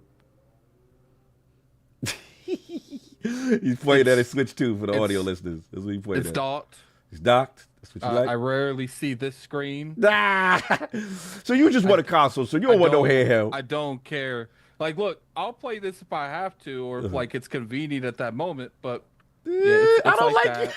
I don't put it there and walk back. I don't do that. I don't like you patting it and walking back and saying that's. That's exactly what it's I don't like his demonstrations. I don't like how his neck is at. He's very disrespectful with his neck. What is the man? Wait, the Will Smith. Yeah, that's what we doing. I see what we doing. That's what you. All right, fair enough.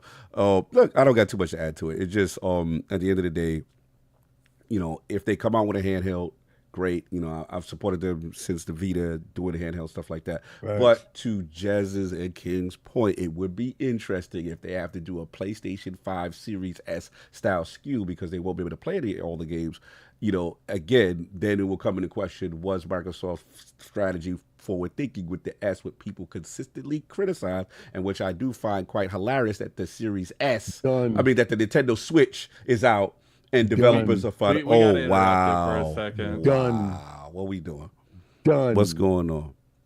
Done. I don't know what's going on. Saab, you thought you was getting out of this mix. Done. This is it's over. Oh yeah. The Eagle. Wow. My wheels come through right before the show is over. Shout out. I salute you, soldier. That's Iron Rook. Salute. We got break protocol. The Eagle has landed. We did a whole podcast. He did a flight. This man did a flight.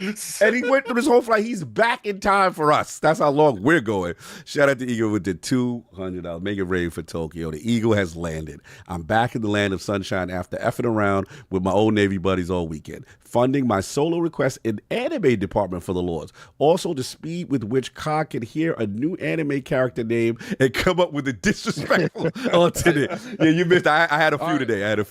Iron, he reacted to 3 this week. Yeah, I got 3 this week. Send me 2 on Twitter. Yes. And he'll react to those 2 because I can't just let $200 go unnoticed.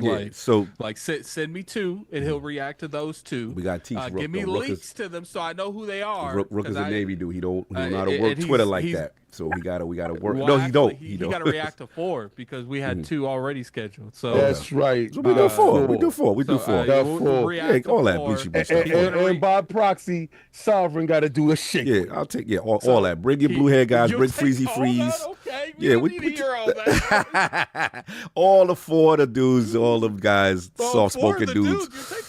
All 4 soft spoken blue haired people. Whoa! Bring them on for judgment. Bring them on for judgment. All right, so and Diddy Kong got it. We have I can't remember what the first one was. We had a poll at the beginning. It was Rock Lee. So you have to react to Rock Lee versus Gara and Ichigo versus Byakuya. And Ichigo versus Byakuya is bleach. Oh, that sounds bleachy. Yeah. All right. We got my man Rook. We got it lined up. He said I told you that go. And then the 2 that Rook, I had to get you, man. I had to get you. Those 2. The 2 that Iron gave. You right, Rook. You right. I was out of pocket for the Twitter slander, but it's all good. But anyway, so yeah, that'll get done this week. Shout out to Rook, and I think we are done. Let's get these super chats. And I'll try to have them all done by Friday, if possible, and post them all Friday. All right. Let's get our guests out of here. here. Yeah, because Jazz, poor Jazz. We have Jazz. Jazz, I wanted to tell you one thing. I wanted to say thank you because you made me pick up my rock. You said you were going through something in the hospital, and I'm glad that you're here. I'm glad that you got your camera. I'm glad that you're able. Everything is fantastic. Yeah, you and this camera. No, it means a lot. Follow up with him in the hospital that you're glad his camera's off. Well, you know what? He could have been back from the hospital with his camera off, and that means something went wrong. All right. Anyway, so he was in the hospital, and I was reading your article, and you said it was about the Windows, like I think it was the taskbar. Or whatever, and you made me go and pick up my ROG again, and I did have a lengthy update. And to your credit, what you outlined in your article was very detailed, and it allowed me to say, they're trying, right? And this was prior to what they were doing right now with the Xbox ROG Ally X. So I'd rather them go in this direction, but you the one that made me pick that thing back up after that. So I appreciate you, with your great work. Yeah, salute to him. Man. I mean, the updates they're doing to Windows and the Game Bar and the Xbox app, they're all going to come to the ROG Ally that you have first when it goes to third parties, and it'll probably be available to test as part of the Xbox Insider. If you download the Insider Hub, on your ROG Ally and sign up for the PC Gaming Preview, you'll get all the updates without having to upgrade. So. No, salute. Yeah. Shout out to Spartan 6-1 for gifting 20 memberships to whole pod. Oh, blessings. That's my dude too. Good luck, man. Let's get Jazz out here. Jazz band. It's been too long, so I really appreciate you coming through. I was like, yo, I haven't talked to Jazz in a minute. I feel like, yo, where's the last time I potted with you? And that's like, I'm always like, when you're out, like I'll sub for an Xbox 2 sometime when you're available, and then we haven't got to do a crossover with Duke in a minute, so it's good to actually talk to you and get some stuff going. But where can the find people? What you got going on, man? Yeah, man, you can find me at jazzcorden.com. I got a URL now. Woo! That's got all my socials in, and Xbox 2 podcast and Windows Central and all that kind of stuff. It's just easier than listing them all out, right? I just picked up a .com. I love it. And thanks so much for having me. Like, I always like doing Iron Lords, and when you messaged me, it was like, oh, brilliant. It was like it lines up with my sleep cycle right now. I don't have to get up early for work tomorrow because I got the week off. So everything kind of lined up, right? It was perfect timing. Perfect. Nah, brother, when you hit me, thanks for coming. I was at the same time. I was like, let me save him just in case I know we go long. He's like, no, I'm good today. I was like, oh, all right. I was to make sure. So I was like, that's all good, man. Appreciate what you're doing out here, killing it. Obviously Windows Central and obviously Xbox 2, one of my favorites to listen to, and I always appreciate your perspective. And man, keep doing what you're doing, man. I'm super glad all of them, Kenan and Ally Leagues turned out to be. I was like, what if this is wrong? Bro, I was happy for you with Final. My reputation was on the line for Final Fantasy. They were coming for me, Jez. They was like, that's never coming. You guys are getting scraps, these mainline. And I said, my man Jez, he put this out long time ago. So every showcase that happened that it didn't show up, Jez, I was like, oh no, what am I gonna do? I wasn't worried, man. I said last year it was going to be Final Fantasy 16 first and 7 remake after. That was something that I was really, really sure about. I had really great sourcing on that. Project Kenan. Oh, you actually have sources, right? That's what I'm talking about. Right, because you actually do the work, right? Instead of just reading other people's articles. I love you. Dude, I've been doing this for 10 years. It'd be sad if I didn't have sources at this point. Right, they act like you haven't, though. I mean, they act like you don't. You know what I like is Jez is only credible to people when people don't like it when it's bad news that they can agree with. Yeah. That's when Jez, they're only. It's funny to me. It's so annoying, and people like conflate. Like, I've shared opinions, and they're like, oh, look, this opinion was wrong. Or someone's asked me to speculate on something. Oh, Jez was wrong. Jez is always wrong. It's like, when was Jez wrong? It's like, oh, look, he said this. And it's like, no, it's just my opinion. It wasn't a report. Yeah, fair enough. No, but if it's on Windows Central in a report, then it's sourced, unless explicitly stated otherwise.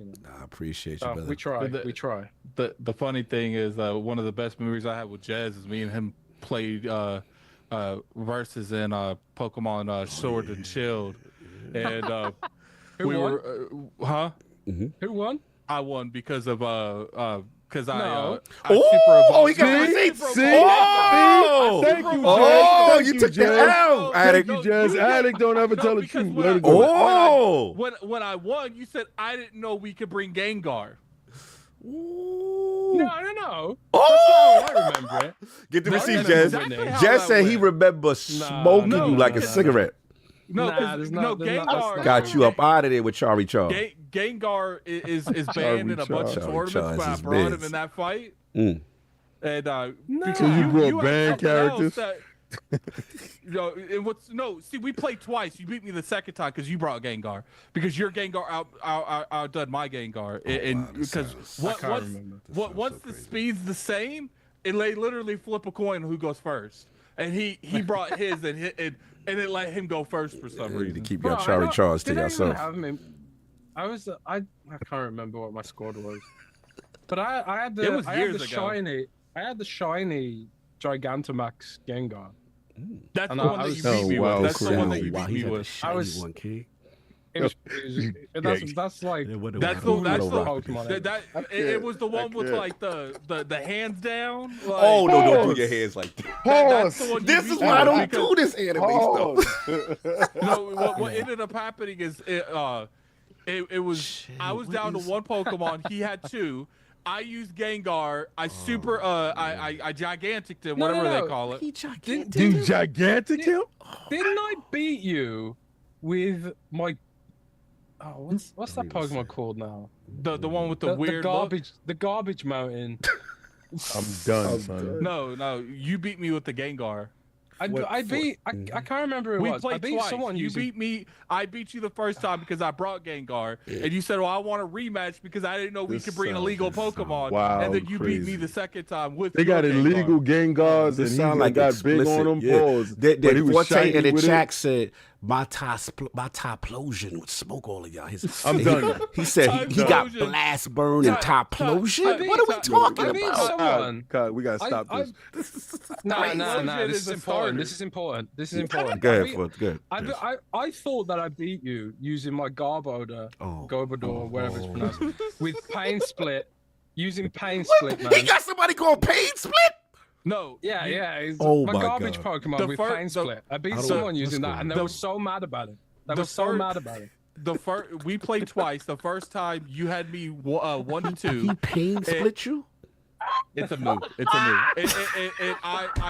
I did the gigantic thing on Gengar. You did the gigantic thing on him after he paid split. And then I beat the third one, and then you brought up the Gengar thing, and then you. What ended up happening is I had you on the second one. You was down. You was at 1, and I was at 2. You supered your Gengar, messed up mine. He supered his Gengar.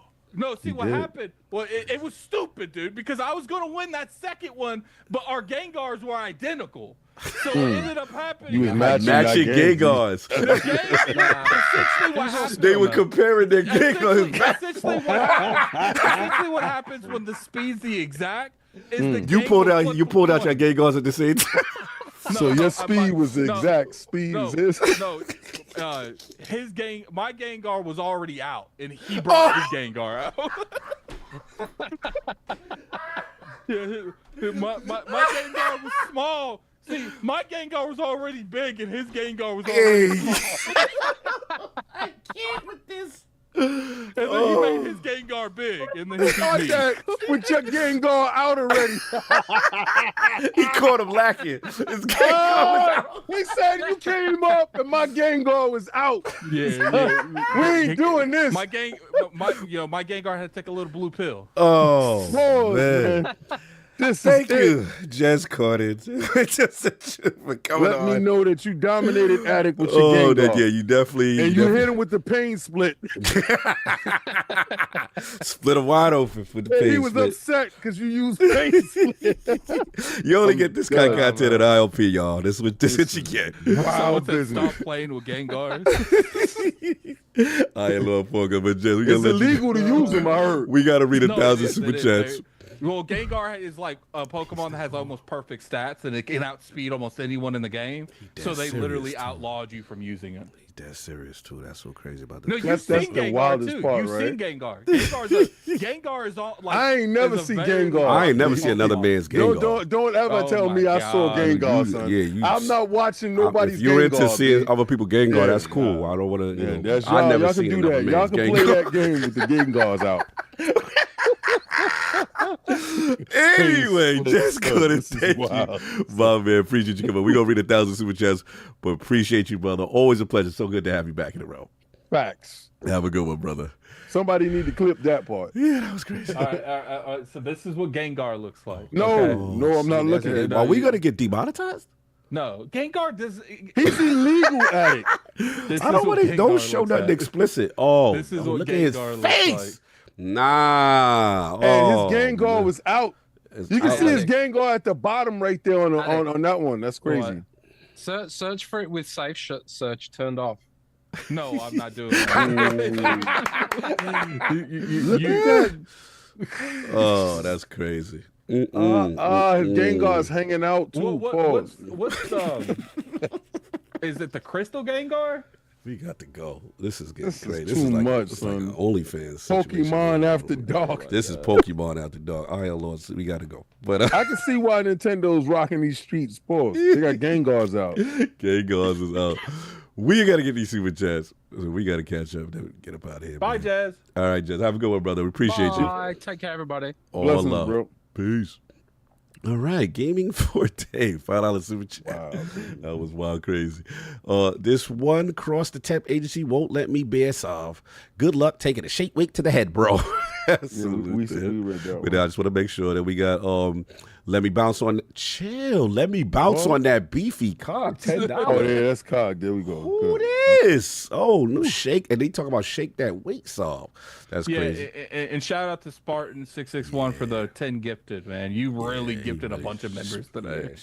Everyone put logos and thank Spartan because you probably got a gift from him today. Facts. Yep. And go to our members' videos so you can watch those videos now. Yes. Then shout out to Legendary Yobi, $10 super chat. Making it rain. He said, "Justice for King." Hashtag shake that weight solve. This is when they were going crazy. They were going crazy. This is the call of arms from King. AKW. King, I got you. Shake that weight solve. King said it's people after. Yeah. Yobi again with the double up. $10 super chat.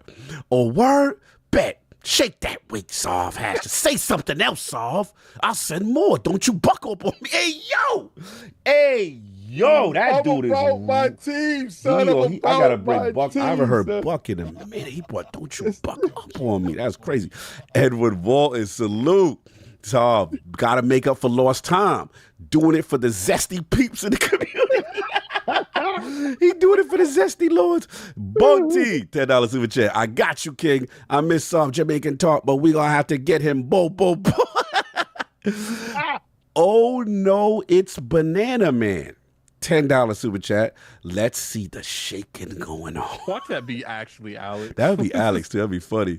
Bunty, $10 for no reason. No, nothing to say. Bunty, another $10 for no reason without saying anything. Smart661, $10 super chat without saying anything. They just all on. I'm saying pause. Bunty again. They not even saying it. They just throwing $10 to make him shake the weight. $10 super chat. Hard Geek Shadi. Oh, hold on. We got to do something special. We got to give him that 50 being. That 50 being road to Tokyo. Shout out to Hard Geek. Sorry, Solve. We put the rest of the ILP crew through some things. It's your turn. Welcome back, brother. Bounty again. Just wild shooting in the club. $10 with no words. You just shooting. No, they just in the back. Yeah, they never say just stay and shut it out shots. You know what it is? What's that? What they got their Gengar out? These are people that normally like hit us with like 20s. They're like, we're gonna split it up. Yeah. Then we got they running around with their Gengar out. I was worried that Saab was gonna get away with it. I thought he was gonna get away with it. I was looking. I was like, nah, no, King man. was furious. Nah, man. Shout out to New You know Zombie. what I almost did? I said, okay, if we get 30, King gotta do it. No, we ain't doing that. We ain't doing that. New Zombie, $5 super chat. Got that new ILP member field today. Yo, so as kid. What does he say? This don't know. It's for sweet suave to do the Trump dance with a shake weight in each hand. Hey, yo. That's messy. One-Away Dragon. Shout out to the home 11. $2 super chat. Don't expect mass sales at $900 for a ROG Ally X is $900. Yeah, they know. And then we got Oh No It's Banana Man with the 17 months membership. Steam is Microsoft's main competition. PlayStation is out there in the bushes. Then we got Ron, $5 super chat. How does Microsoft make money off multiple storefronts? Entitlements. By owning entitlements, they can nickel and dime companies to check if you own a game. Yeah. The Liz, shout out to the Liz, 22, $5 super chat. I'm excited that the ROG Ally X with the Z2 Extreme and the AI cores. AI could be a game changer for handhelds with the help with FPS performance. Yes, they did tout that on my hands-on with it. That seems to be the MPU. That seems to be the trick up in their sleeve to future-proof it. One-Away Dragon, again, $2 super chat. Get your money up. You're not funny. Let's see the wallets. No Delph, Lady Fee, Marie with the 10. Pound super chat.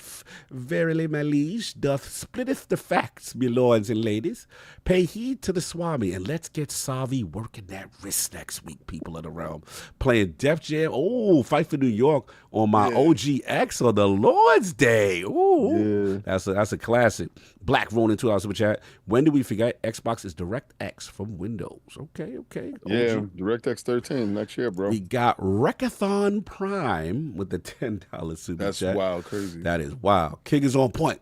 Because if the new Xbox can access PlayStation games through Steam, there's no reason to buy a PlayStation 6. Hashtag no PlayStation 6. Hashtag death of exclusives. All right, he riding. Blue, $2 super chat. It's Jesus Christ. Okay. Brand Mac 31. That was the most random super chat.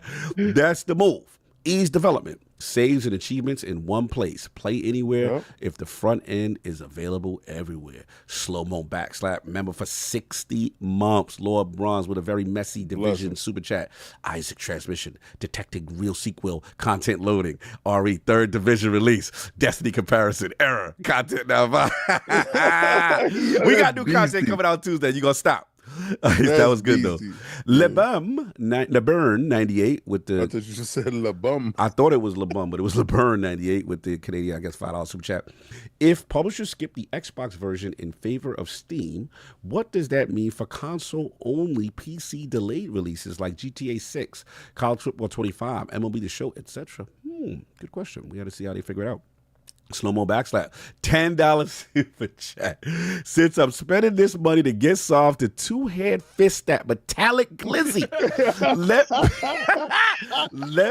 That was wild. Let me just say, I've 100% Expedition 33 on 3 platforms. It should be game of the year, but when the actual voters don't play, I think you got it, Slow. I think this is going to be the one. I'm pulling for it. Shout out to Oh No It's Bald Banana Man. $2 super chat. Hashtag Potato Station Handheld. Yeah, you've been watching them frontline videos. I see what you're doing. Rook, we already got Spartan with the memberships. We got you, man. He said so much love. And finally, Cedric H, member for 59 months. Appreciate y'all. Let's get the hell out of here because we went crazy today. Lord Addict, where can the people find you? What you got going on, sir? Follow me on Twitter, Lord Addict ILP. You can find me on YouTube at Gaming Addict and Addict Arena.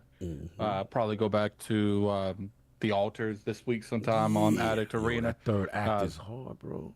Yeah, play that. I have been playing Bravery Default, the remaster. After the podcast, you'll be directed to that review. Hopefully, you guys enjoy that. Spent like almost 60 hours playing that game, so. Definitely go in there and hit that like button, man. Watch that. I appreciate it. You know, I'm a little nervous. Normally, I don't release reviews so late.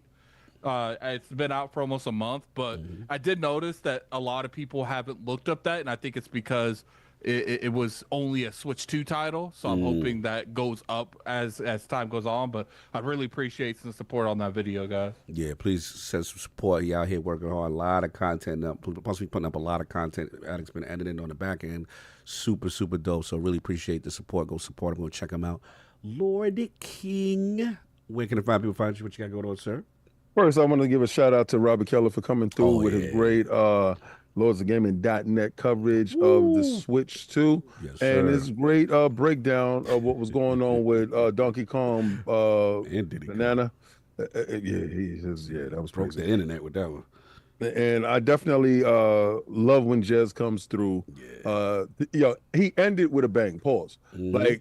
Like really, I tell you guys, don't ever leave the show. We give you a show all the way through till when we reading these super chats. The credits go up. We're gonna We give had like you 4 moments today. That was wild funny. I want to thank Sal for coming back. Yeah. And being here, and he's getting into his regular cadence. Even though he's not gonna be here next week. Yeah, he's not gonna be here next week, but he's gonna shake that weight when he get back. He's gonna shake that weight though. This is so coincidence. Yeah, I want to give a shout out to the realm that pulled up for when I screamed, "Yo, not like this, y'all." They showed out. Yeah, they showed out.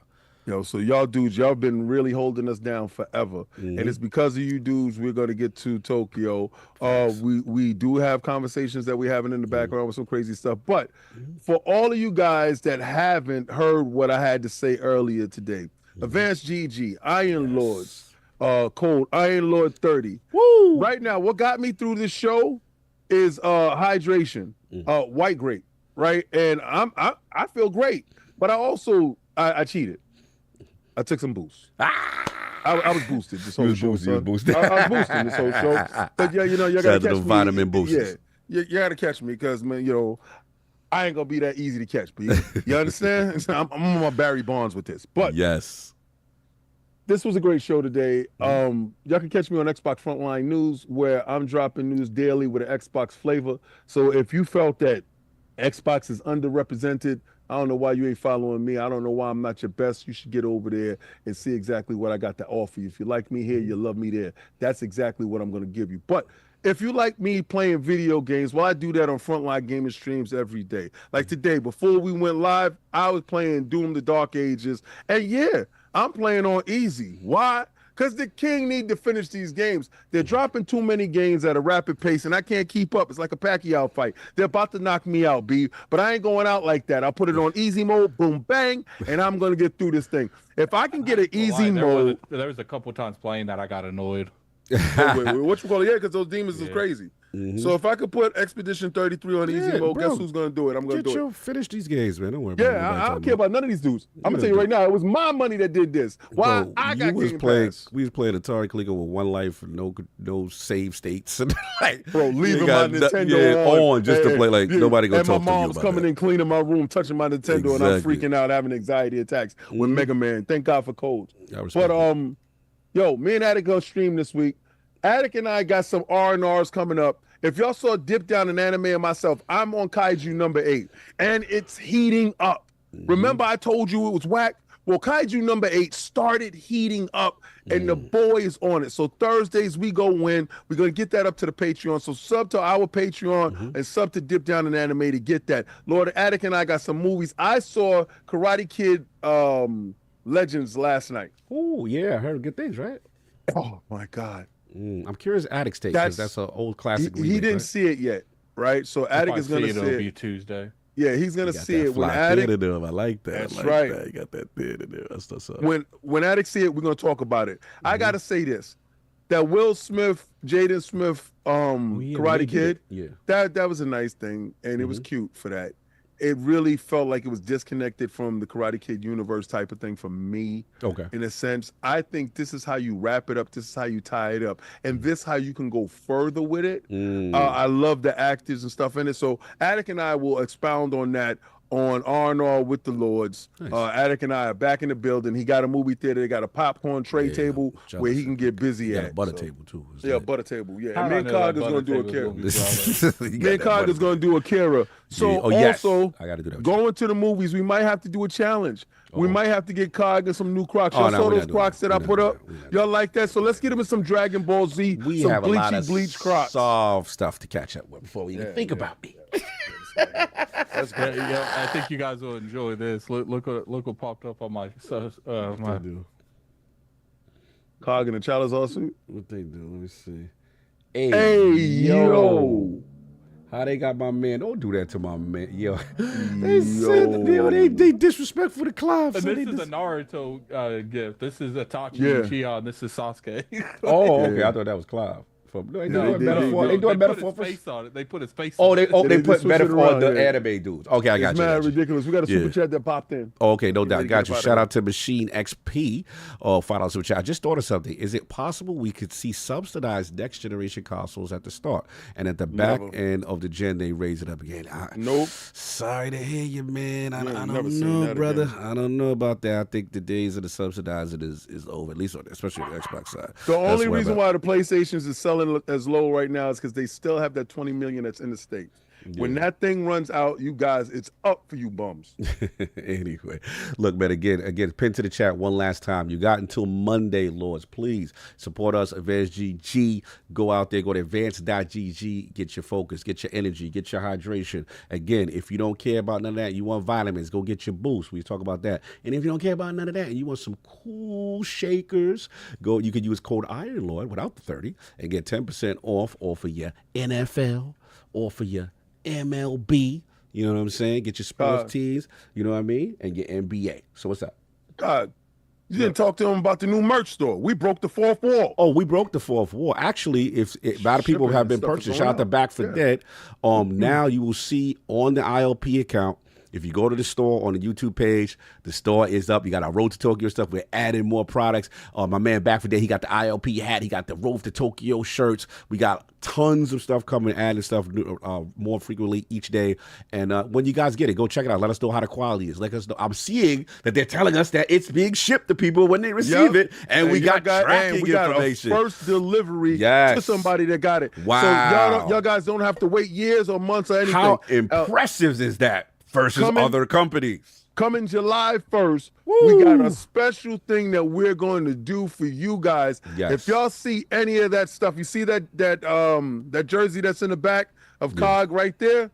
Well, stay tuned, guys. Hold on. Shout out to General. So does Advance take Snap? I'm not sure, but they do. I think they get some other payment methods if you want to do that. We need some NHL. I feel you, Serve. They're working on it right now. MLB. K. Josh, we got the Bears. Go over there, man. I'm telling you, man. Go to advance.gg.com. Put in code ILO. Get 10% off them ice shakers. These shakers are fire. And people don't realize, like, it keeps stuff cold. If you want stuff hot, it stays hot. If you want stuff cold, it stays cold. Love these shakers. They are the best internally. Yeah, they're the truth, man. Love these. So anyway, that's what we got. Shout out to you guys next week. Yeah, Omar to War. Gonna hit that Advanced GG right now. Again, hurry up because you got until tomorrow for the promotion to end. This is our monthly promotion. Go support. Remember, for 17 months, he's gonna hit that Advanced GG right now. Everybody enjoy your Sunday. Appreciate y'all. Anything else, Addict, or we out? Nope. Peace. Peace.